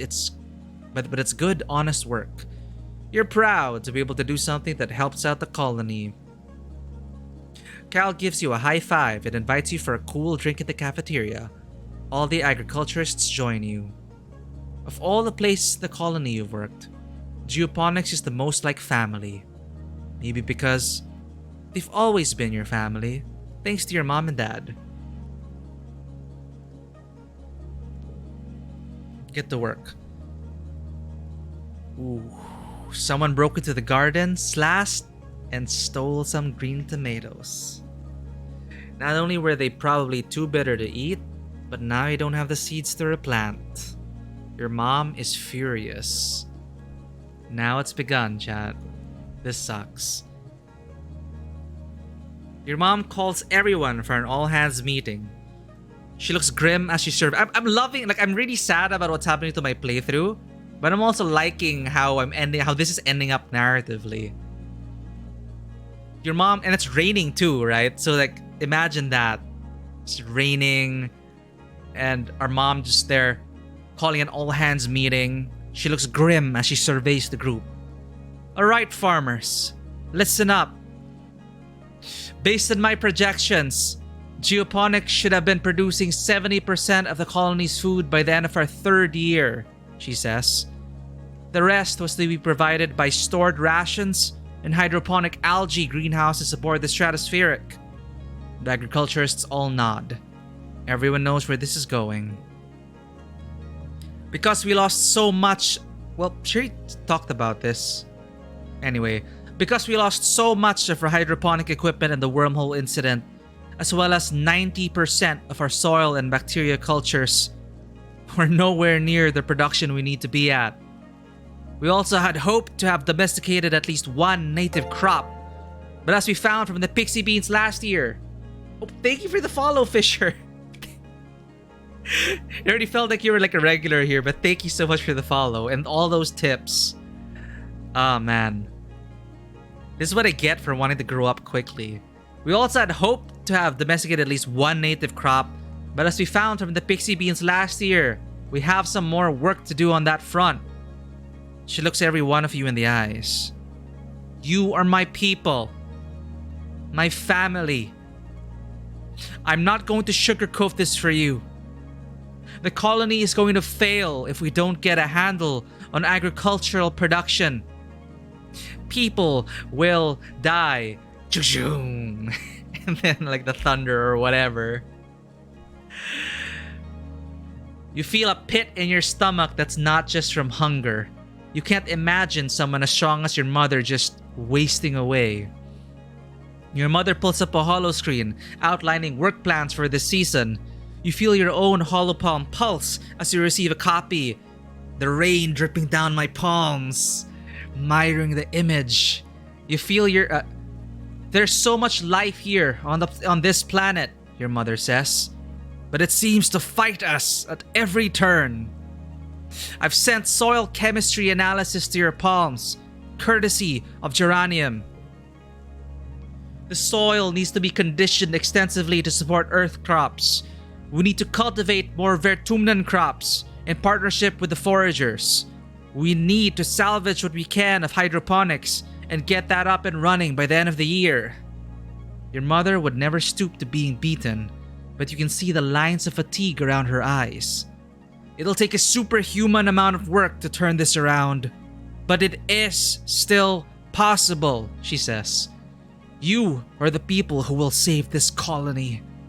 I believe in us and the miracles we can perform here. Yeah, geranium. Mom and Dad. +1 colony food. Thank you for being here to do the work. Now, let's get out there. Get to work. Oh my god, is this too little, too late? This card becomes a 3. Of all the places to put it.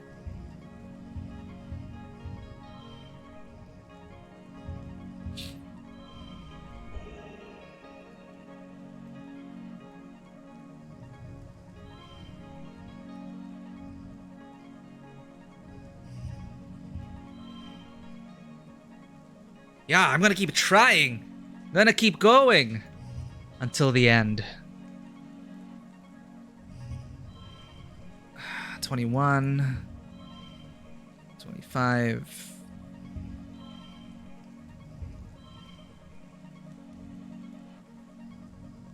What am I getting wrong here? Well, it's the same pair. Same pair.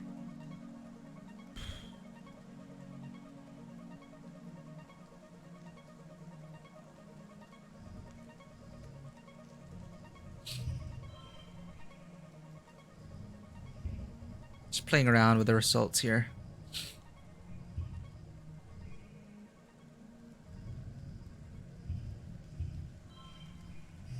Sorry.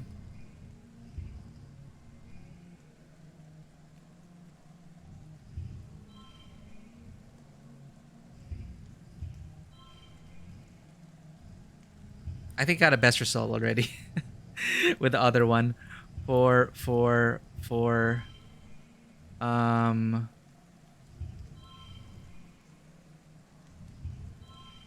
25. Hi Vanwa, welcome back. Things are looking dire for the colony right now. We are starving to death. There is famine. We are in the wet season. We are still 14 years old with the colony starving, but we just unlocked farming. Last days of 14. So things are getting desperate. We just finally unlocked farming. Ah, damn it. It's okay.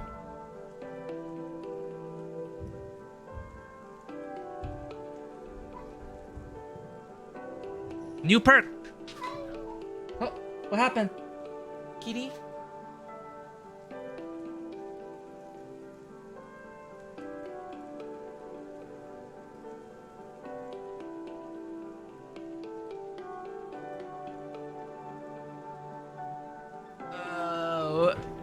And my cat just puked.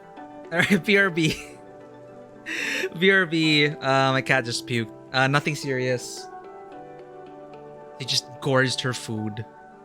BRB, I'm gonna use the bathroom, clean out the cat puke, and pet.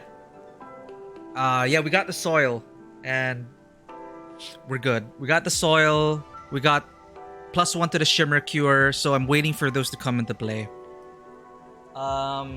All right, BRB. Gotta click. Maya. Maya. Maya. Maya.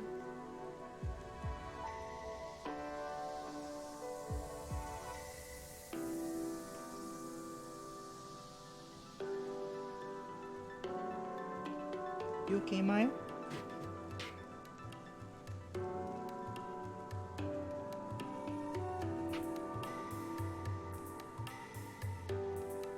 Maya. Maya. You didn't clean yourself. You stink. You stink so much. Okay. BRB. I had to pet Maya. Alright, I'm gonna clean up your puke, Maya, and you clean yourself up. You stink. Oh god. Yeah. BRB chat.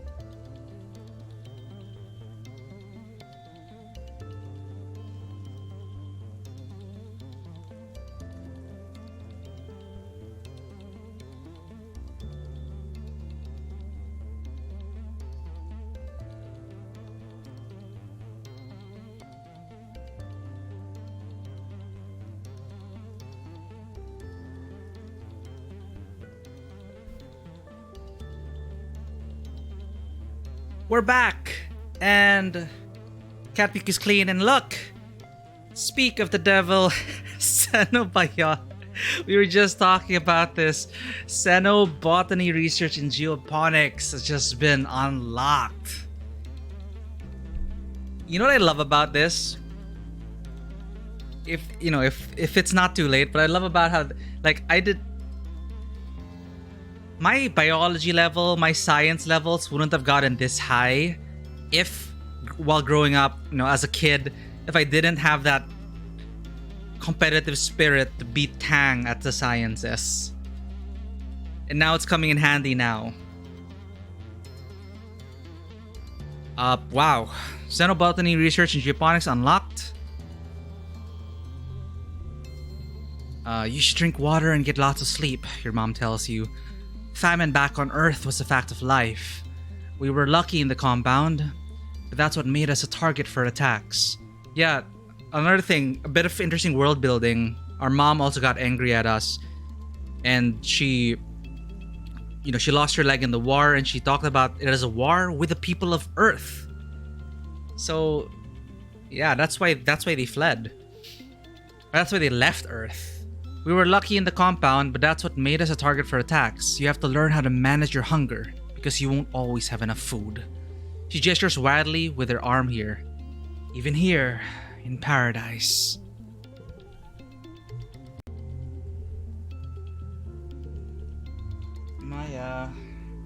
Maya's my cat. Maya, are you stinky? I think I picked up Maya just she just used the litter box and was going to groom herself, but then I interrupted her, I guess.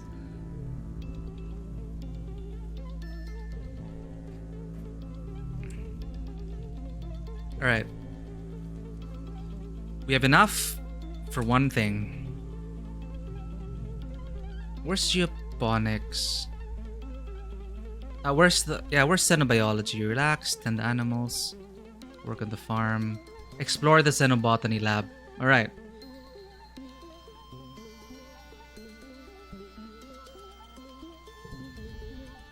Hey, kiddo, your dad says, looking up from his work desk where he's dissecting a huge bell-shaped flower. Can you hand me that separator? I've really got my hands and things here. You hand him the tool, which he uses to wedge open some sort of weird stoma-like opening inside the bell. Gooey purple nectar oozes out and pools out on the desk. Whoa, he exclaims. I thought I drained this little beauty.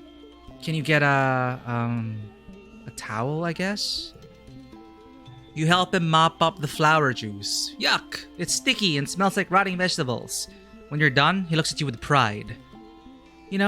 I've been thinking of getting one of you kids to come help me out with researching the native plants, he says.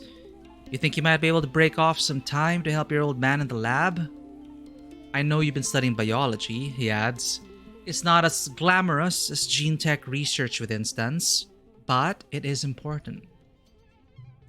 He grins. Let me talk to your mom about it tonight before you go telling her.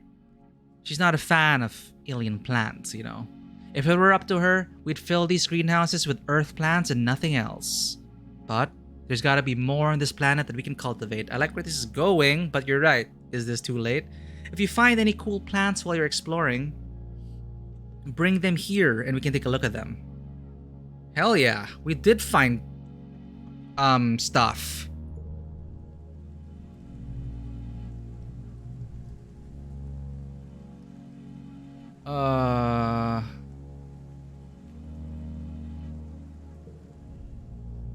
Your dad introduces you to the little lab they had set up in one of the greenhouses.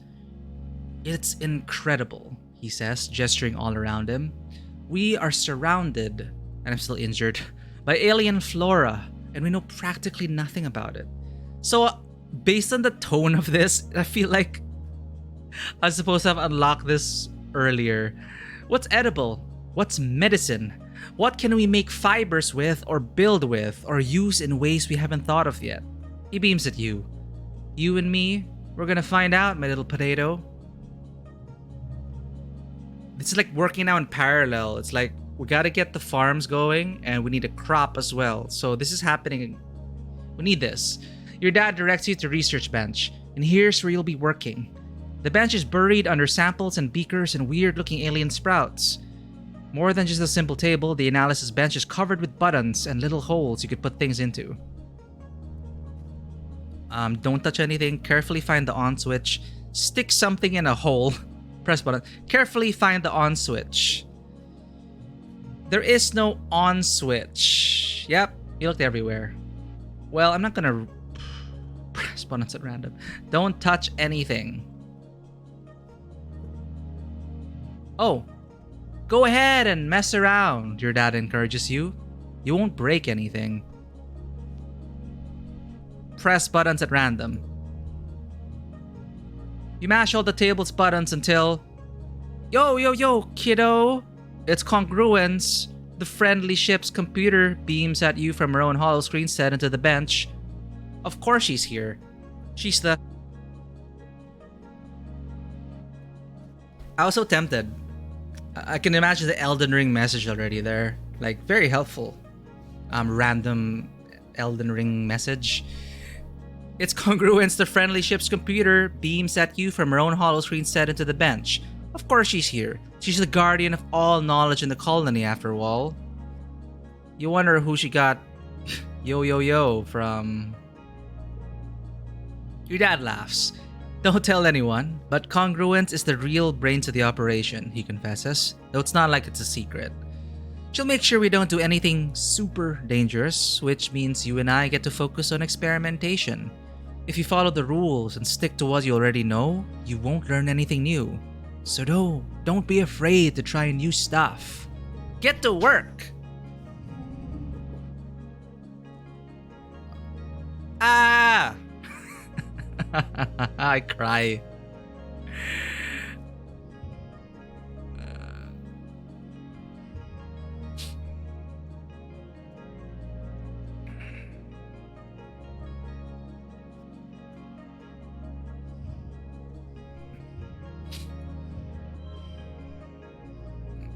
Meh. Optimize. Okay.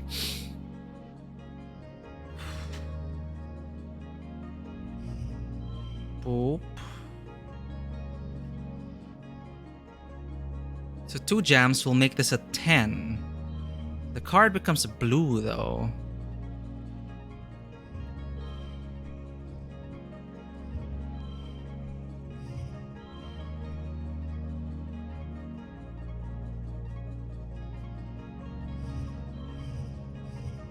Yeah, I think it's the best we're gonna get. Damn it! 1 point! I'm so bad at this game. But it's a good thing we caught that damn... I enabled hard mode by accident. It's been 3 seasons of heavy food rationing. No! We were so close. It's okay, it's not the end yet. Getting more and more strict as the year dragged on and the fields continued to struggle. You've been wasting away. You all have. It's not just a lack of calories. There just aren't enough vitamins and good stuff in the food you are eating. Plus 40 stress. Your muscles ache all the time. Sometimes you feel strangely euphoric, filled with inexplicable energy. But often, it feels like there are weights tied to your shoulders, pulling you down. You're tougher than most, but you still have trouble sleeping despite being tired all the time. You spend the whole day in a dazed fog. It's hard to tell dreams from reality. Last week, you were brushing your teeth when you noticed that some of your teeth were wiggling. You brushed and watched all of your teeth begin to fall out of your mouth, clinking into the sink like pebbles and washing down the drain. Horrified, you started screaming, only to snap out of it and realize you'd been staring at yourself in the mirror the whole time, lost in a hallucination. Your friends stop working and retreat to their quarters. You lie to each other on the HoloNet, all saying you're okay, just taking it easy, waiting for the harvest. Well, the harvest came and went, as meager as ever. Your mother still hasn't given up, and never rests, never stops working as much as your dad begs her to. She must be sleeping in geoponics because you hardly see her in the family quarters anymore. From where you lie nestled in bed in your cozy fugue, it all seems like far too much effort to bother with. I get up, put on my overalls,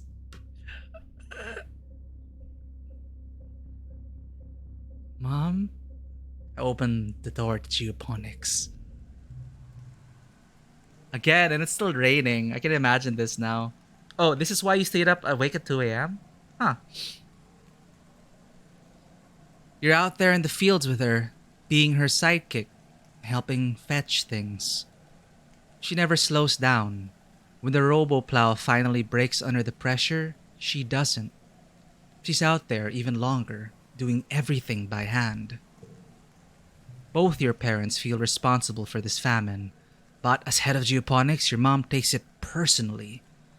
She's been skipping meals, relying on water and pressed soy bar rations, just enough calories to keep a body moving, but not enough to stay healthy. Yet she never lets up working herself to the bone, barely even sleeping, increasingly sallow-eyed and gaunt. You and your dad try to slow her down, but, well, she's a stubborn woman. If not her, she says, then who? You and your dad are in the lounge, slowly sipping your vegetable broth. When there's a commotion at the doors, someone's run in, gasping for breath, yelling for you and your father to come to geoponics. I thought I was gonna help mom at geoponics. Wait, you run over, knowing deep in the pit of your stomach that something terrible has happened.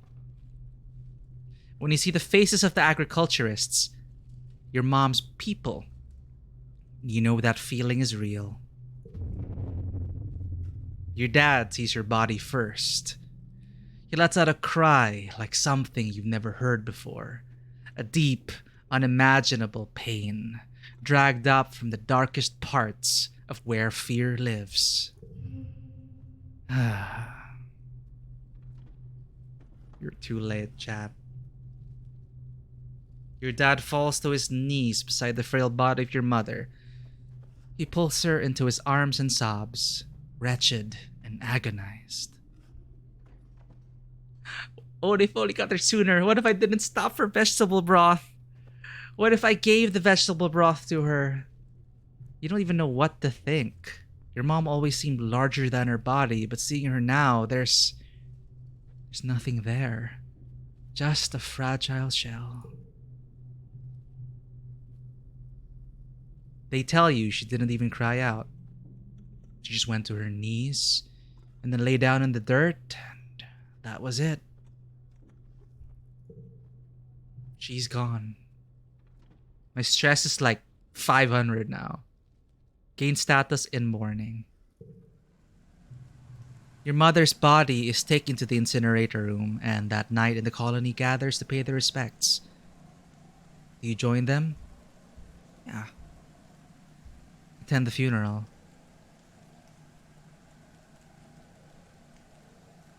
Yeah, about player motivation for playing. Yeah, I'm also looking at it like story-wise.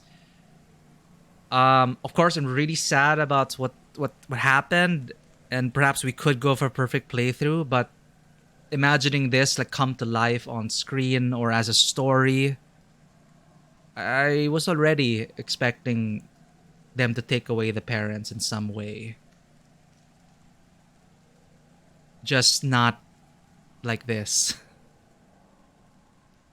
Attend the funeral. So now it's now even like we were so close, and I loved it. Like narratively, the last thing our mother did was put on a strong face and show us the farm. And like, you gotta keep up with us, kiddo. And that is the last one. And now it feels like it's on us now to work that farm. So narratively, it's all tied together. Like as a consequence of all our actions, of me ignoring that food shortfall, because I thought that adults would handle it, right? And which is why Mars was also pissed off when they finally told us, we're gonna starve. There's gonna be a famine. And Mars and I were like, you didn't tell us sooner? So it is on us as well. Like we thought that they wanted to hide it from us kids. So it's narratively, like my playthrough, I'm really happy where it is right. I'm happy as a writer, as a director, where it's going right now. And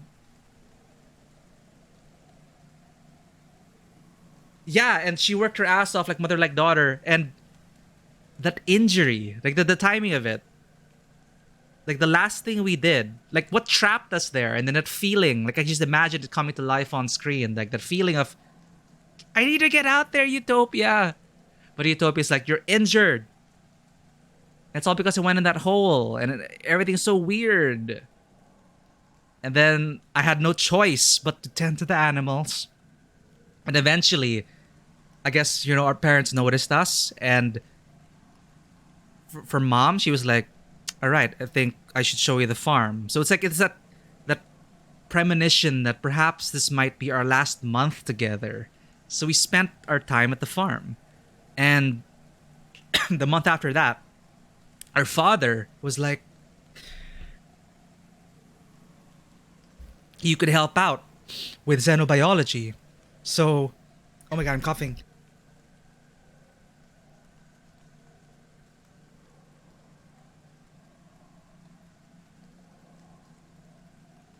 Oh my god, the shimmer transferred into real life. Ugh. Okay. And then we thought, with my father and mother, it's like, we're close. I feel like, with xenobiology, with all of us working together, we're gonna do it. And then she gave us that speech in the rain, right? Like cinematically, I imagined it addressing everyone the month before she died. 2 months before she died. I'm addressing everyone at the farm, right? Like, it really felt like, wow. That wasn't really, of course the death is scripted, but the events leading up and surrounding that, the timing of it all, uh, yeah, again, as a writer, as a director, I love where it's headed, or what the events surrounding it. It feels all narratively compelling and consistent. But of course, as Solana, role playing as Solana, you feel the frustration. And imagine, remember, our mom also got angry at us at the start of the year. At the beginning of the year, she got angry, right? She was like, you need to contribute to the colony, Solana. So it's like at the beginning of the year, we already got that, that foreshadowing that something is going to change in a major way. And lo and behold, I saved up all these kudos because I wanted to be a monster slayer and buy a awesome rifle and join the guard. But the famine happened. It's like I could afford that easily, but no. I need to help my mom at the farm and my dad at the lab. And it's just the timing of everything was just so amazing. In my first playthrough, I literally didn't save anyone except Tammy, mostly because I played the demo and had a save. Yeah, you find out early on what happened to Tammy.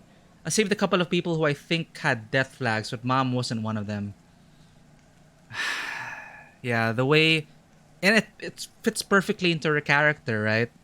You wouldn't verily enough, she always seemed like larger than life, stronger than everyone else. She was the first to be taken away by this famine. But yeah, again, narratively, I just love the imagery that is going on. And then it like help mom at hydroponics or stay in bed.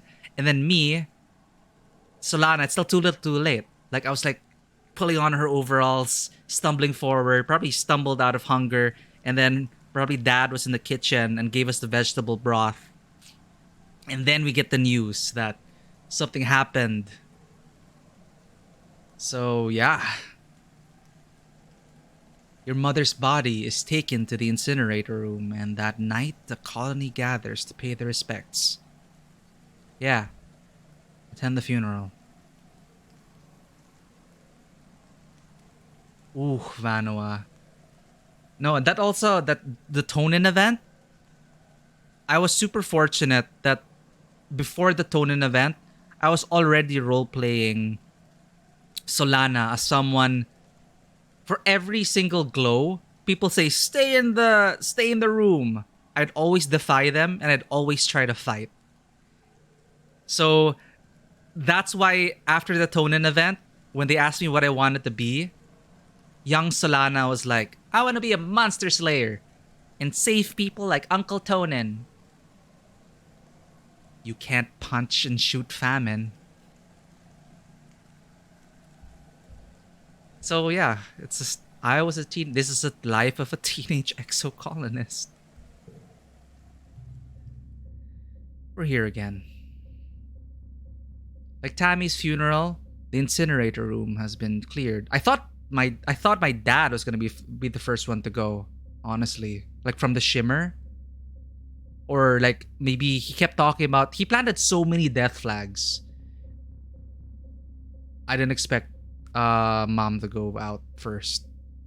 Like Tammy's funeral, the incinerator room has been cleared. Like, it's just so painful because we just unlocked those things which seem super relevant to saving everyone. But now it's at that point where my mother died for this. She showed me the farm. Now we gotta pick up the torch and help my dad at the lab. And, someone else will step in to replace mom, but then I'm gonna work at the farm. Monster Slayer? I'm gonna be a master grower, master farmer.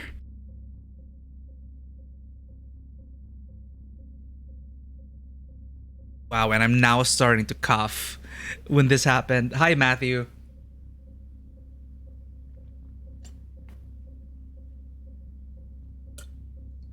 Oh, man, it's like terrible things that have just happened here, Matthew. Take my shimmer. I'm gonna. No. We can push through.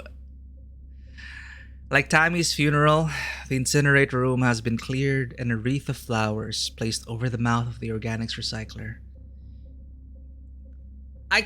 I'm so annoyed. I'm not sure if you're here. You know what I said, Let's Cast? I said, okay, obviously the white astrantia is important to my mom and it's growing everywhere. And I was saying earlier in the stream, so they're probably gonna kill off the mom and the white astrantia will be used to remind us of her because it's grown abundantly in some places and it's one of the only things from Earth that really stuck around. And what did they do? Their white astrantia, your mother's favorite flower, carefully carried from Earth with the hopes of it flourishing on Vertumna, just like you. They did it. It's like, damn, okay. You stand with your father and Aunt Anne. Udicott and the rest of the council are here as well, including Rhett. You're surprised to see tears rolling down his face. He's such a hard ass in the garrison. They probably fought on the war together. Cal is here with all the other agriculturists. The rest of the colony waits in the canteen to offer their condolences after the service. Governor Udicott gives the eulogy. As a colony, we share our blessings. She's also getting weaker. And she had to be helped off the stage in this fest. So everything is not going well this year. Who knew turning 14 would invite all this disaster so quickly? However, I know it has nothing to do with age. It so happened that, yikes, we thought everything was fine until we were like age 13. Then at age 14, everything went wrong. As a colony, we share our blessings, she begins solemnly. However, today, in sad company, we gather to share the burden of our grief. Florissant was born on Earth, but she, more than many of us, exemplified the spirit of our endeavor to bring life to beyond the stars. She bore life, not only in her body, but bringing it forth from the ground she so faithfully attended. I just love that the last thing, it's sad, but the last thing that we did as mother and daughter was she passed on responsibility of the farm. It's like she knew her time was up. And gave the speech to everyone also. Not just, gave speech to everyone in the farm. It's like she was saying goodbye in a way already. And that we have to carry on the fight. The debt we owe to her is the kind that can never be repaid, she continues. Oh, right. Thank you for reminding me, Fisher. Next month is Glow.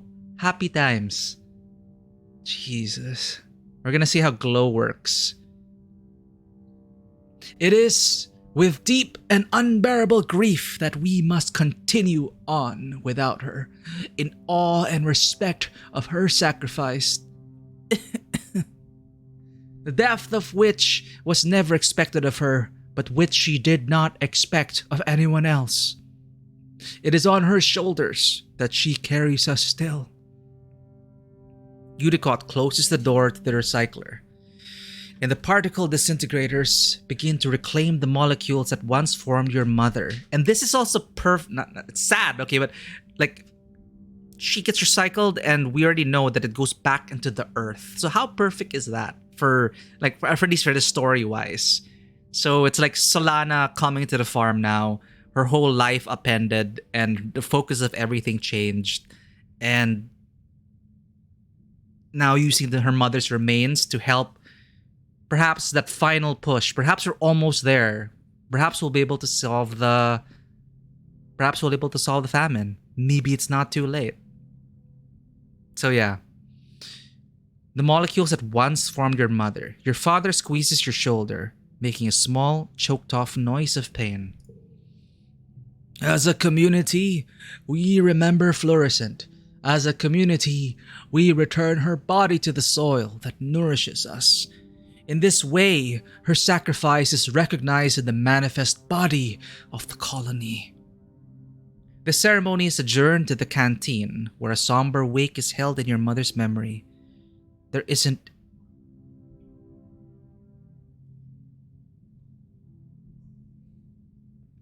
Ooh.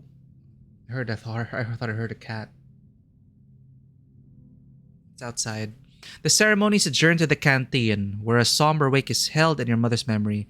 There isn't enough food to dull the emotions, and your empty stomach only reminds you of her unfinished work. Your father is the new head of geoponics. In a few hours, he receives your mother's remains so that he can add them to the colony's precious supply of brown soil from Earth.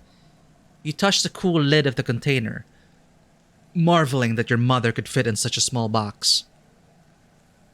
You don't have to be... Okay. Our dad said the exact same thing about Tammy.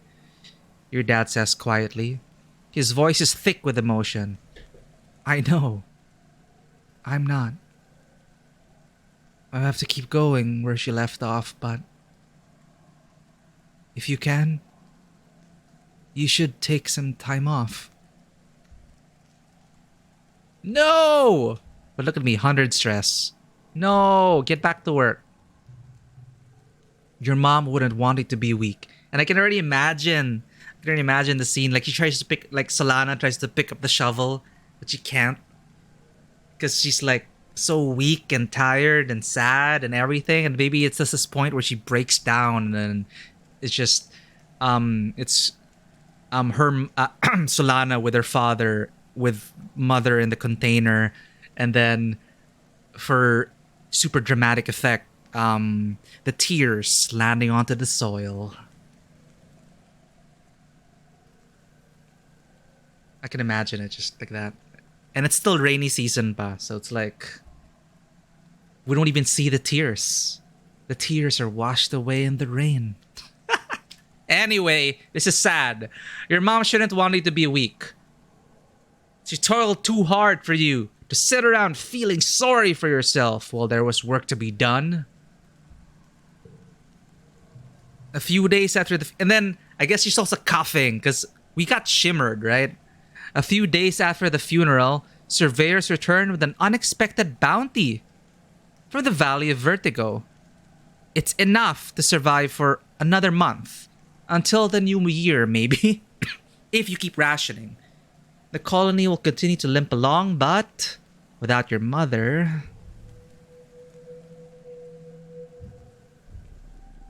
and Glow...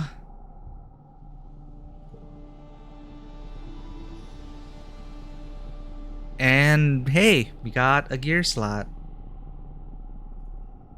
But I'm at like 100% stress, chat. I can't even do anything except rest. So I'm locked. to my action and glow. Congrats on my gear slot. What did it cost? Everything. And now, lo and behold, during glow, I can put a plas cutter in my holster.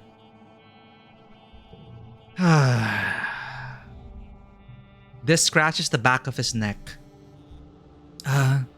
Sorry about your mom, he says. She was a super badass. Hard ass. Sorry, she was a super hard ass. But she was kind of okay if you didn't have to be around her. I guess. Thanks, this.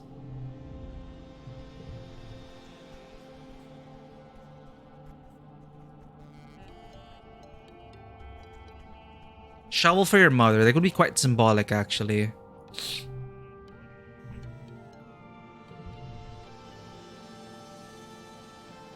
It's a gardening trowel, though.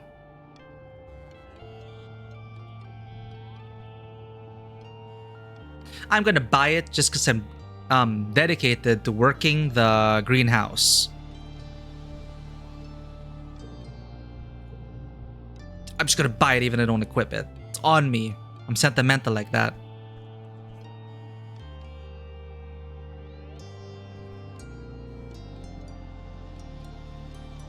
You can upgrade Vrinky. I can upgrade you. I didn't even know you could upgrade it. I don't want. It's a perk. Damn it, these perks. Nem picks at her facial scales. I can't believe your mom's gone, she says. She was like super tough. So much cooler than my mom. Damn.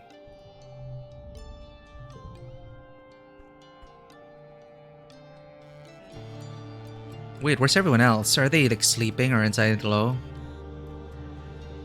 Okay, since I cannot fight right now, I guess it makes sense narratively. I just need space. I don't want to stay in a stuffy creche. I don't want to rest in geoponics. I'm gonna relax on the walls and keep an eye out, and so my watch begins.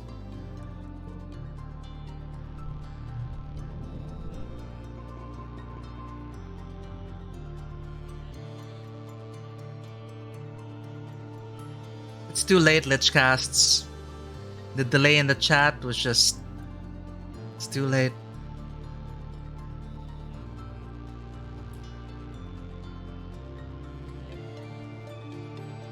I wonder if I should remove the 2.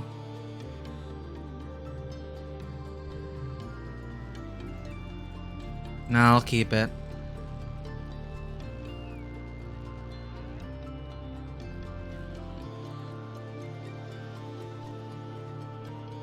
Oh, okay, I didn't know that.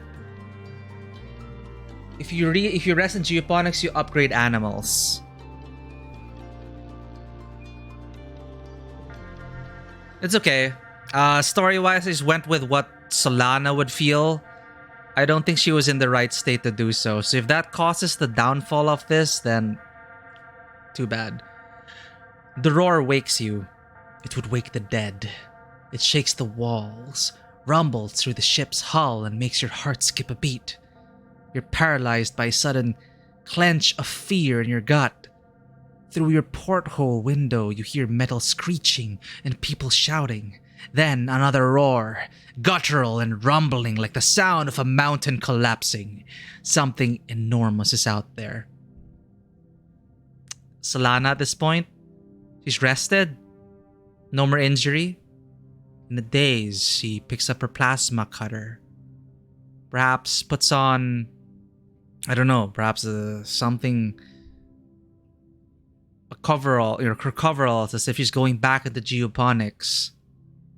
And she runs out and faces it.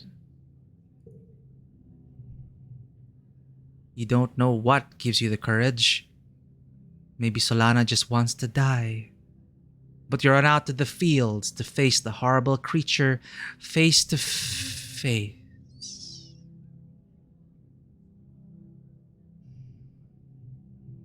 It has no face.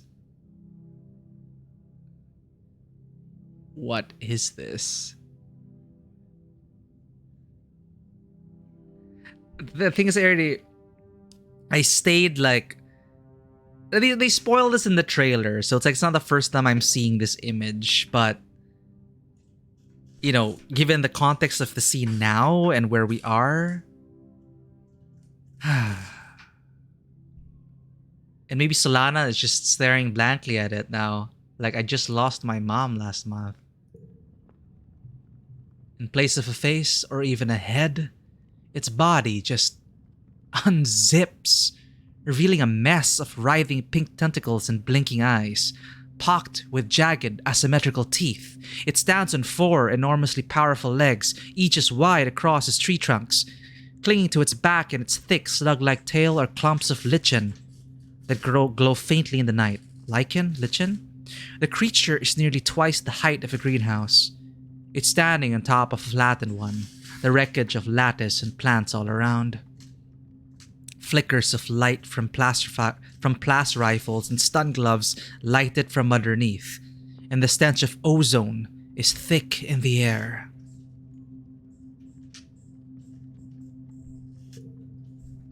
You see Nem and her brother darting in and around its legs with their twin shocks of red hair.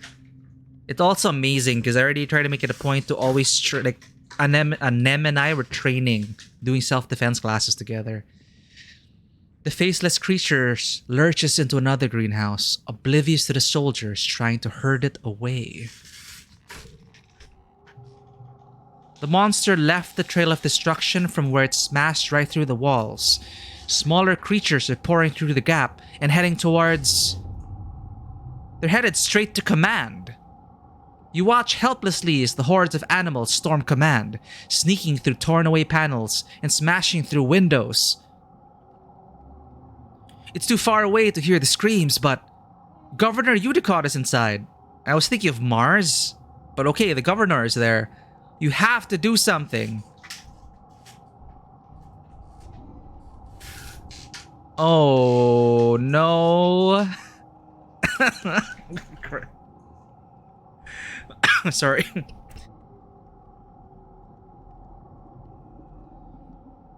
It is the monster I was trying to tell this about.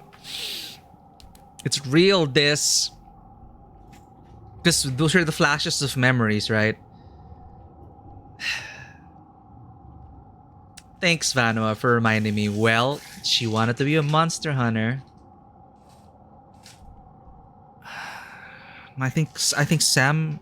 sorry, yeah, it's Lana at this point. Solana sees Nem. We're helping Nem and Calm, and Nem and Calm are engaging the monster. So we have to take this down together. That's going through my mind right now. So she snaps out of it, maybe, and she sees Nem and Calm in danger. And, you know, maybe she had a death wish that she was going to fight the faceless monster on her own. But maybe she sees something that reminded her of her mother. Maybe she reached for her gun, but then she like she finds the garden trowel, right? That we just bought. It's in our pack. And maybe that's what helps, you know, like, don't throw your life away at this faceless monster on your own. Help your friends. We need to do this together. Help Nem and Calm. So I like that. I think I can imagine that shot already. Like, she's about to like rush the monster, but the trowel just brings her back to her senses, and it's as if her mother is telling her the very thing that she told us the first time we stood up against a monster. It's all coming full circle, chat. Our mom told us we stood up to the monster, right? We stood up to one of the creatures during the first attack. We did it. And our mom sat us down the next month and told us, and she patted her leg and said, I think she said, being a hero is not all that it's chalked up to be. So it's like, damn, It's like Uncle Ben, like reminding Peter in in that moment. So I love that. I can imagine that totally. That's not what the mom would want. So that's why she rushed towards Nem and Calm. Man, I wouldn't have. I almost forgot we had that conversation with mom, but this it fits perfectly now. Like we're about to rush it, and mom's like, "No, Solana, don't be a hero." Whoosh, and then she comes back now to help Sam. Jay, welcome back. Welcome in. Welcome in. Thank you for the raid. Oh my god, we're just going through something so intense right now. Huge spoiler warnings, by the way, from for I Was a Teenage Exocolonist. Shout out to Small World J. Thanks everyone for coming in. You know, this is a good time. It's a good short break. Shout out to Small World J. How was Immortality? Spoiler-free first impressions. Were you able to finish it yet? I don't think so. But thank you everyone. If you are planning to play this game, did you get to finish Immortality? Thank you for the follow, Magindara. Well, for any first timers here, welcome to the table and welcome to Tabletop Cinema, where we bring together the worlds of filmmaking, tabletop role playing, and video games. Thank you for the follow, Hikari. I am Mikey, a freelance filmmaker, tabletop RPG game master, and variety streamer on Twitch, and you are seeing the variety streamer segment of our program. And here we are with actually an off-schedule stream, but now I am wide awake. I understand totally what you mean, Lichcasts. I won't be able to sleep now. I need to see this at least to its conclusion. I don't think I'll be able to finish the game today. Anyway, this is I Was a Teenage Exocolonist. It's a narrative RPG, very choose your own adventure like, with card-based challenges, with a lot of heart. And it's about growing up as a teenage exocolonist, as the title suggests. And it's a lot more than that. And you play as, you choose who you want to play as. And I'm playing as Solana right now. And we are 14 years old. And shit's happening to the colony.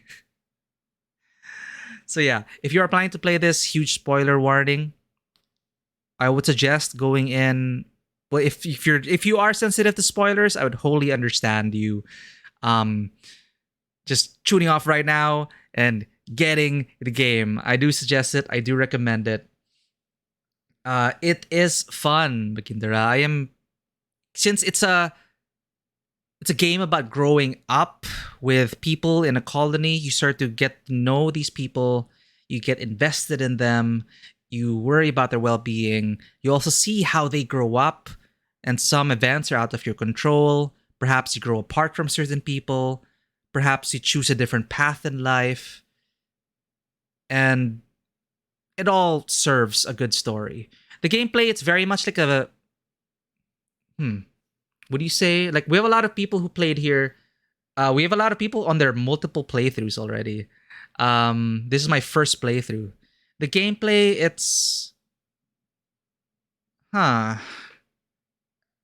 It's not exactly totally a visual novel. Like, there are a lot of these aspects of visual novels, but you get to roam around freely, pick up some items, choose the actions you want to do.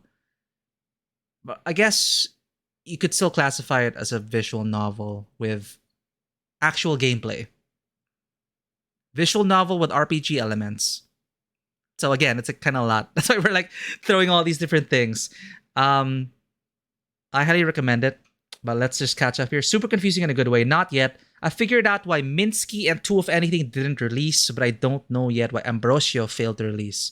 You also found the fourth film. Got it. I know what you're talking about, Jay. It's a ride, and I hope I'm really curious. I'm going to pick your brain. I was supposed to watch a stream today, but I got caught up here. So I will try to I'll do my best to try and catch you playing Immortality. I had a lot of thoughts about it. It was a super great stream. I'm really thankful for the people that dropped by during that stream. It's such a treat, and it really makes you feel like an editor piecing together history and coming up with a conclusion. But dating sim, stat racing. Yes, I forgot. You can also fall in love. It's just my character's been starving too much to think about love. It's a thing. Godspeed on your playthrough, Magindra. Thank you for dropping by with a raid. Enjoy your life as a teenage exocolonist. And thank you again for the follows, for the new followers. Welcome in. The raiders, welcome in. Again, you have been warned. These are spoilers. We are at a huge turning point in I Was a Teenage Exocolonist. Did you worry about the boobies? I think it was my sensor gift that I activated when I'm caught by surprise with something explicit. I was worried about it for a while, but until now I have not been sanctioned for it, and it doesn't seem like Twitch is cracking down on immortality specifically. I've already been told that a lot of other people are streaming immortality. It's not just us. So I say just go for it. Just keep playing it. And as far as I can tell, they haven't been like banning people because I guess to Twitch, immortality is, I don't know. It's a film, so it's, I guess, sophisticated enough to not be, quote unquote bad nudity. I guess I had no problems with it, Jay. So it is fine. Well, I hope it's gonna stay fine, but I really enjoyed my playthrough, and I'm excited for you to uncover even more. In fact, I haven't even uncovered all the. I have not uncovered all the scenes yet, the film footage. So I'm gonna go ahead and go do that, but off stream. But it is such a wonderful experience, just really good fun. So again, thank you for the raid, and again, if you have not played I Was a Teenage Exocolonist, spoilers ahead. I'm gonna continue the game in just a moment. But I do appreciate the raid, and perhaps this is something you might also enjoy, Jay. I'm curious to see now, like all of the people here in chat. A lot of them already had multiple playthroughs, and how their colonies ended up on their first playthrough. Like after I finish it, I'm definitely gonna ask about that. But right now, I appreciate everyone like keeping a lid on spoilers, and it's been great so far. And now I'm super worried. But yeah. Did you worry about you have thoughts for sure, but I want to finish it first. Yeah. And it's one of those games I feel like as I was playing it, like do you think you understand what's going on? And then a clip comes along and you're like, okay, hold up, wait a minute. And kind of changes your perspective on things. So yeah, I'm really curious about it. All right. Jay, thank you for dropping by. Thank you for bringing in your raiders. Thank you. I'll try to drop by for Immortality, and I really want to see other people play that game, because we also had similar to I Was a Teenage Exocolonist. Your experiences may vary. A lot of people have different insights about it and have different ideas about it. So I find it super enriching to talk about that. So I'll see you around, Jay. Thank you. Thank you so much. Did I properly shout you out? Yes, I did. The game finds ways to live in your mind rent-free. All right, that's about Teenage Exocolonist. Visual novel.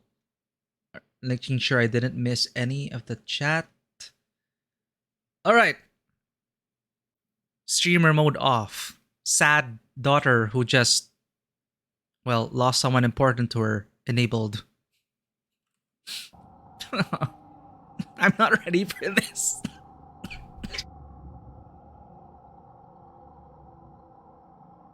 Oh my god, I just hate how I'm like starting to cough now. Only now, like at this point of the stream.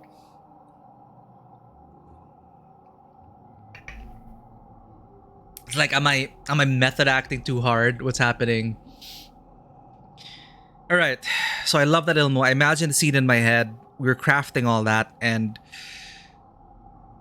I remembered my mother's words the first time we stood up against a creature. But this, you gotta help your family, you gotta help your friends. You run towards geoponics, picking up a handful of rocks as you cross through the barren fields. When Calm sees you, he gestures for you to flee. Get out of here, Solana, he says. You're gonna get yourself killed. You grip your rocks in defiance. You're sick of being told to hide like a child. You want to help. Challenge. Nice. We could do this, chat. I am vaccinated, Vanua. It's thankfully it's not COVID. Thankfully it is not COVID. I was already incapacitated by COVID for a couple of weeks, like a month or 2 months ago. Would not want to go through that again.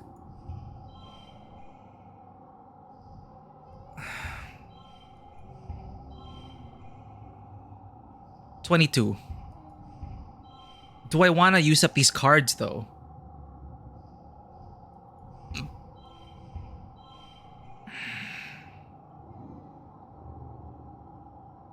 It's the effect of staying up to Tang hours. We don't have the augment. We don't have Tang's augment. I feel like I got, yeah. You think I gotta save this? We gotta pull this together. But I have this, +10 to combat. And +2 to strength challenges. So, all good. We will refill our hand. Anyway, we also have a crystal cluster in case you get a really shitty draw. Okay, we gotta knock it down. And just hope to the gods we get a good... Okay.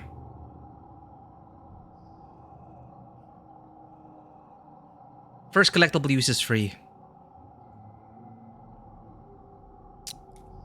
I think I should redraw the hand. Yep. Let me just check this out first. It's a Stammy card.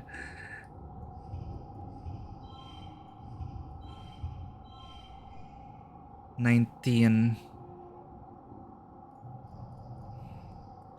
Let's redraw. Okay. We got rid of the boring card. But it's gonna end up becoming a 3.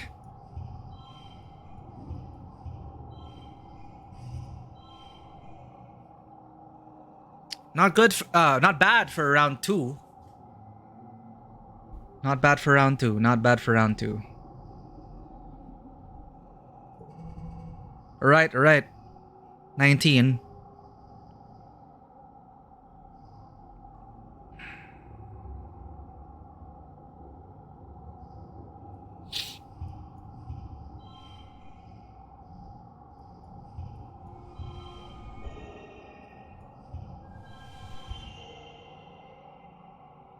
We did it, but I'm also... Did we maximize it?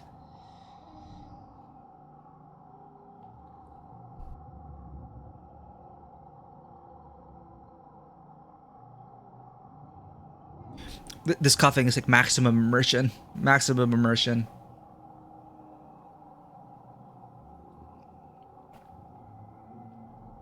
2, 4, 5, 6, 6.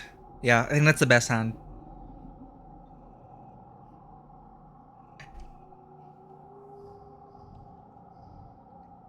Well, I could boost it with the mushroom log, but I'm gonna save these for when we really need them. No! 1 point. It's okay.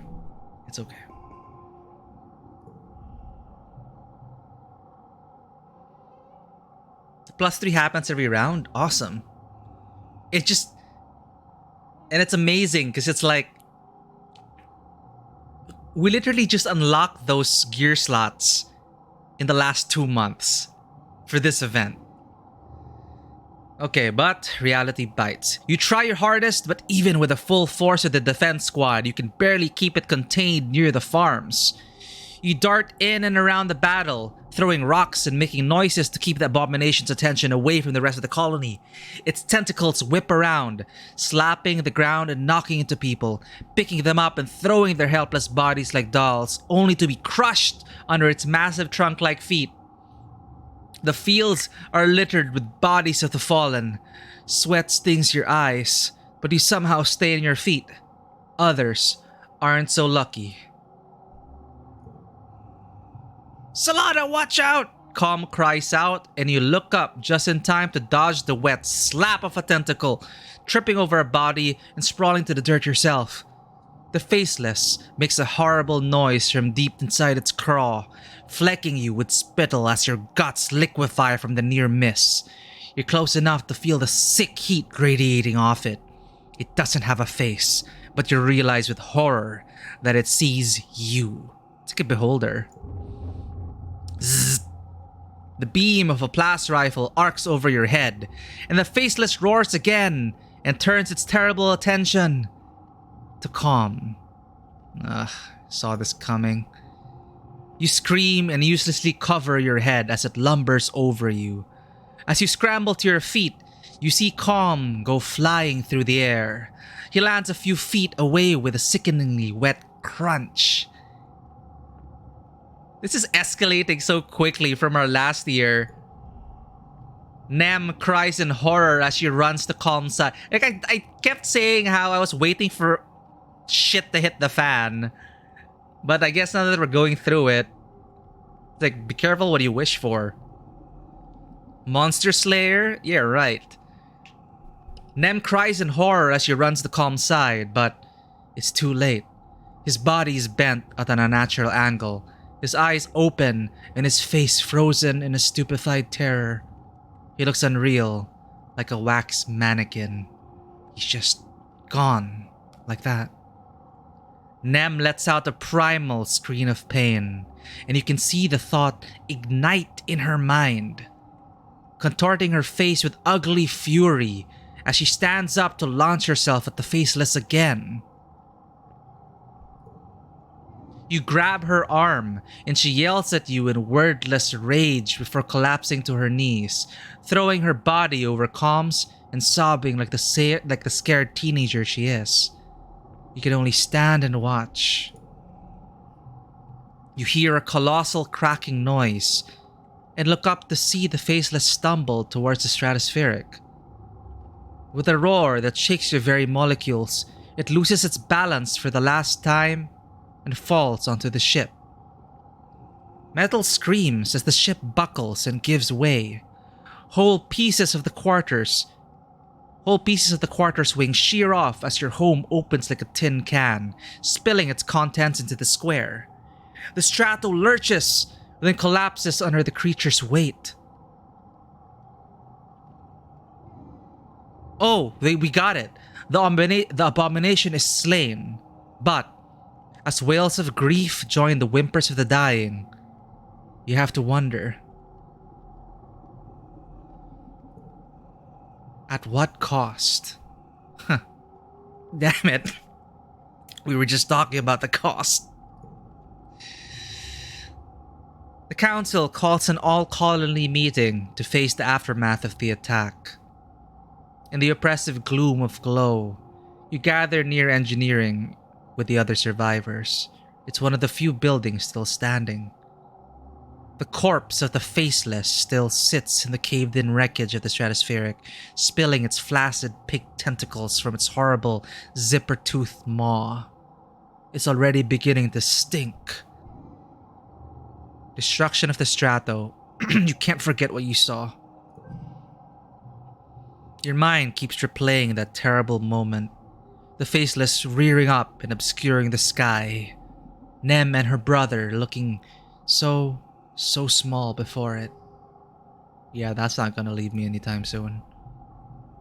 Governor Udicott was killed by the smaller creatures that swarmed command during the attack. In her absence, Seek addresses the colony. The council acknowledges the bravery of the defense squad, citing their heroism in finally taking down the Faceless. Geoponics is gone! The greenhouses destroyed and fields trampled. After a year of suffering, starving, and only barely scraping by, you're not just back where you started. It's even worse. Everything your mom sacrificed herself for, gone in one night. I feel like we're getting the worst ending, chat. The entire front of the stratospheric has been destroyed. The living quarters, the canteen, the garrison, the lounge, even the creche. It's all gone. It's only by some stroke of luck that people hiding in the creche weren't all killed. Seek solemnly reads the names of those who lost their lives. Too many, including Governor Udicott. You all stand for a moment of silence. You feel the weight of loss like a blow to your chest. Nem and her family cry out when her brother Calm's name is called, and their quiet sobbing continues through the silence. I hope I have a good time too, Fisher, but thank you so much for the follow. Thank you for dropping by and hanging out all this time and helping us get the best results possible. We tried, and just like you said, I'm still not going to give up hope. We're going to keep going. For the sake of everyone we lost. With the living quarters destroyed, everyone moves into the engineering wing for shelter. You're crowded into the classroom with other families. The adults try to make it seem like a sleepover, but you're still so shaken. Nem cries about her brother and screams at anyone who tries to comfort her. Eventually, you just ignore her grief, as painful as it is to hear her sobbing at night. Morning again. You feel like you've been awake for days, and you'll never fully sleep again. You try, but you keep jerking awake, crying out in fear. Eventually, you fall asleep sitting up, held in your father's arms. Your sleep is fitful, but mercifully dreamless.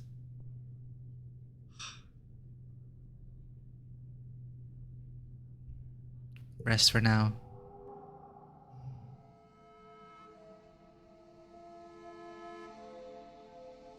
What? Wow. What did just happen, chat?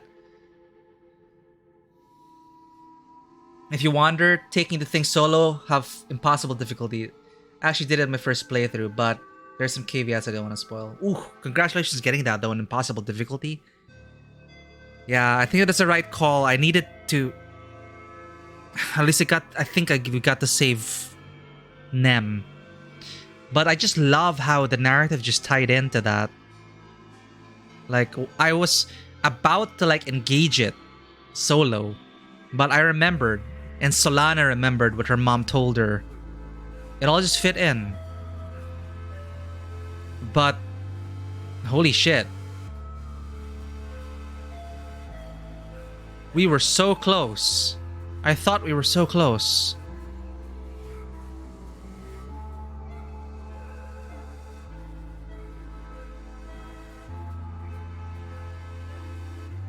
We won't survive another year. What are we going to do?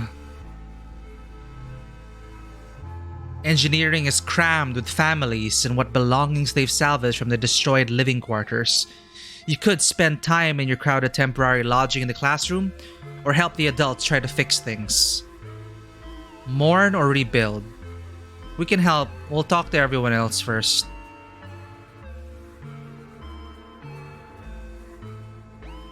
Jesus.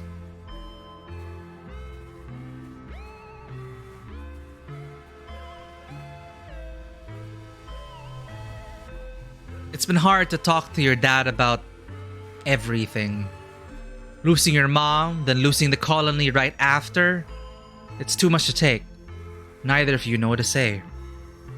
Yep.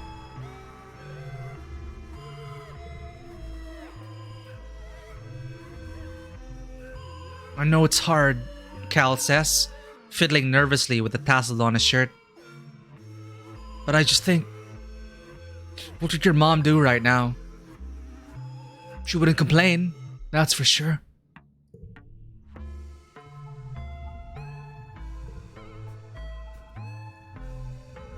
This is examining a bit of rubble, turning it over in his hands.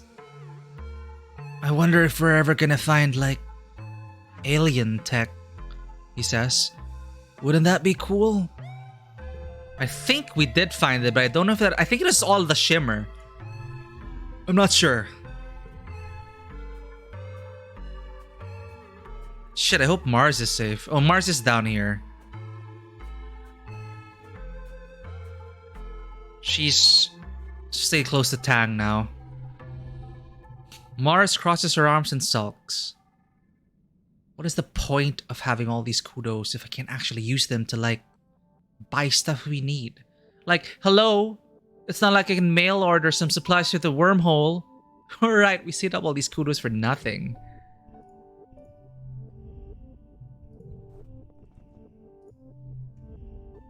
Tangent frowns. I just don't understand, she says. Why now? Why does it keep getting worse? Same questions. Same questions. Let's help rebuild. Can we even step out at this point? Oh, rebuild.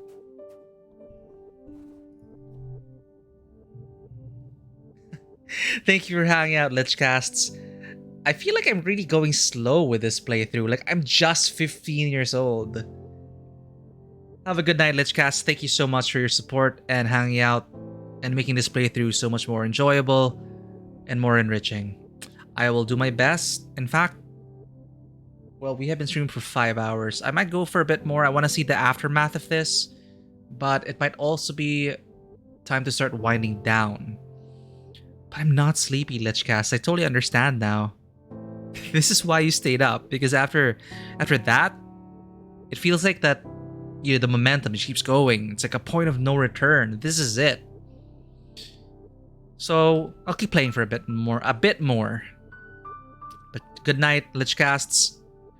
Hope you have pleasant dreams and not like whatever is going on here. I'll see you around. We're going to rebuild. True, looking for all the lines at a normal time. You know, and again, I want to get the most out of the first playthrough. I'm really happy with it so far, but I'm also very grateful that you guys are sticking around, even if I am taking my sweet time. And I know, like, I may not be making, like, I don't know anything, right? I really appreciate that no one's also really spoiling anything. And just watching this train wreck happen. The first month of quiet passes, each day plodding one after the other. You still have trouble sleeping in the classroom barracks, but there's nowhere else to go. Every day, you wake with the others and try to make the best of it. Grief and anger come in waves, not just for you, but for everyone. Some days are better than others.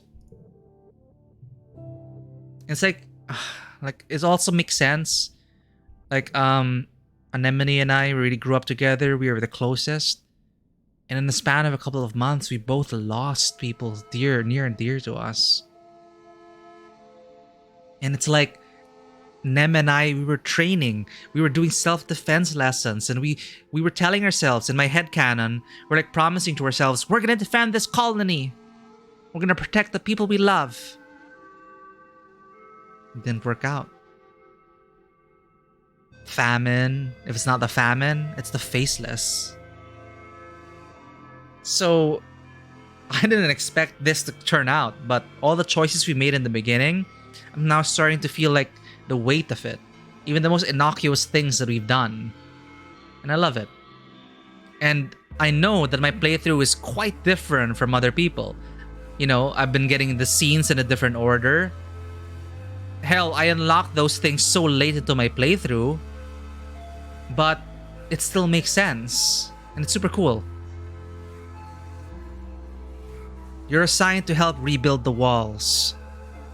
The first part of the month is spent just dragging away the wreckage, sorting it into salvage or recycling. By the time that's done, crews disassemble parts of the stratospheric. They've delivered enough salvage that you can begin work patching up the walls. A sense of urgency permeates the crew. After everything, people need to feel safe. This is on the work crew with you, something he does begrudgingly. Walls didn't help the first time, He grumbles whenever anyone asks for his opinion. We should just tear them all down and live like the animals do. If someone planted a bunch of buildings on my land, I'd be pissed off too.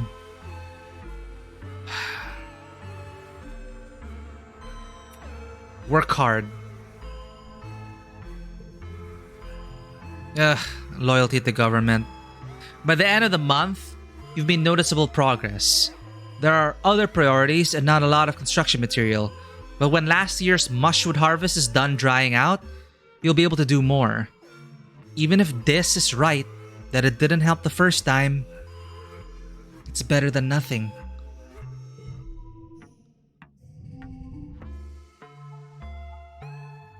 I feel like this is a big chapter break already, actually. I'm not sure. Like, this might be a good place to really pause, actually. Like, it feels like a season ender, or it feels like a mid-season, or like a mid-season ender. Let's keep going.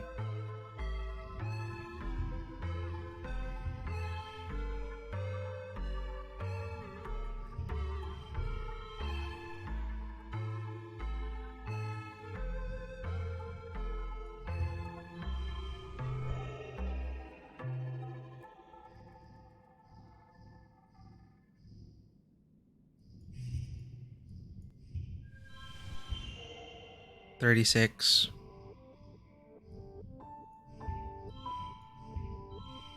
Win. At least we got a 3 stars. The sun finally dawns again on your birthday.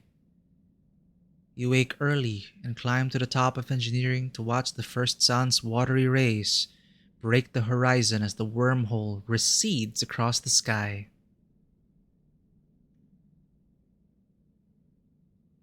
Dawn should represent hope after a long period of darkness, but this light only reveals the full extent of the damage to the colony. You've been having trouble sleeping, like most people. It's hard to find rest crammed into the classroom with all the other kids and their families, and every time you close your eyes, you shake your head to clear the memories. You pull your blanket more tightly around your shoulders. Not your blanket, that one's gone, and stare out as the sun rises on the horizon, meager and sickly. Hey, kiddo, you hear. Then your dad comes and sits down beside you. I was looking for you. Nice view, huh? At least we got a rooftop patio out of the deal. He laughs a little at his own joke, then just sorts of trails off with a sigh afterward. He puts his arm around your shoulder and you sit in silence for a while, watching the sunrise pick out all the broken glass littering the fields, glimmering like a field of stars. Neither of you really know what to say. It's clear your dad feels like he has to give you a pep talk, but there's an oppressive nature to the silence that makes it feel impossible for either of you to start. Eventually, he just sighs and his shoulders slump. I know things seem pretty bad right now, he says, squinting at the sunrise. It sounds like it's taking all his effort to not cry. But it'll get better. It has to, right? You're not so sure. At least your mom wasn't here to see this, he mutters. That's the silver lining, I guess. You watch the sunrise together for a few more minutes. After a bit, your dad musters up a brave smile and pulls out a little box tied with a piece of garden twine. Happy birthday, my little rutabaga, he says. Oh man. Oh, you know what it is before you open it. Your old medallion, the one your dad made, with the sun on it to represent Earth. It was broken during the attack. Oh. In all the chaos, you didn't even notice, but your dad did, and made you a new one. It's just like you remembered. A similar design with a wormhole this time to represent Vertumna. Ooh, we are reaching like tier 2. You thank him and squint out at the swirling wormhole still barely visible in the brightening sky. It's so massive and awe-inspiring this time of year, but it always seems to herald disaster. You're happy to watch it fade away into the daylight. Your dad slaps you on the back. What a birthday, huh? Here's hoping they all get better from here. I hope so too.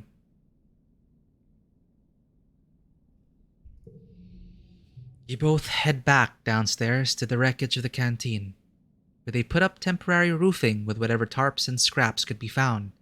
The colony nanoprinters, the few that still run. Holy crap, we'd be totally screwed if the nanoprinters were gone.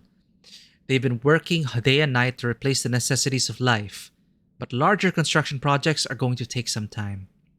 Aunt Anne has coaxed the kitchen nanoprinters into making soy gruel and pressed bars. Life-sustaining, but depressing. You and the other colonists eat your breakfast in stony silence as you mentally prepare for the day. Chief Administrator Seek has taken over as interim governor until the council can elect someone new. Last week, they held a mass funeral for everyone who died. There's talk of turning the Stratospheric's destroyed the front half into a memorial shrine after everything useful has been salvaged. There's still so much to do. Happy birthday. Oh man, I want to keep going and see what happens next. Tangent paces outside the engineering wing, the only building still standing. With everyone living in here, there's barely enough room to think.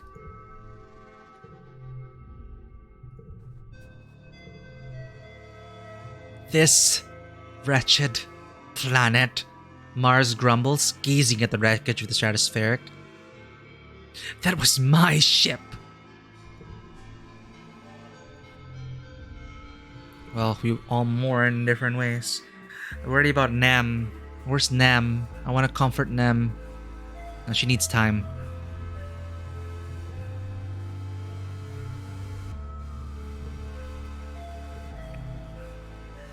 This is sitting on a pile of rubble, looking out over the colony wreckage.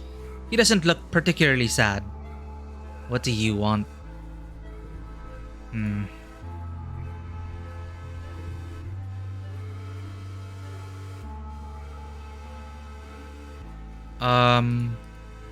Wow, that's all we can do.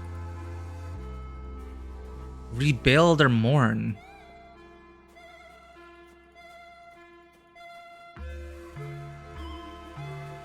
We keep going.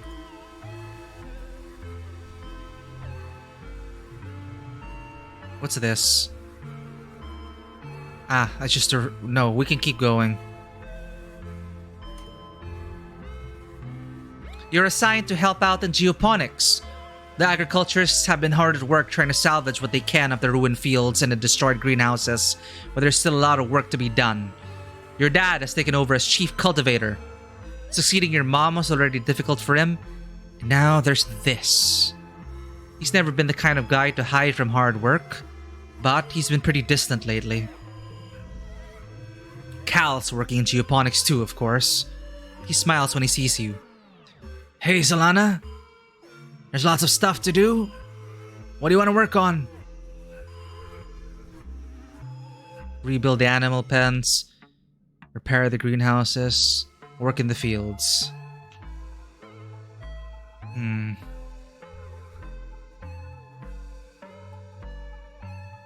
feel like Solana's thinking about her mom right now. And probably grabs farming tools and just works in the fields. Definitely we have to do all this though, but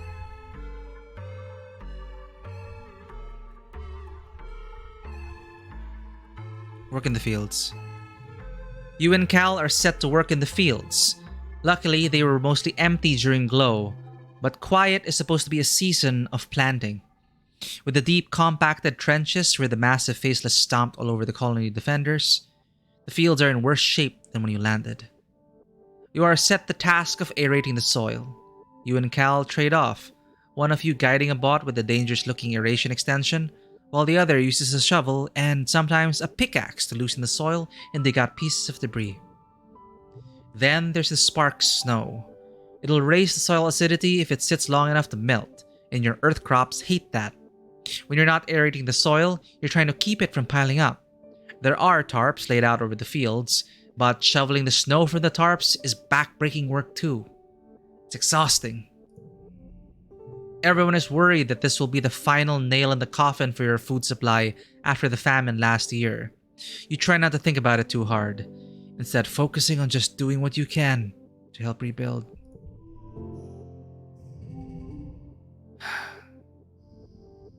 Keep going.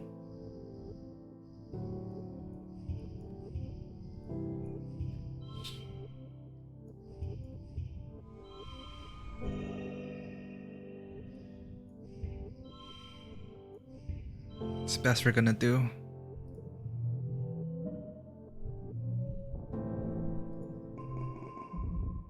You're eating in the mess tents when you hear something rumbling. Your bowl and cutlery start rattling. People look around in alarm. Could it be another attack? So soon? You begin to hear shouting from outside. Someone runs to the tent. "There's something falling from the sky!" they shout. "It's on fire!" You join the crowd of people leaving your temporary structures to gather in the colony square. People are squinting up into the milky, quiet sunlight, pointing and gesturing wildly. It's impossible to miss a thing hurtling towards you from space, like a great big ball of fire coming straight for you. Is this it? Is this the end? After all you've been through, a meteor's gonna land in the middle of your already ruined colony and kill you all.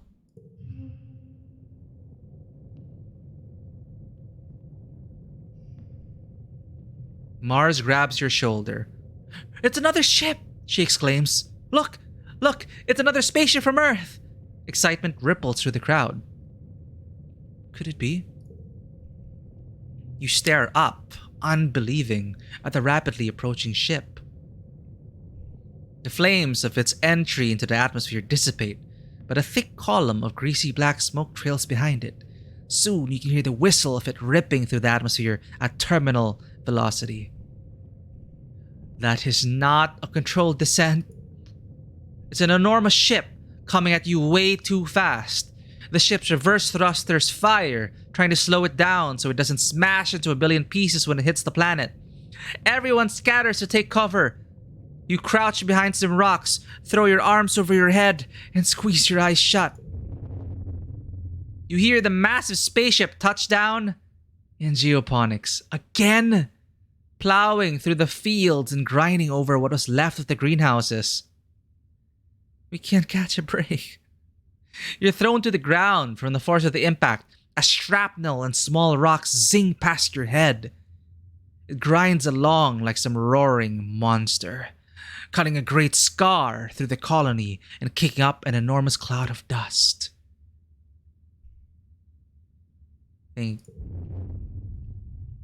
Finally, the ship comes to a creaking, shuddering halt. You and the other colonists carefully crawl out of your hiding places, coughing and rubbing your eyes. The new ship is half buried and obscured by dust, but you can tell it's from Earth. You squint to make out stenciled letters. Heliopause. A hatch opens in its side, and silhouettes begin to emerge. Silhouettes with guns. Soldiers march out of the dust and quickly surround all of the remaining colonists. More soldiers form two parallel lines from the ship to the square, their guns in parade rest. And a lone figure strides down the center towards you. "Greetings, fugitives of Earth," the man says, spreading his arms wide. His hands wide. Looks familiar. A dismayed murmur rippled through the crowd. The adults exchanged significant looks. Chief Engineer Instance tries to slip out of the crowd, but she's stopped by the line of soldiers. The man smiles. He has a broad, easygoing smile that doesn't match the threatening aura of the soldiers, nor the smoking ruin of the ship behind them. "I am Commander Lum," he says proudly. "As captain of the Heliopause, I have come to render aid and bring you to justice." Oh, Manuel, thank you. Like, I kept going. Oh, this is so good. This is so good right now. Listen with the others. Seek steps forward out of the crowd. "You are not the commander of the Heliopause," they say firmly. "Governor Udicott was expecting Commander Morikawa." Everyone is surprised. Udicott had been in communication with this ship? For how long? "I am captain of the Heliopause," Lum repeats stubbornly, then adds, "According to the chain of command, we, sustained significant loss of personnel when we went through the wormhole." You can't help but notice many of the soldiers exchange looks this time. You wonder how many people had to die before Lum became commander. "As the commanding officer," Lum continues, "I declare this colony to be under our protection. As such, you are all now subject to the laws of Earth." Seek bows. Now, they stammer. "There's no need for dramatics. We're a diminished colony, as you see. Governor Udicott died in the most recent attack, and Fluorescent passed away a few months ago. Even Technician Halitosis is gone. You see, we're quite leaderless." "Wait, your mom? What would these Earth cops have wanted from your mom?" You notice Chief Engineer Instance is being held with her arms behind her back. She glowers at Lum with unbridled hatred. Well, our mom talks about fighting Earth, so we are... Yeah, our mom talked about the war with people from Earth. Lum turns to the assembled colonists. "Well, why don't we fix that?" he declares. "Say hello to your new governor."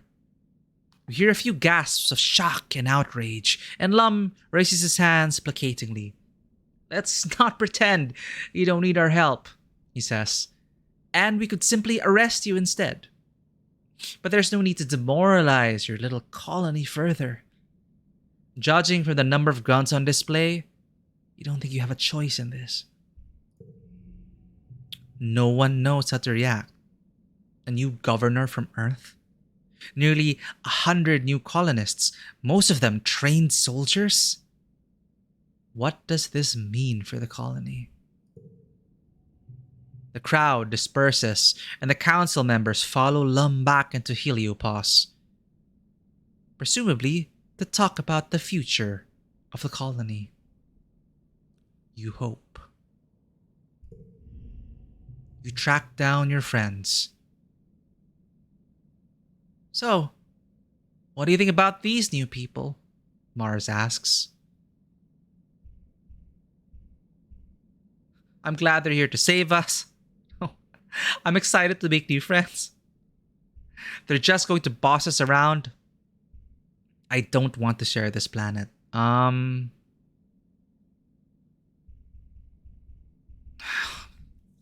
answer lies somewhere in between these two, but I guess this is more in the spirit of they're just gonna boss us around." Tangent nods. They don't live here. They don't know what it's like. And they're just going to swoop in and act like they're better than us? She hugs her arms around herself. Did you see what they were doing to Instance? Oh shit, and Instance is like her mother. Oh no, Tan. The entire colony, now twice as many of you, sets to work on salvaging the wreckage of the heliopause, tearing it down and combining it with the stratospheric's remaining engine section. Spirits are high, though these new colonists from the heliopause aren't like any people you've ever met before. With their uniforms and weapons, they're more like an invading force than a rescue. You aren't sure what this means for the colony or for your future. Boom! Season ender!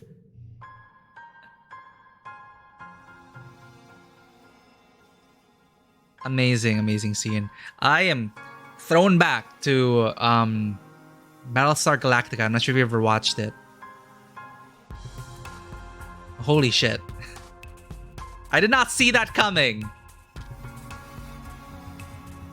Like, there's something off about the governor and the government and but that's like this typical, like, oh, I don't trust them. But they were in touch with the heliopause. I didn't expect this ship to come down right now. It's just like one thing after another. As the dust settles, you rebuild your colony around this new ship, the heliopause. The new arrivals. I love how it's also playing the menu music. The new arrivals, soldiers mainly, are aloof at first. Many see you as fugitives. Together, you build new walls, living quarters, greenhouses, and a massive bunkered garrison. The Stratos engineering wing is the only reminder of your old colony. The heliopause brought enough rations for another 5 years, as well as a rich seed bank and working hydroponics. Finally, an end to the slow starvation you felt for years. They've also had more guns and explosives than you've ever seen in your life. Even the ship has guns. A full stomach, a roof over your heads, and the promise of safety convinces most Strato colonists to accept the Helios. In turn, the Helios decide that you criminals pose little threat. A grudging peace is brokered between the two groups. You decide they aren't so different, really. There are even Helio children born among the stars, just like you. And after a month of hard work, you and your dad move into your new quarters. And you have your own bedroom for the first time in your life. You place a picture of your mother on the shelves beside your bed. You step out onto your very own balcony to watch the new colony.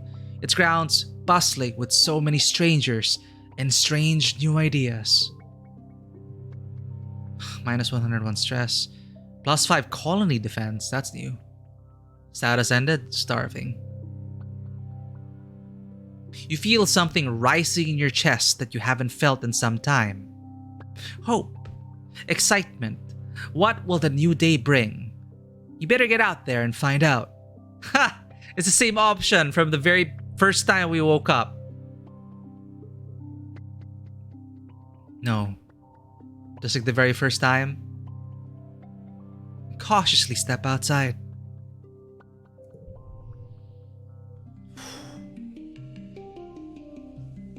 Damn. Alright. That is... I think we can pause for now. That is a great way. I think, yeah, that is a much better way to pause our playthrough. Holy crap. Holy crap. Oh, wow. And now... new kids.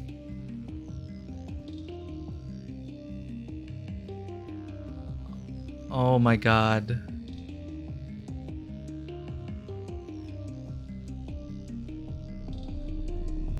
Wow, okay. Still reeling from all that. Thank you, everyone. I think I'd love to keep playing, but this is a great place to pause, I think. Wow. Thank you, Vanua, for staying up to this point. Okay, Matthew, it's 3 a.m. Go to bed. That is a great season ender. You were right on the money, Vanua. Thank you for that. Ah, man. All right. I was really waiting for things to get shaken up, but I didn't expect it to come in the form of the Heliopause. So holy crap. I feel like I'm going to be brought back to the Battlestar Galactica arc of, you know, I think you know what arc I'm talking about, referring to from BSG, but yes. Great way to season end. Thank you so much, Manuel, Matthews. Thank you, God. Thanks so many people. Hikari for the new follow. Magindara. Everyone else from Jay. Jay's Rage. Small World Jay for rating. Fisher. Fisher for the new follow. Lau. I hope you're enjoying your first playthrough. Mr. King Dice. Thank you for the gift sub. And everyone else from 2 days ago.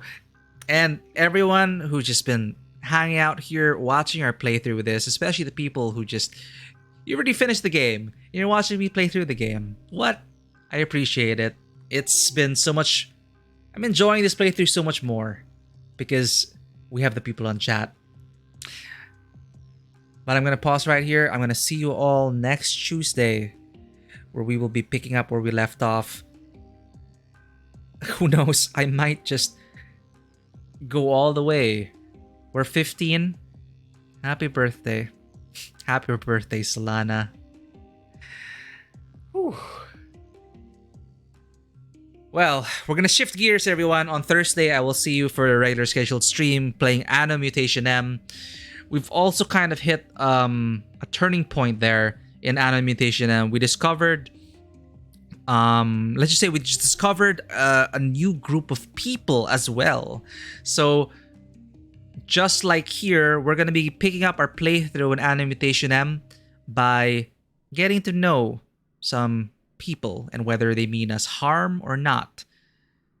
So big mystery is going to be unveiled on Thursday with Anno Mutation M. I'm not sure how far I am in the playthrough, but we're still looking for our brother in that game, and we stumbled upon an entire civilization in the rubble of the wasteland. So it's been pretty awesome. So on Thursday, we'll be back with Anno Mutation M. On Saturday, we just finished Immortality. I am still considering whether I want to jump into her story as recommended by Keita. I'll announce on the relevant channels what we'll be playing on Saturday. That said, as well, off stream, I got a bunch of stuff to catch up with. And Matthew, feel free to PM as well about the thing earlier. And Den Mother, if you are here as well, thank you for passing by. And if you are having us here, if you're there, it's great. We got Vanua. We roped in Vanua to play Mage or some other RPG. Perhaps we'll see you at a table, Vanua. That's something else I want to get going, especially with Lord of the Rings and Andor and House of the Dragon, like happening every week. 8 weeks, chat. 8 weeks of fantasy shows, with Rings of Power and House of the Dragon. 2 different flavors of fantasy. So it's been pretty good as well. Gotta catch up on that as well. So, and Andor coming later this month. After the fantasy shows have gone, we get Andor at the end of the month. I'll have to double check the release date. But exciting times ahead. I really want to get some games going. Thank you, everyone. For anyone who may be lurking, if you enjoy this content and want to keep up with what's happening on the channel, please consider hitting that follow button and checking us out on Twitter, Instagram, and YouTube. Our Discord is also open 24/7. Holy crap, I did not expect that. But we are going to find out next Tuesday, everyone. Are the people of the Heliopause here to save us? What comes next? Who are these new kids? Should we focus on that? And look, there's even like a cat boy here. Is that a cat boy? Maybe we'll get to know them and find out more about these people from the Heliopause. Maybe we'll find something in common. Maybe this isn't all that bad. Famous last words. But Solana's rebellious spirit is still there. I loved how... Right, I am sad about like not... Obviously, it wasn't an optimal playthrough. We could have like done other things, but I'm really satisfied right now with the timing of the events that I got for this playthrough so far. It's been quite a compelling story so far. Slow burn, definitely, but then suddenly, bam, bam, bam, just one after the other, and the season ender. So I'll see you for that spiritual season 2, everyone. Take care, and as always, welcome to the table. Have a good one. Bye-bye.